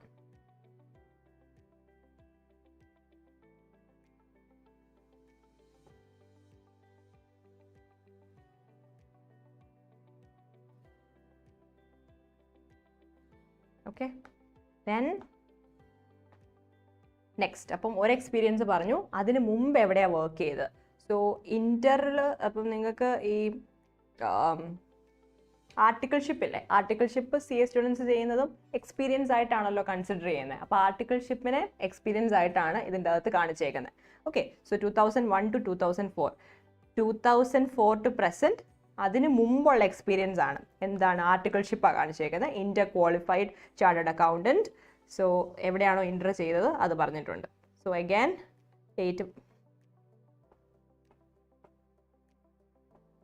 ഡേറ്റ് പറയുന്നുണ്ട്, ഡെസിഗ്നേഷൻ പറയുന്നുണ്ട്, പിന്നെ നെയിം ഓഫ് ദ കമ്പനി അതും പറയുന്നുണ്ട്. ദെൻ നമ്മൾ അപ്പം എക്സ്പീരിയൻസ് കഴിഞ്ഞു. എക്സ്പീരിയൻസ് കഴിഞ്ഞ് അടുത്ത എന്താ വരുന്നത്? എക്സ്പീരിയൻസ് കഴിഞ്ഞ് അടുത്ത വരുന്ന മെയിൻ ഹെഡിങ് ആണ് എഡ്യൂക്കേഷൻ. എഡ്യൂക്കേഷനും ഏത് ഫോർമാറ്റിലേ പോകത്തുള്ളൂ? Most recent. ഓക്കെ, അല്ലെങ്കിൽ മോസ്റ്റ് റീസെൻറ്റ് കൺഫ്യൂഷൻ ആണെങ്കിൽ ഇങ്ങനെ ഓർത്താൽ മതി, ഹയസ്റ്റ് ക്വാളിഫിക്കേഷൻ വെച്ച് വേണം സ്റ്റാർട്ട് ചെയ്യാൻ. ഹയസ്റ്റ് ക്വാളിഫിക്കേഷനിൽ നിന്ന് പുറകോട്ട് വേണം പോകാൻ. ഇവിടെ നോക്കിക്കേ, CA final, that is the highest qualification അല്ലേ, അത് 2004. Then 2001 CA IPC, then IPCC ആയിരിക്കും. ദെൻ 1998 CPT, നിങ്ങൾ എഴുതാൻ പോകുന്ന എക്സാമിൻ്റെ പണ്ടത്തെ പേര് CPT. Then 2000 BCom, then 97 12. അപ്പം കണ്ടോ, ഹയസ്റ്റ് ക്വാളിഫിക്കേഷനിൽ നിന്ന് പുറകോട്ടാണ് പോകുന്നത്. That is the second point. Then after writing your education, അപ്പം നമ്മുടെ ഫോമാറ്റ് എങ്ങനെയായിരുന്നു? ആദ്യം ഒബ്ജക്റ്റീവ് എഴുതണം. ഒബ്ജക്റ്റീവ് എഴുതി കഴിഞ്ഞിട്ട് നെക്സ്റ്റ് ഹെഡിങ് എന്താണ്? Your experience in reverse chronological order, then education, and then we have skills. Okay, skills എന്തൊക്കെയാണ്? ഇപ്പോൾ സ്കിൽസ് എഴുതുമ്പം ഡാൻസിങ്, പെയിൻറ്റിങ്, അങ്ങനത്തെ സ്കിൽസ് എഴുതാൻ പറ്റുമോ? What do you think? ഒരിക്കലും എഴുതരുത്. You only need to mention those skills that are directly related to the job role that you applying for. ജോലി related ആയിട്ടുള്ള സ്കിൽസ് മാത്രമേ എഴുതാവുള്ളൂ. അല്ലാതെ ഡാൻസിങ്ങും പെയിൻറ്റിങ്ങും ഒന്നും സിംഗിങ് ഒന്നും എഴുതിയേക്കരുത്. That has no role in your resume. Okay, അപ്പോൾ ഇതിൻ്റെ അകത്ത് കണ്ടോ, ഈ അപ്ലൈ ചെയ്യാൻ പോകുന്ന ജോലി റിലേറ്റഡ് ആയിട്ടുള്ള സ്കിൽസ് ആണ്. Well versed with MS Office, working knowledge of Tally, okay, അങ്ങനെയുള്ള കാര്യങ്ങളൊക്കെയാണ് പറഞ്ഞേക്കുന്നത്. Then at the end personal details, date of birth, marital status, languages known, permanent address, ഇതൊക്കെ കൊടുത്തിട്ടുണ്ട്. And then you have to end with a declaration. അപ്പോൾ ഇത് വേണം, declaration മറന്നു പോകരുത്. And at the end on the right side you need to write your full name in brackets. ഇത് ഒത്തിരി പേര് മറന്നു പോകാറുണ്ട്. സോ ഇത് മറന്നു പോകരുത്, ഇറ്റ്സ് ഇമ്പോർട്ടൻറ്റ്. ഓക്കെ, പിന്നെ ഡേറ്റും പ്ലേസും എല്ലാം വേണം. ഡെക്ലറേഷൻ ഈ ഒരു സെയിം സെൻറ്റൻസ് തന്നെ നിങ്ങൾ എല്ലാ റെസ്യൂമേയിലും you can use this very same sentence in all the resumes. Okay, ഈ ഒരു സെൻറ്റൻസ് പഠിച്ചു വെച്ചാൽ മതി. So that's it. So this is the format of a chronological resume. Skills എഴുതി കഴിഞ്ഞിട്ട് personal details and declaration. Please jot this down in your notebook or on your textbook. While you're revising, ingane onnu orthu ee notes undengi it will be easier. So please jot this down.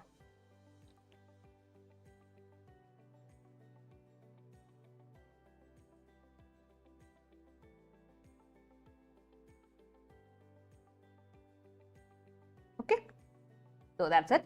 Then we have the functional format. So functional format gives more importance to your job experience ആണോ?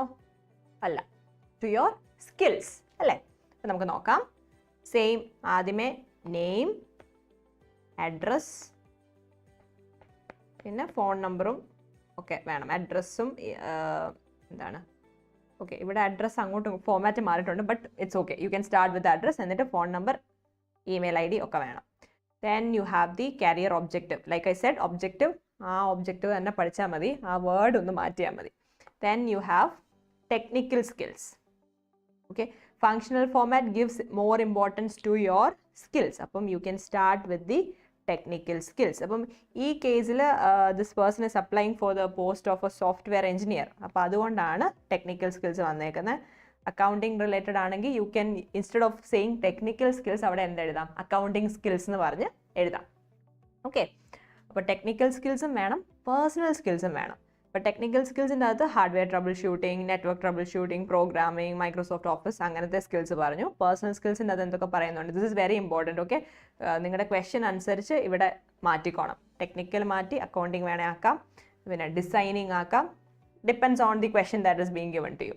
അപ്പം നമ്മുടെ functional format വരുമ്പം objective കഴിഞ്ഞ് you have to start with skills and divide skills into 2. Okay, ഒരെണ്ണം personal, മറ്റത് എന്താണ് related to the job position that you applying for. അപ്പം ക്രോണോളജിക്കലിൻ്റെ അകത്ത് we started with the experience.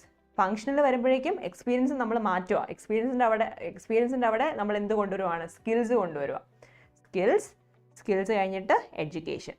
Okay, education second position തന്നെയാണ്. നമ്മുടെ ക്രോണോളജിക്കലിൻ്റെ അകത്തും എഡ്യൂക്കേഷനാണ് രണ്ടാമത് വന്നത് അല്ലേ. അപ്പോൾ എഡ്യൂക്കേഷൻ എന്തൊക്കെയാണ്, BTech. അപ്പം ക്വസ്റ്റ്യൻ നോക്കിക്കോണം. ഇപ്പം നിങ്ങളുടെ ടെക്സ്റ്റിൽ ഒരു ക്വസ്റ്റ്യൻ ഉണ്ട്, U are applying for the post of A senior journalist. അപ്പം ആ ജോലിയുടെ റെസ്യൂമെ പ്രിപ്പയർ ചെയ്യുമ്പം അവിടെ CA എന്നും BTech എന്നൊക്കെ എഴുതിയാൽ മതിയോ? അല്ല, അവിടെ വരുമ്പോൾ വല്ല MA ഇൻ ജേർണലിസം. ഓക്കെ, അപ്പോൾ എഡ്യൂക്കേഷൻ അത് ജോബ് പൊസിഷൻ അനുസരിച്ച് മാറ്റിക്കോണം. Then BTech in information, then achievements.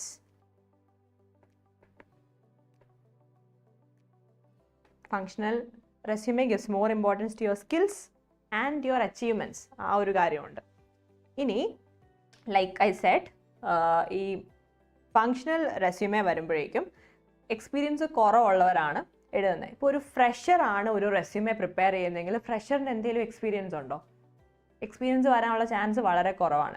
But some students വളരെ ബ്രില്യൻ്റ് ആയിട്ട് എന്ത് ചെയ്യും, എലോങ് വിത്ത് ദെയർ സ്റ്റഡീസ് ഏതെങ്കിലും ഇൻറ്റേൺഷിപ്പ് ഒക്കെ ചെയ്യും. ഓക്കെ, സോ ഇൻറ്റേൺഷിപ്പിനെ നമ്മൾ പ്രൊഫഷണൽ എക്സ്പീരിയൻസ് ആയിട്ട് കൺസിഡർ ചെയ്യത്തില്ല. It is considered as pre professional experience. അപ്പം അതാണ് ഇവിടെ കൊടുത്തേക്കുന്നത്.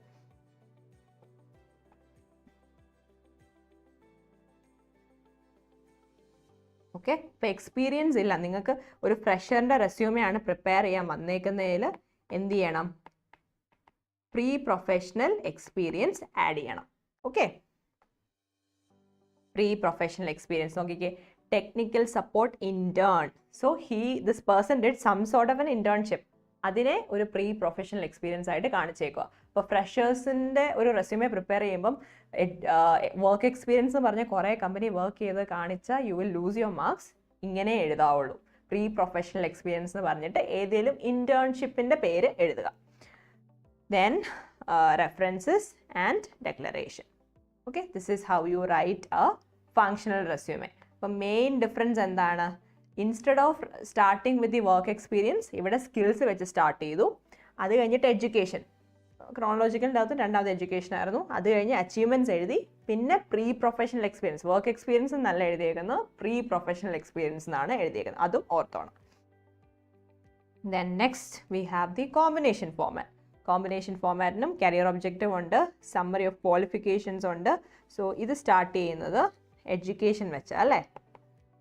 Combination resume starts with education. മറ്റേതിന് രണ്ടിൻ്റെ അകത്തും എഡ്യൂക്കേഷൻ രണ്ടാമതായിരുന്നു. ഇൻ ദിസ് കേസ് എഡ്യൂക്കേഷൻ ആണ് ആദ്യം. And then skills. നമ്മൾ പഠിച്ചായിരുന്നു combination resume ends with which format, chronological അല്ലേ. അപ്പം അങ്ങനെ വരുമ്പോൾ last experience, work experience. Okay, education, skills, work experience, അങ്ങനെയാണ് പോയേക്കുന്നത്. പിന്നെ സ്പെഷ്യലായിട്ട് ജോബ് റിലേറ്റഡ് ഉള്ള സ്കിൽസ് വേണേലും പറയാം. അത് ഇങ്ങനെ സെപ്പറേറ്റ് ആയിട്ട് എഴുതേണ്ട ആവശ്യമില്ല. അപ്പം ഇവിടെ സ്കിൽസ് ഒരുമിച്ച് എഴുതുമ്പോൾ ഇതിൻ്റെ അകത്ത് വേണമെങ്കിൽ if you want to add personal skills അതും പറ്റും. Okay, that is also fine. This is the format education, skills and experience. So ഒന്നുകൂടെ ഒന്ന് ഓർത്ത് നോക്കിക്കേ. Try to recollect what we have learned. Chronological format എന്ന് പറയുമ്പോഴത്തേക്കും start with experience, second education and third skills. Then second one functional format. You can start with ഏതായിരുന്നു, ഏത് വെച്ചാൽ start ചെയ്യുന്നത്? സ്കിൽസ് വെച്ചാണ് സ്റ്റാർട്ട് ചെയ്യുന്നത്. Okay, skills, education and then pre-professional experience.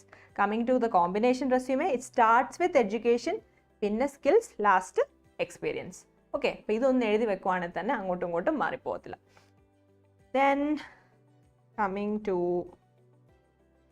the format of a cover letter. I mentioned that cover letter is extremely important. Okay, cover letter is just as important as a resume. It must be drafted with care. A cover letter must give the recipient a reason to be interested in you. It must also explain why you are interested in the position and the organization. അപ്പം formal ലെറ്ററിൻ്റെ same format തന്നെയാണ്. അപ്പോൾ എങ്ങനെ വരും? Senders address ഓർക്കുന്നുണ്ടല്ലോ, ഇന്നലെ പഠിച്ചത്. Date, then designation or name of the recipient, address of the recipient, salutation, subject. Okay, and then the content. And I forgot to mention something yesterday. നിങ്ങളുടെ ടെക്സ്റ്റിൻ്റെ അകത്ത് ലെറ്റേഴ്സിൻ്റെ ചാപ്റ്ററിൽ ചില സാമ്പിൾ ലെറ്റേഴ്സിൽ ആദ്യം സബ്ജക്റ്റും പിന്നെ അത് കഴിഞ്ഞ് സല്യൂട്ടേഷനും പഴയ ഫോമാറ്റിലാണ് കിടക്കുന്നത്. അത് പ്ലീസ് ഇഗ്നോർ ദാറ്റ്. അത് എന്തെങ്കിലും പ്രിൻറ്റിംഗ് മിസ്റ്റേക്ക് ആയിരിക്കും. ഓക്കെ, സോ ശരിക്കും ഇത് തന്നെയാണ് format. You have to start with salutation and then the subject. Please follow this format. Then content. ഇനി ഈ കവർ ലെറ്ററിൻ്റെ ഇൻട്രൊഡക്ഷൻ. ഓക്കെ, ഇൻട്രൊഡക്ഷൻ്റെ അകത്ത് എന്തൊക്കെ കാര്യങ്ങളാണ് മെൻഷൻ ചെയ്യേണ്ടത്? State the position that you are pursuing and mention how you learned about the opportunity. Okay, name of the position that you are pursuing, the name of the job position that you are applying for, അത് എഴുതണം. Second എന്താ എഴുതേണ്ടത്? How you came to know about it. നിങ്ങൾ ad എവിടെയാണ് കണ്ടത്? ലിങ്ക്ഡിനിലാണോ കണ്ടത്? News പേപ്പറിലാണോ കണ്ടത്? അത് ഏതെങ്കിലും മാഗസിനിലാണോ? അല്ലെങ്കിൽ ഒരു ഫ്രണ്ട് പറഞ്ഞിട്ടാണോ? അല്ലെങ്കിൽ നിങ്ങളുടെ സീനിയർ പറഞ്ഞിട്ടാണോ? How you came to know about this job opening, അതും എവിടെ മെൻഷൻ ചെയ്യണം? ഇൻട്രൊഡക്ഷനിൽ മെൻഷൻ ചെയ്യണം. Then in the body paragraph highlight the most relevant skills and experience. Most relevant, നമുക്ക് കുറേ സ്കിൽസ് കാണും, പല സ്ഥലത്തെ എക്സ്പീരിയൻസ് കാണും. അതെല്ലാം കൂടെ എടുത്തെഴുതേണ്ട ആവശ്യമുണ്ടോ? ഇല്ല. നിങ്ങളൊരു അക്കൗണ്ടിങ് ഒരു course complete once you finished your studies, നിങ്ങൾ പല സ്ഥലത്ത് വർക്ക് ചെയ്യും. അപ്പം ബിഗ് ഫോറിൽ നിങ്ങൾക്ക് വർക്ക് ചെയ്യാനൊരു ചാൻസ് കിട്ടി. ഓക്കെ, അപ്പം EYയിൽ നിങ്ങൾ കുറേ നാൾ വർക്ക് ചെയ്തു. അപ്പം പല കമ്പനീസിൽ വർക്ക് ചെയ്തിട്ടുള്ളത് എല്ലാം കൂടെ ഈ കവർ ലെറ്ററിൽ ഇൻക്ലൂഡ് ചെയ്യേണ്ട ആവശ്യമുണ്ടോ? ഇല്ല. EYയിൽ വർക്ക് ചെയ്തത് മാത്രം പറഞ്ഞാൽ മതി. വൈ? അതാണ് ബിഗ് ഫോറിൻ്റെ അകത്ത് ഒരെണ്ണമാണല്ലോ. അപ്പോൾ that is A very relevant experience. അപ്പം അത് മാത്രം എടുത്തെഴുതണം. I hope it's clear. Then you must make strong associations with your capabilities and requirements mentioned in the job description. Your capabilities and requirements in the job description. Make strong associations. അതായത് എല്ലാ ജോലിക്കും നമ്മൾ apply ചെയ്യുമ്പോൾ അതിൻ്റെ അകത്ത് ഒരു job description കൊടുത്തിട്ടുണ്ടായിരിക്കും. The various things that you are expected to do when you start working. Okay, അപ്പോൾ ആ ജോബ് പൊസിഷനിൽ the stuff that you are expected to do when you start working, അത് ക്ലിയർ ആയിട്ട് ഈ ജോബ് ഡിസ്ക്രിപ്ഷൻ്റെ അകത്ത് പറയും. യുവർ റോൾസ് ആൻഡ് റെസ്പോൺസിബിലിറ്റി, അങ്ങനെ your roles and responsibilities when you start working. അപ്പം നമ്മുടെ എക്സിസ്റ്റിംഗ് ആയിട്ടുള്ള കേപ്പബിലിറ്റിയും സ്കില്ലും ഇവർ പറഞ്ഞേക്കുന്ന ആ റോൾസ് ആൻഡ് റെസ്പോൺസിബിലിറ്റി ആയിട്ട് നമ്മൾ എന്ത് ചെയ്യണം, അസോസിയേറ്റ് ചെയ്ത് കാണിക്കണം. എന്തിനാ അങ്ങനെ ചെയ്യുന്നത്? To show that you are the perfect candidate. അപ്പം അതും മറക്കരുത്. Then you must also develop the information in your resume. Don't just repeat it. Okay? Try to expand on it. പക്ഷേ ഒത്തിരി ലോങ് ആയി പോകാനും പാടില്ല. Then another important point is use evidence. നമ്മളൊരു point പറഞ്ഞു കഴിഞ്ഞിട്ട് എപ്പോഴും എവിഡൻസ് പറയണം. I am really good at something എന്ന് പറയാതെ എനിക്ക് അതിന് അവാർഡ് കിട്ടിയിട്ടുണ്ട് എന്ന് പറയുമ്പം you will sound more authentic അല്ലേ? അല്ലെങ്കിൽ ഒരു പെർട്ടിക്കുലർ എനിക്ക് ബെസ്റ്റ് മാനേജർ അവാർഡ് കിട്ടിയിട്ടുണ്ട്, അല്ലെങ്കിൽ എന്തെങ്കിലും അവാർഡൊക്കെ കിട്ടിയിട്ടുണ്ട്, അല്ലെങ്കിൽ നിങ്ങൾ വർക്ക് ചെയ്തതുകൊണ്ട് നിങ്ങളുടെ ടീമിൽ പോസിറ്റീവായിട്ട് കുറേ ചേഞ്ചസ് വരുത്താൻ പറ്റിയിട്ടുണ്ട്, അതൊക്കെ എന്താണ്? അതെല്ലാം എവിഡൻസ് ആണ്. അപ്പം അങ്ങനെ എവിഡൻസ് യൂസ് ചെയ്യണം. Once you mention that you have a particular skill, make sure that you add an evidence to support your statement, okay, to support the claim that you're making, so that you can sound more authentic. Then use several shorter paragraphs rather than one large block of sentence. ഒത്തിരി വലിയൊരു paragraph എഴുതുന്നതിലും എന്തുകൊണ്ടും better, ഇതെല്ലാ റൈറ്റിങ്ങിനും applicable ആണ്, use several body paragraphs. Explain why your, അപ്പോൾ എവിഡൻസിൻ്റെ point ആരും മറന്നു പോകരുത്. This is a very important point. ഒത്തിരി സ്റ്റുഡൻസ് മറക്കാറുണ്ട്, but please keep this in your mind. Then conclude your application letter on an optimistic note. Conclusion എന്താ നമ്മൾ ചെയ്യേണ്ടത്? Include information on how you will follow up. Okay, you have to seek a positive response. എന്നുവെച്ചാൽ നമ്മൾക്ക് ഇൻ്റർവ്യൂവിനുള്ള interest ഉണ്ട് എന്നുള്ള രീതിയിൽ try to seek a positive response from the receiver of the letter. And then complimentary close your name in capital letters. Okay, now we are going to quickly read a sample. So subject application for the post of flight attendant. Okay, flight attendant എന്നുള്ള പോസ്റ്റിനാണ് apply ചെയ്തേക്കുന്നത്. This is with reference to your advertisement in the Times of India. So introduction അകത്ത് എന്തൊക്കെ കാര്യങ്ങളായിരുന്നു ചെയ്യേണ്ടത്? Job position that you are applying for and how you learned about the opportunity. രണ്ട് കാര്യങ്ങളും പറയുന്നുണ്ടോ എന്ന് please check. Okay, advertisement in the Times of India. അത് പറയുന്നുണ്ട്, post of flight attendant.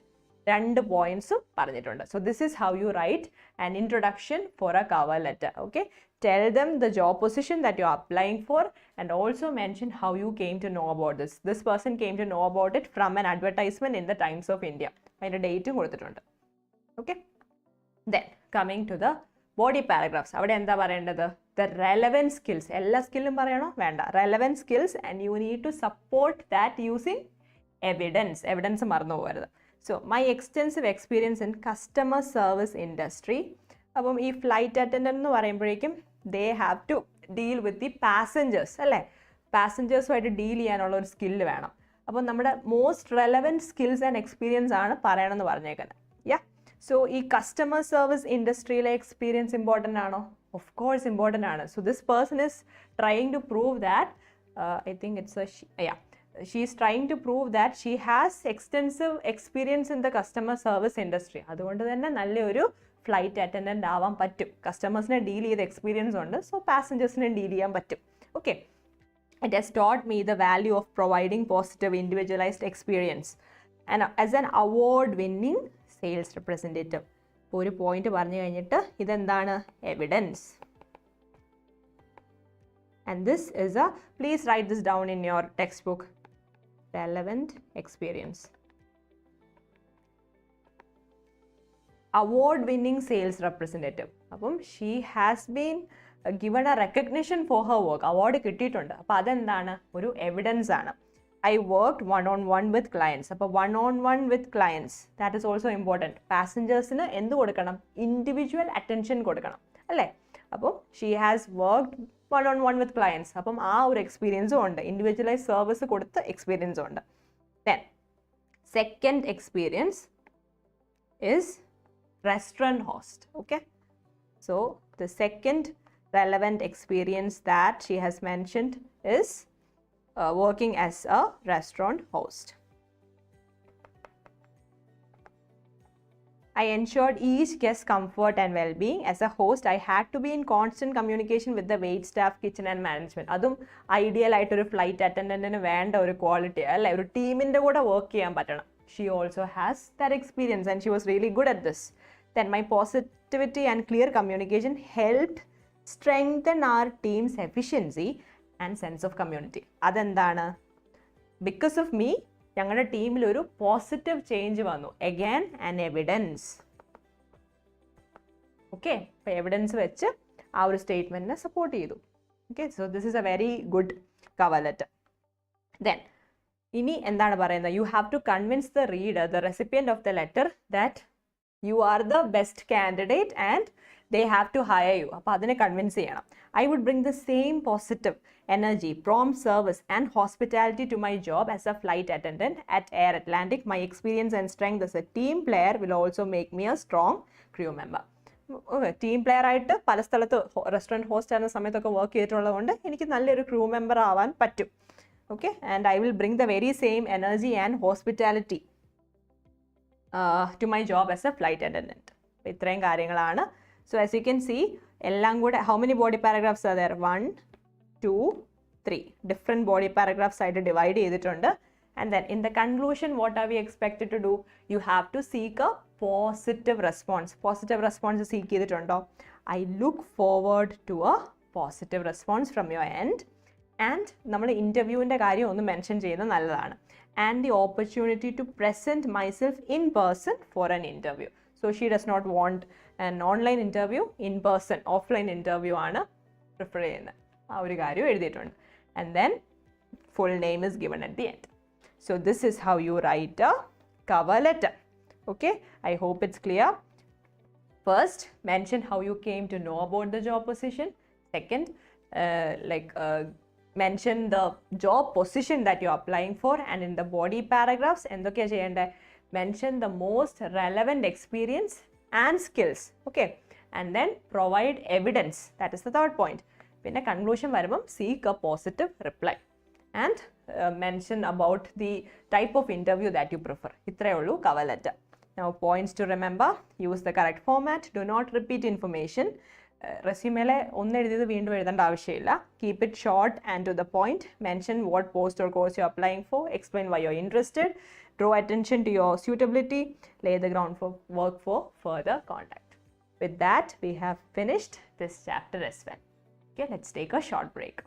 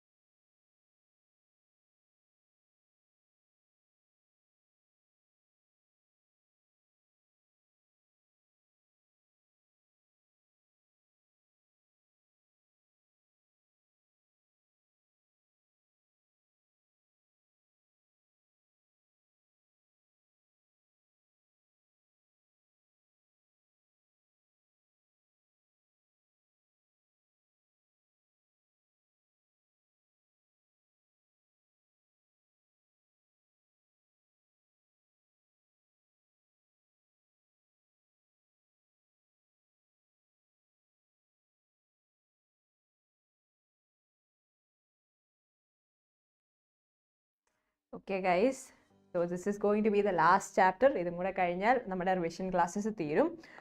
You might wonder vocabulary ഒരു chapter എടുക്കാത്തതിൻ്റെ reason അത് full നിങ്ങൾ തന്നെ പഠിക്കേണ്ടതാണ്. There is nothing to explain. കുറേ വേർഡ്സും അതിൻ്റെ മീനിങ്സും ആണ് കൊടുത്തേക്കുന്നത്. And please don't skip that chapter because last examiner and before last examiner text ബുക്കിലെ സെയിം വേർഡ്സ് തന്നെ ചോദിച്ചിട്ടുണ്ട്. Okay, അതുകൊണ്ട് please familiarize yourself with all the words given in your textbook and its meaning. Okay, if you're fortunate, അത് തന്നെ ചോദിക്കും. Now coming to the last chapter, meetings.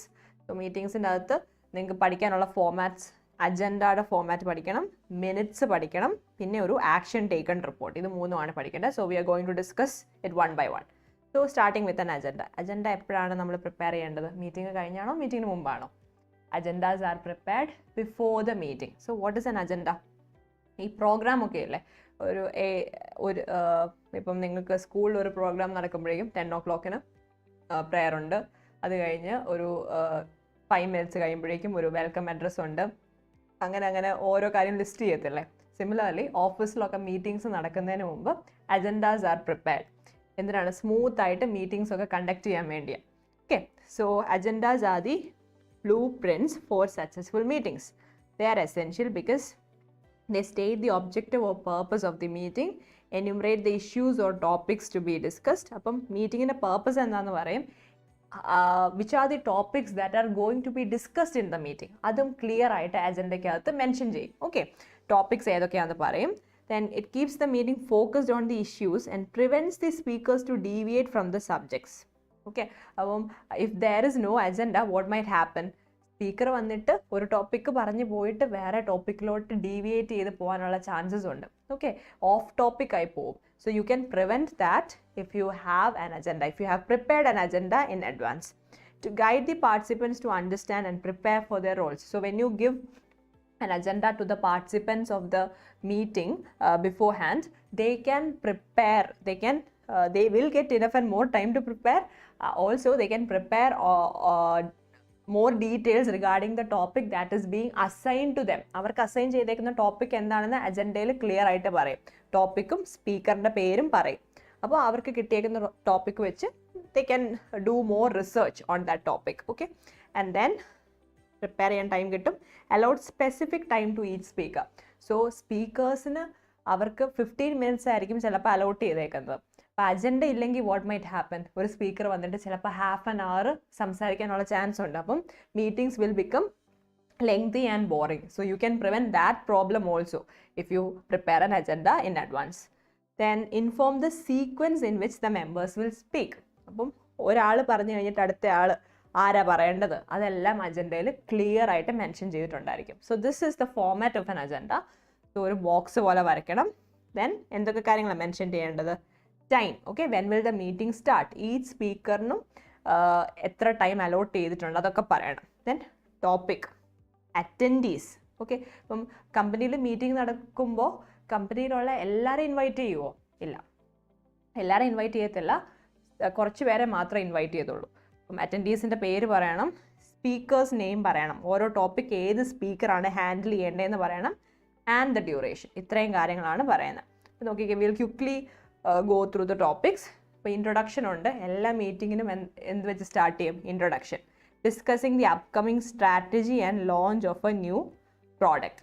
Then project report. ഇപ്പോൾ ഈ ഒരു portion നിങ്ങൾക്ക് ചേഞ്ച് ചെയ്യേണ്ടി വരും. ഇപ്പം ഈ ഒരു ടോപ്പിക്കിൽ നിന്ന് ക്വസ്റ്റ്യൻ വരുവാണെങ്കിൽ ക്വസ്റ്റ്യൻ്റെ അകത്ത് ഒരു ടോപ്പിക് കാണുമല്ലോ, അത് വെച്ച് you can change the wording. Okay, project report. പിന്നെ എല്ലാ മീറ്റിങ്ങിനും ഒബ്വിയസ്ലി എന്ത് കാണും? ടീ ബ്രേക്ക് കാണും. Then market trends. കാരണം they are going to launch a new product. അപ്പോൾ പ്രോഡക്റ്റ് ലോഞ്ച് ചെയ്യുന്നതിന് മുമ്പ് എന്ത് നോക്കണം? മാർക്കറ്റിലെ ട്രെൻഡൊക്കെ നോക്കണ്ടേ? So there is also a brief discussion about the market trends. Brief അല്ല, ഇറ്റ്സ് കെഡലോഗ്. 25 minutes ഉണ്ട്. Then details on costing. Okay, ഇതെല്ലാം പ്രോഡക്റ്റ് ലോഞ്ചുമായിട്ട് റിലേറ്റഡ് ആണ്. For 30 minutes. And then open house. അപ്പം എല്ലാ മീറ്റിങ്ങിനും കോമൺ ആയിട്ട് വരുന്ന 2 കാര്യങ്ങളാണ്, 2 അല്ല 3 കാര്യങ്ങളാണ്. Introduction, tea break, open house and thank you note. Open house എന്താണ്? നിങ്ങൾ മീറ്റിംഗ്സ് ഒക്കെ ഇപ്പം മൂവീസിലോ സീരീസിലോ ഒക്കെ കണ്ടിട്ടുണ്ടെങ്കിൽ ഓരോരുത്തർ വന്ന് ഓരോ കാര്യം അസൈൻഡ് ടോപ്പിക്, ഇപ്പം അപ്കമിങ് സ്ട്രാറ്റജി ഒരു സ്പീക്കർ വന്ന് പറയും. മാർക്കറ്റ് ട്രെൻഡ്സ് അടുത്ത സ്പീക്കർ വന്ന് പറയും, കോസ്റ്റിംഗ് അടുത്ത ആൾ വന്ന് പറയും. ഇത് കഴിഞ്ഞിട്ട് എല്ലാവരും എഴുന്നേറ്റ് പോവാണോ? ഇല്ല. ഓപ്പൺ ഹൗസ് എന്താണ്? ഓരോരുത്തർക്കും അവരുടെ ഒപ്പീനിയൻ പറയാനുള്ള ചാൻസ് കൊടുക്കും. If you want to reject an idea set by put forward by one of the speakers, അത് എപ്പോഴാണ് ചെയ്യാൻ പറ്റുന്നത്? ഓപ്പൺ ഹൗസിൻ്റെ ടൈമിലാണ്. Or if you want to put forward new idea, അതും എവിടെയാണ് ചെയ്യുന്നത്? ഓപ്പൺ ഹൗസിൻ്റെ ടൈമിലോ. സോ ഓപ്പൺ ഹൗസ് എന്ന് പറയുമ്പോഴേക്കും സ്പീക്കറിൻ്റെ സെക്ഷൻ കണ്ടോ, it is blank. Why? Because all the attendees will be given a chance to participate. Okay. അപ്പം ഈ ഓപ്പൺ ഹൗസ് വരുമ്പോഴും ടീ ബ്രേക്ക് വരുമ്പോഴും നമ്മൾ സ്പീക്കറിൻ്റെ പേര് എഴുതത്തില്ല. ഓക്കെ. ഓപ്പൺ ഹൗസ് വരുമ്പം എല്ലാവരും അവരുടെ ഐഡിയാസ് പറയും, അവരുടെ ഒപ്പീനിയൻ, നോട്ട് ഐഡിയാസ്, ഒപ്പീനിയൻ പറയും. Okay. Those who want to participate they can give their opinions during the open house. അപ്പം എല്ലാ മീറ്റിങ്ങിനും ഇപ്പോൾ ഈ എക്സാമിന് ഇത് ചോദിക്കുവാണെങ്കിൽ ഈ 4 പോയിന്റ് എഴുതിക്കോണം. അതിൻ്റെ ഇടയ്ക്ക് വരുന്നത് മാത്രം നിങ്ങൾക്ക് കിട്ടുന്ന ക്വസ്റ്റൻ അനുസരിച്ച് മാറ്റിയാൽ മതി. Then next you have the thank you note. Vote of thanks എല്ലാ മീറ്റിങ്ങിൻ്റെ അവസാനം കാണത്തില്ലേ, അത് ഒരാൾ ചെയ്യും. Okay. So this is how you prepare an agenda. Okay, that's it. Then we have the minutes of a meeting. So agenda is prepared before the meeting. Meetings minutes എപ്പോഴാണ് prepare ചെയ്യുന്നത്? നിങ്ങൾ അഗൈൻ ഏതെങ്കിലും മൂവിക്ക് അതോ സീരീസിൻ്റെ അകത്ത് ഒരാൾ paper and pen, ഒരു ബുക്കും പെന്നും പിടിച്ചിങ്ങനെ ഓരോരുത്തർ പറയുന്ന പോയിൻ്റൊക്കെ എഴുതുന്നത് ശ്രദ്ധിച്ചിട്ടുണ്ടോ? സോ മിനിറ്റ്സ് ശരിക്കും മീറ്റിംഗ് നടക്കുന്നതിൻ്റെ കൂടെ പ്രിപ്പയർ ചെയ്യാം. അല്ലെങ്കിൽ നല്ല മെമ്മറി ഒക്കെ ഉള്ള ആളാണെങ്കിൽ right after the meeting minutes prepare ചെയ്യാം. സോ മിനിറ്റ്സ് എന്ന് പറയുന്നത് ബേസിക്കലി എന്താണ്? It's an instant written record of a meeting. ഒരു മീറ്റിങ്ങിൽ എന്തൊക്കെ കാര്യങ്ങൾ നടന്നു, മേജറായിട്ട് എന്തെങ്കിലും ഡിസിഷൻ എടുത്തോ, ആരെങ്കിലും ഒരു ഐഡിയ പറഞ്ഞപ്പോൾ ഭയങ്കരമായിട്ട് അതിനെ ഒപ്പോസ് ചെയ്തോ, അതിന് എഗൻസ്റ്റ് പറഞ്ഞോ, എന്തെങ്കിലും ഒരു കോൺഫ്ലിക്റ്റ് പോലെ വന്നോ, ആർഗ്യുമെൻറ്റ് വന്നോ, അങ്ങനെ മേജർ പോയിന്റ്സ് മാത്രം നമ്മൾ റെക്കോർഡ് ചെയ്ത് വെക്കുന്നതാണ് എന്ത്? Meeting minutes. Okay, so it is basically an instant written record of a meeting. These typically describe the events of the meeting and may include a list of attendees. അപ്പോൾ എന്തൊക്കെ കാര്യങ്ങൾ പറയണം? List of attendees പറയണം, events of the meeting പറയണം, statement of the issues considered by the participants, related response, major decisions. ഇങ്ങനെയുള്ള കാര്യങ്ങൾ.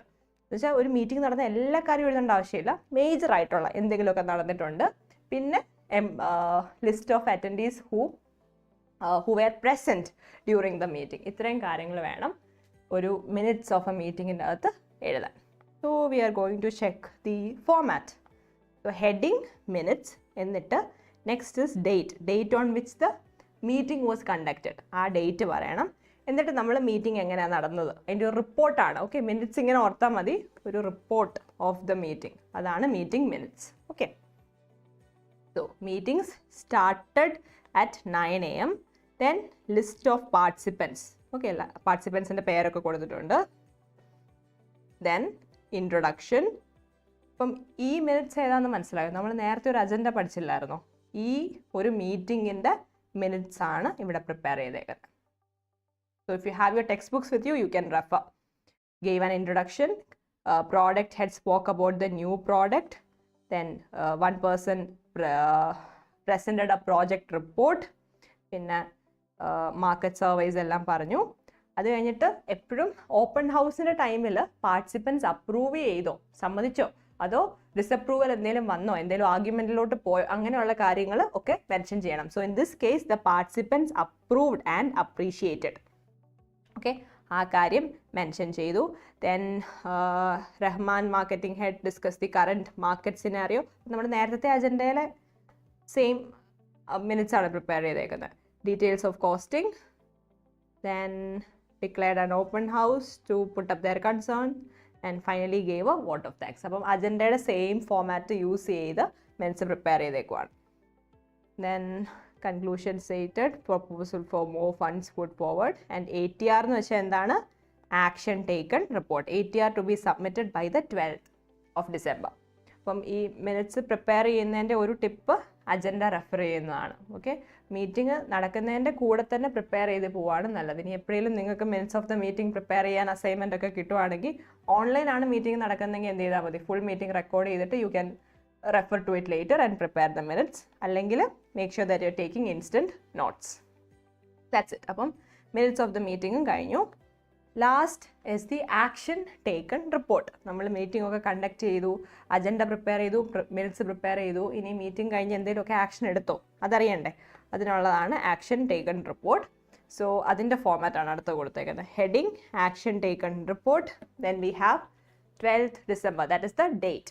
Okay, heading കൊടുത്തു, date. Then as per the meeting held on 5th December, following actions have been reported. So ഈ meeting കഴിഞ്ഞിട്ട് what are the actions that were taken, എന്തൊക്കെ കാര്യങ്ങൾ implement ചെയ്തു അതൊക്കെയാണ് പറയുന്നത്. The client had compiled to deliver the goods by 4. Please check your textbook. Work done. And client has asked for more time for installation. Order has been retained and client's proposal has been agreed to. Then yeah, that's it. അപ്പം these are the actions that were taken.